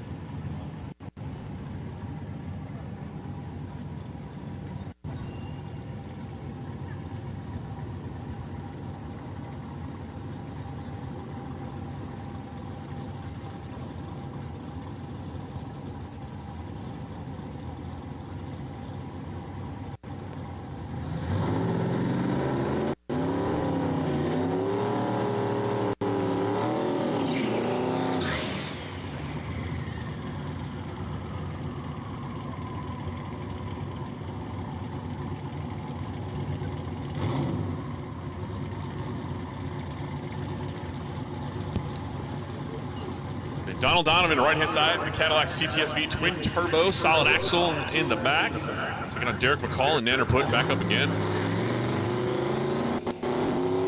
Donovan to the right-hand side hasn't been able to put a pass together for this thing all week long.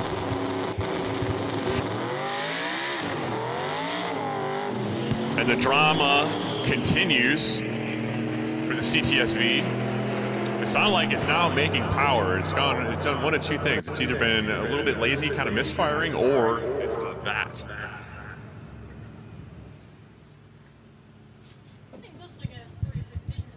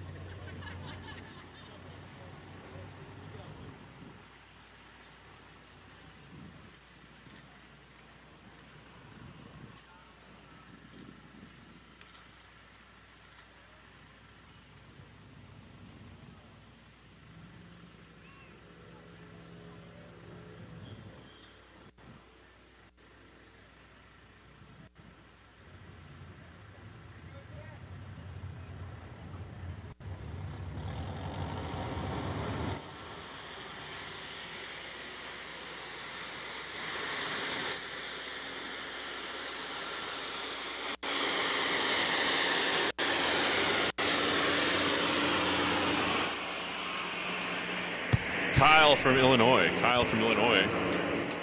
A.K.A. Kyle Beaumont. This is your call to lanes. First call.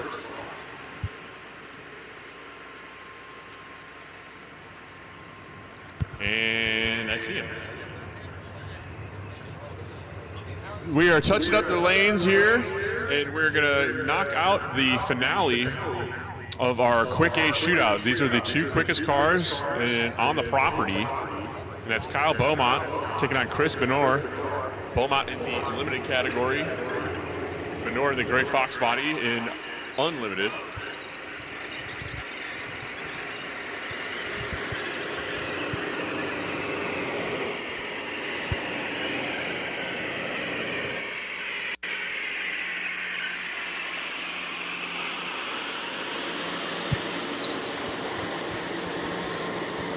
And attention to the pits, attention to the pits. The staging lanes are starting to look slim, and the sun is getting low, and time is getting short. If you are working something and you have yet to make a pass today, and you are frantically thrashing, I would suggest getting your vehicle in the lanes immediately, or send a representative down here to let us know what is going on, so we can be informed and make a decision as to what we're going to do here.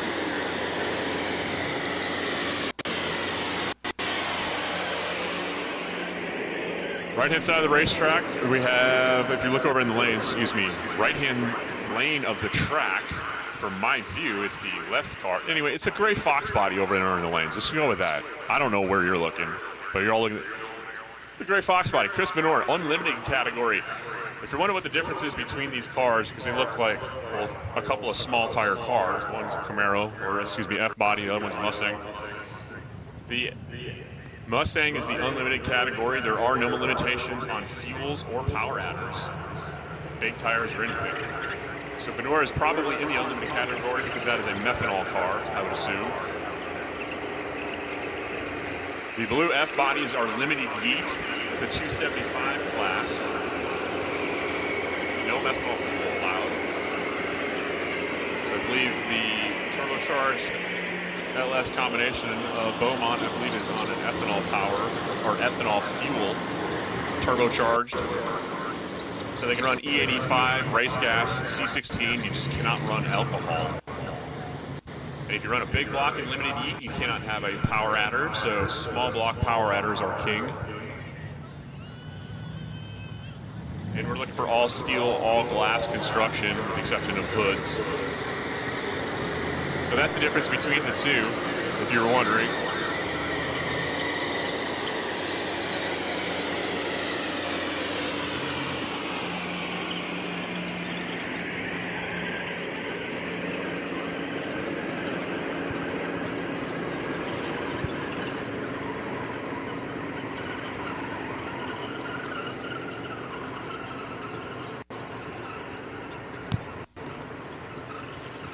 Walter Doyle, you're in the staging lanes, and Preston is doing a really cool dance trying to get your attention.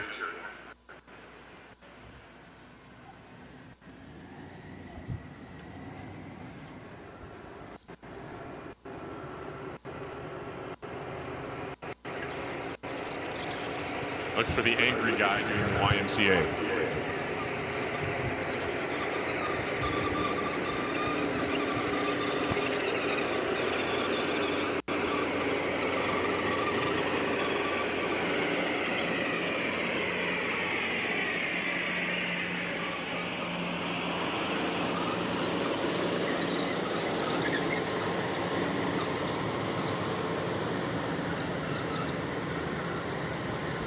Attention in the pits, attention in the pits, 5 o'clock. Lanes will close at 5.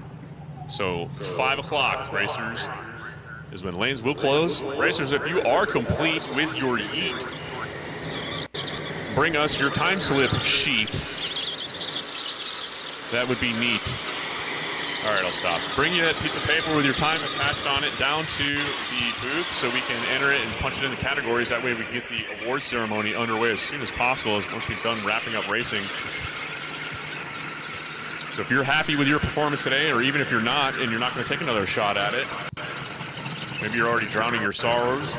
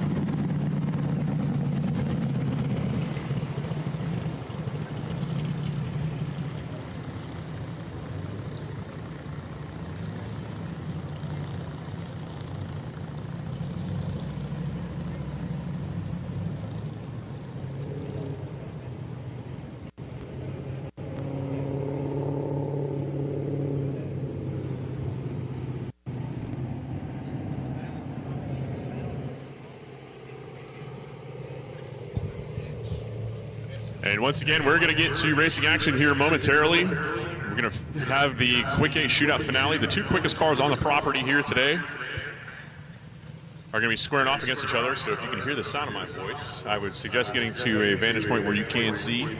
Looking down track over in the pits, I see Tracy Holtzclaw's wagon parked next to a Mustang. Oh, wait, nope, that's a porta potty.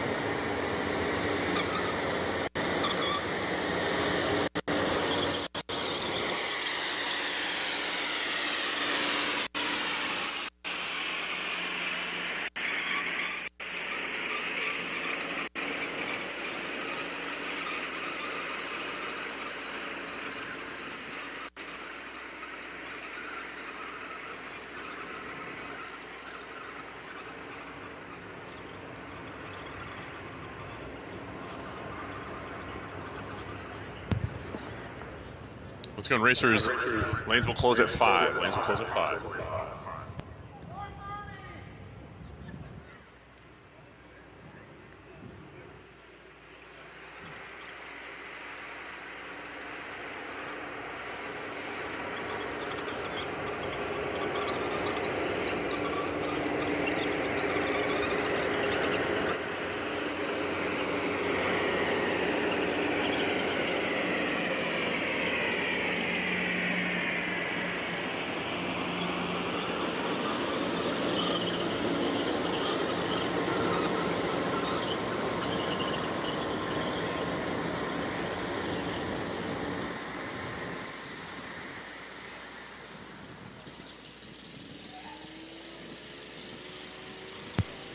And getting the unfortunate news that Tracy Holtzclaw will not be able to continue or make a pass today, unfortunately. So last year's defending champ from Tiny Tire, unfortunately not going to be able to take the tree.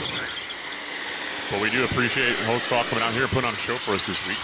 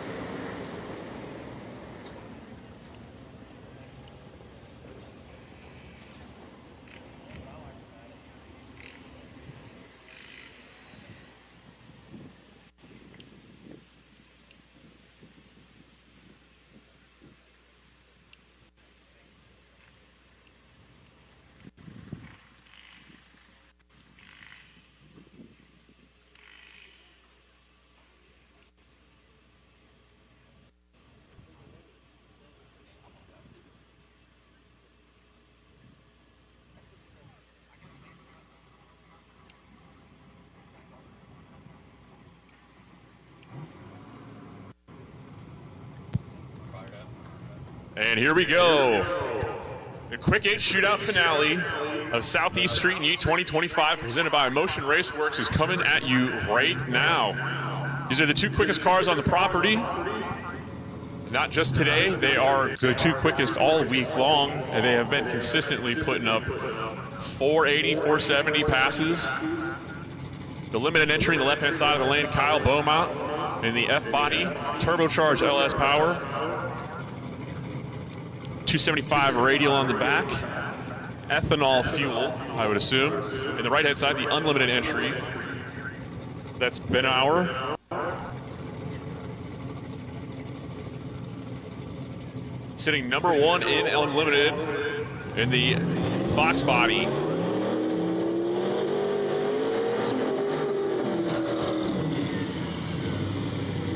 So Chris Benauer has been turning in bottom 480s to high 790s, went 796 on day 2, and a couple of 481s. Today he's punched back into the 470s.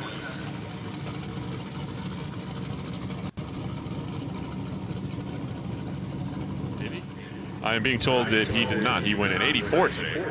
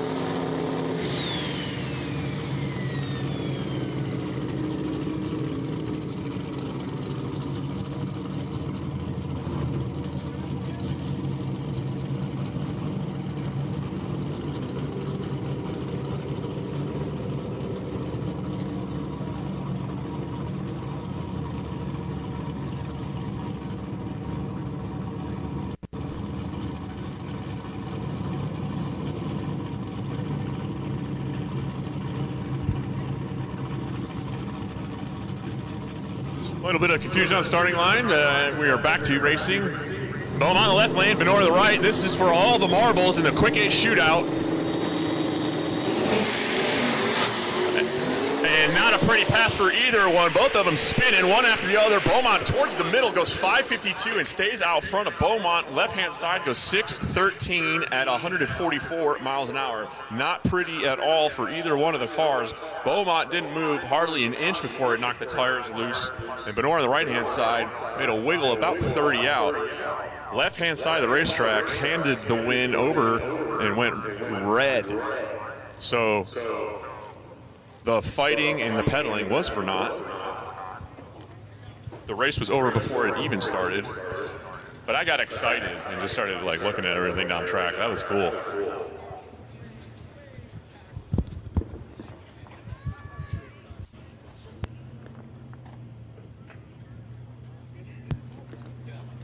Can we get security? We need security to the tower. Security to the tower to disregard the problem has solved itself.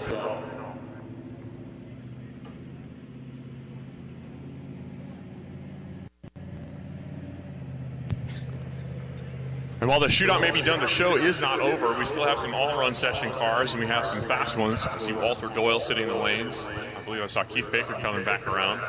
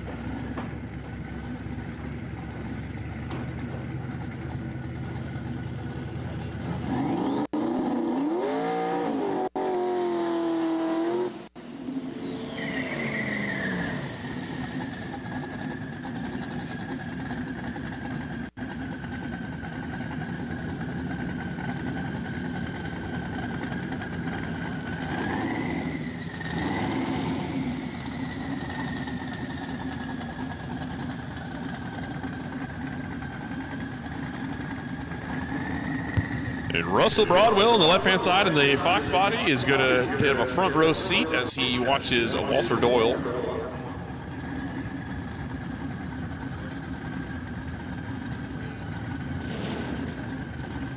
Doyle kind of been all over the map throughout the week, starting with a 550. Day 2 brought him a 528, and then yesterday was rewarded with a 530 with an 8. One of our tiny tire racers. 8.5-inch slick on the back of this.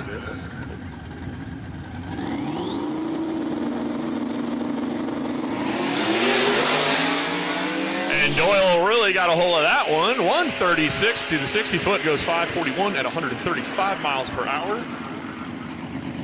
While Russell Broadwell goes 7 to 33 with the phone dial equipped Fox body.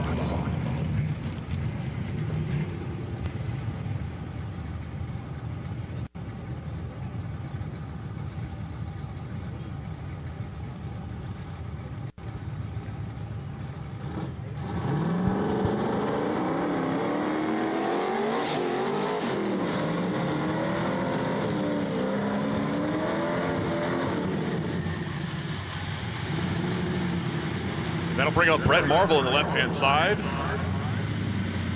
You saw Keith Baker go to the 60-foot cone on his burnout and said, nah, I gotta one-up that. Keith Baker on the right-hand side of the Malibu. Turbocharged LS power under the hood.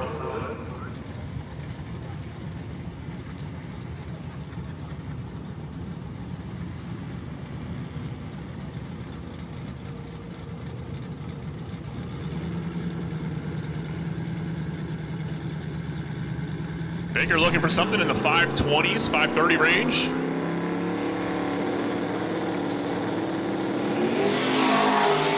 And it looks like he's going to do it here. 127 to the 60 foot. Baker goes through 534 at 131 miles an hour. Back on his pace.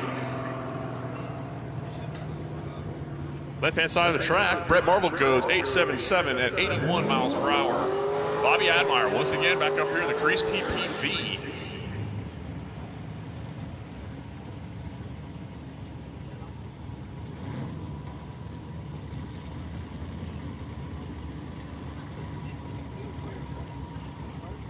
Does the spotlight still work?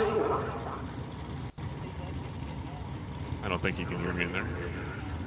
I don't think you want to turn it on right now because the spotlight is pointing directly into the eyes of Mr. Admire, and that would make it kind of difficult to see the tree. But no problem for him right now. Admire is 171 to the 60 foot and 781 at 91 miles an hour for the Caprice.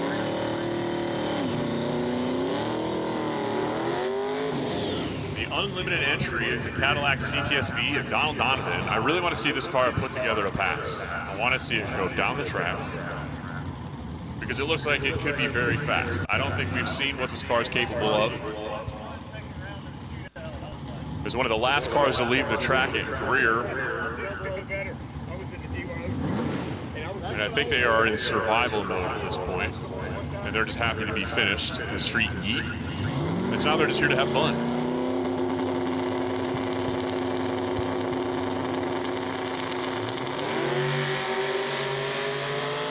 And Donald Donovan goes 143 to 60 foot, nice and easy. Goes 601 with a 1 at 121 miles per hour.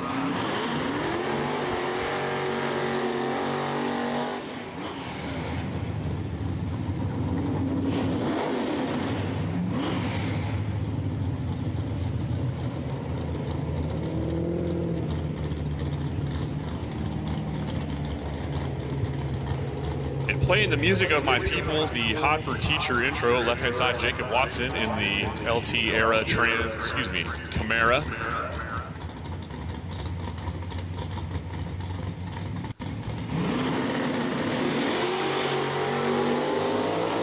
And Jacob Watson is going to run away from Zach in the right-hand side. Watson goes 6.76 at 101.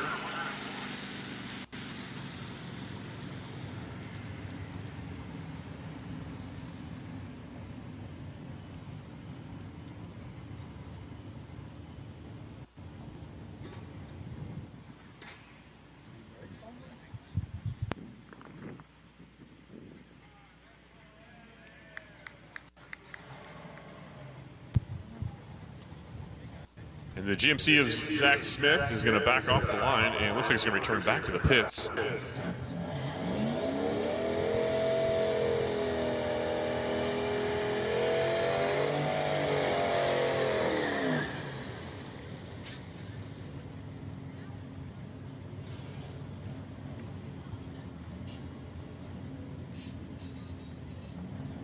And Russell Broadwell back up again with the purple Fox body.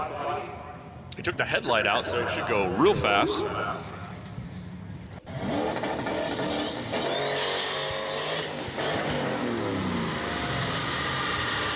And it started to look a little promising, and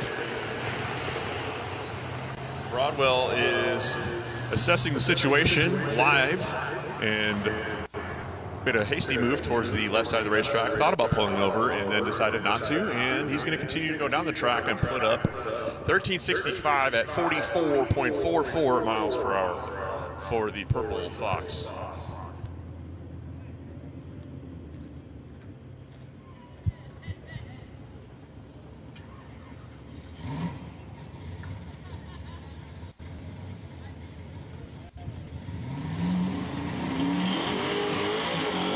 And Mr. Picky, Zach Smith, back up again, decided the right lane was not good enough, so Goldilocks is going to jump over on the left-hand side and try this one again.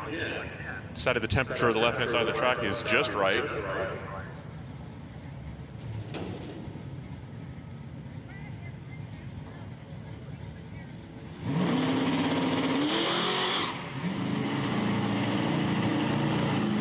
Right lane too sticky, left lane too spinny, and the don't call it an S10 of Zach Smith is going to waltz its way down to a 12.25 at 44.71 miles per hour.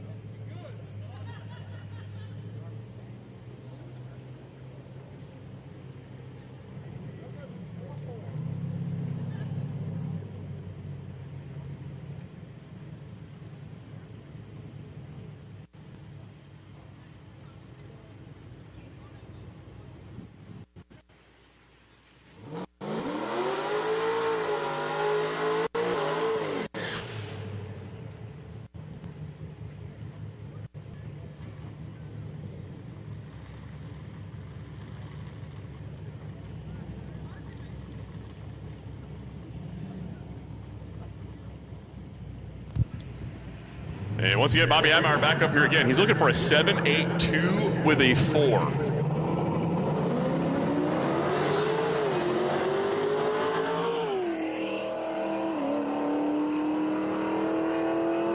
He's going to get a 7.83 with 5. Not quite.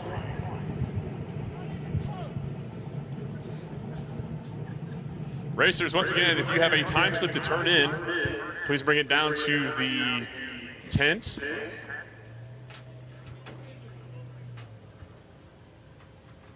As soon as we have all the time slips turned in and we can calculate the standings, we can get the award ceremony knocked out. We appreciate everybody sticking around. We have prizes and stuff to give away, so if you are in contention, don't go anywhere.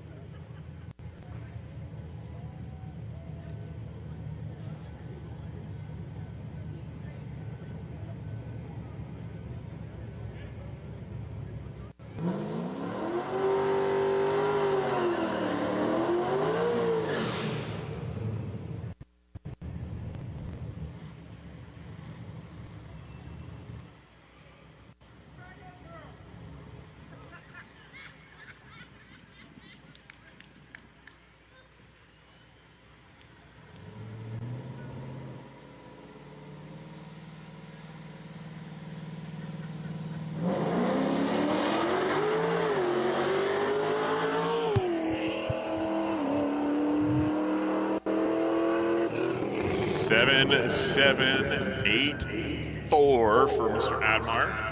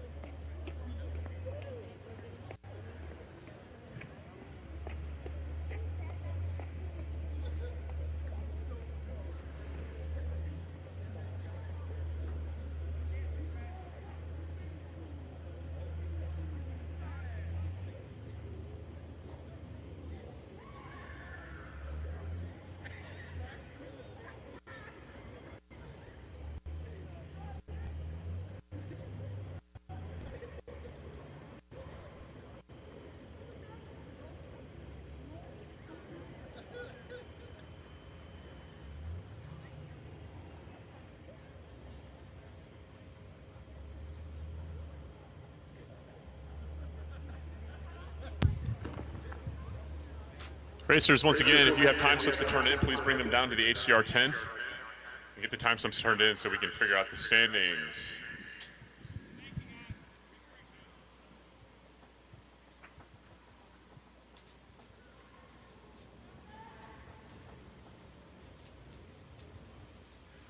Once we complete the racing here and we tally up the standings, we're going to have our award ceremony over at the HCR tent. If you want to tell anybody at home to watch live, they can follow along on Spoold Media on YouTube for our live feed. Thank you to Corey and Spoold Media for the live feed.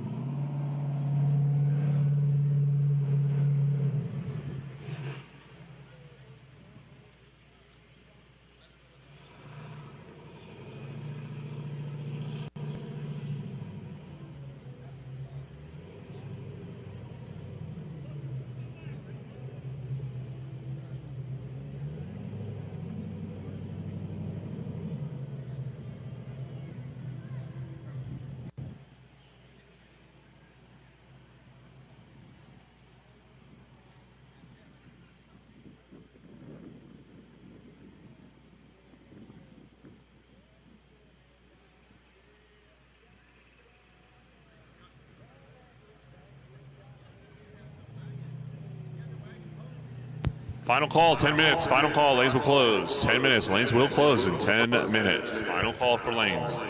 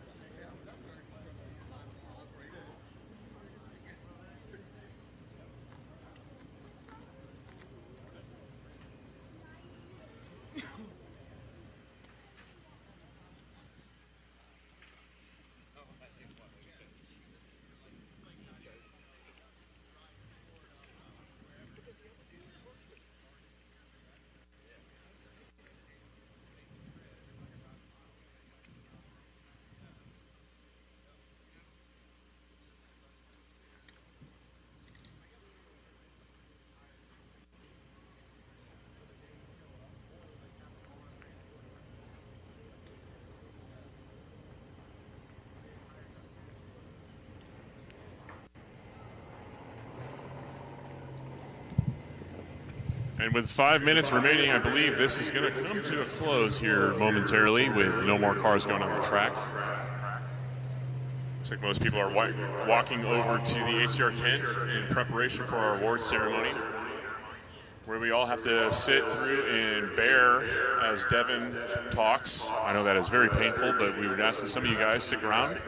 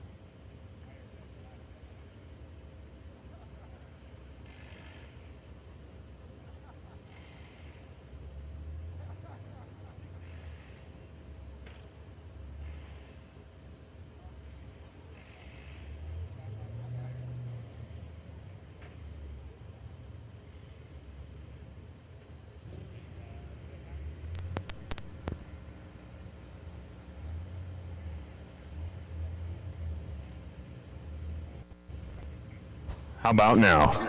Hey, look at that.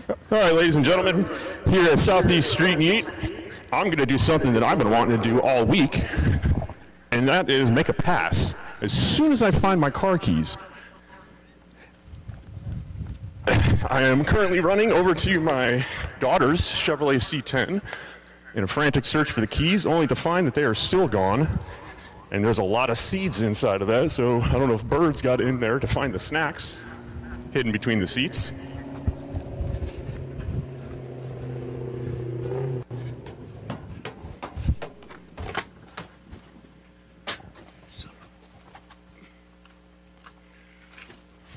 Good news, I found the keys.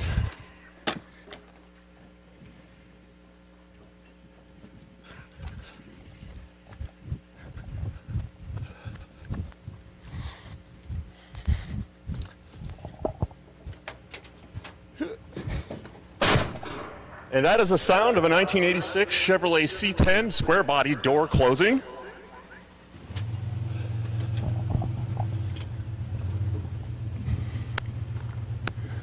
As I, the announcer, Rye, make his way casually to the water box. Everybody probably looking at me like, what is this idiot doing? Why is he wasting our time?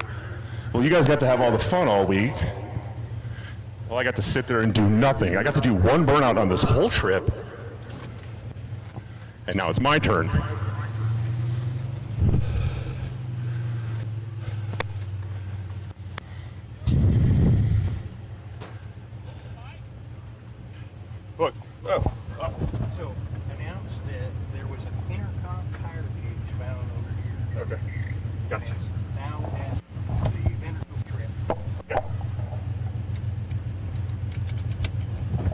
Attention in the pits, attention in the pits. There is a tire gauge found over here in the pits. You can find it over at the HCR tent. And ladies and gentlemen, on behalf of myself and everybody here at HCR Innovations, I just want to say thank you for tuning in to Southeast Street and Yeet 2025 here at Motion Raceworks, here at Shadyside, presented by Motion Raceworks. And in, there's a water bottle rolling around. Hopefully that doesn't get under the floor, oh, and away. Sleeping on the tree, throwing the hat over to the passenger side. Ladies and gentlemen, thank you. Oh, I forgot to shift.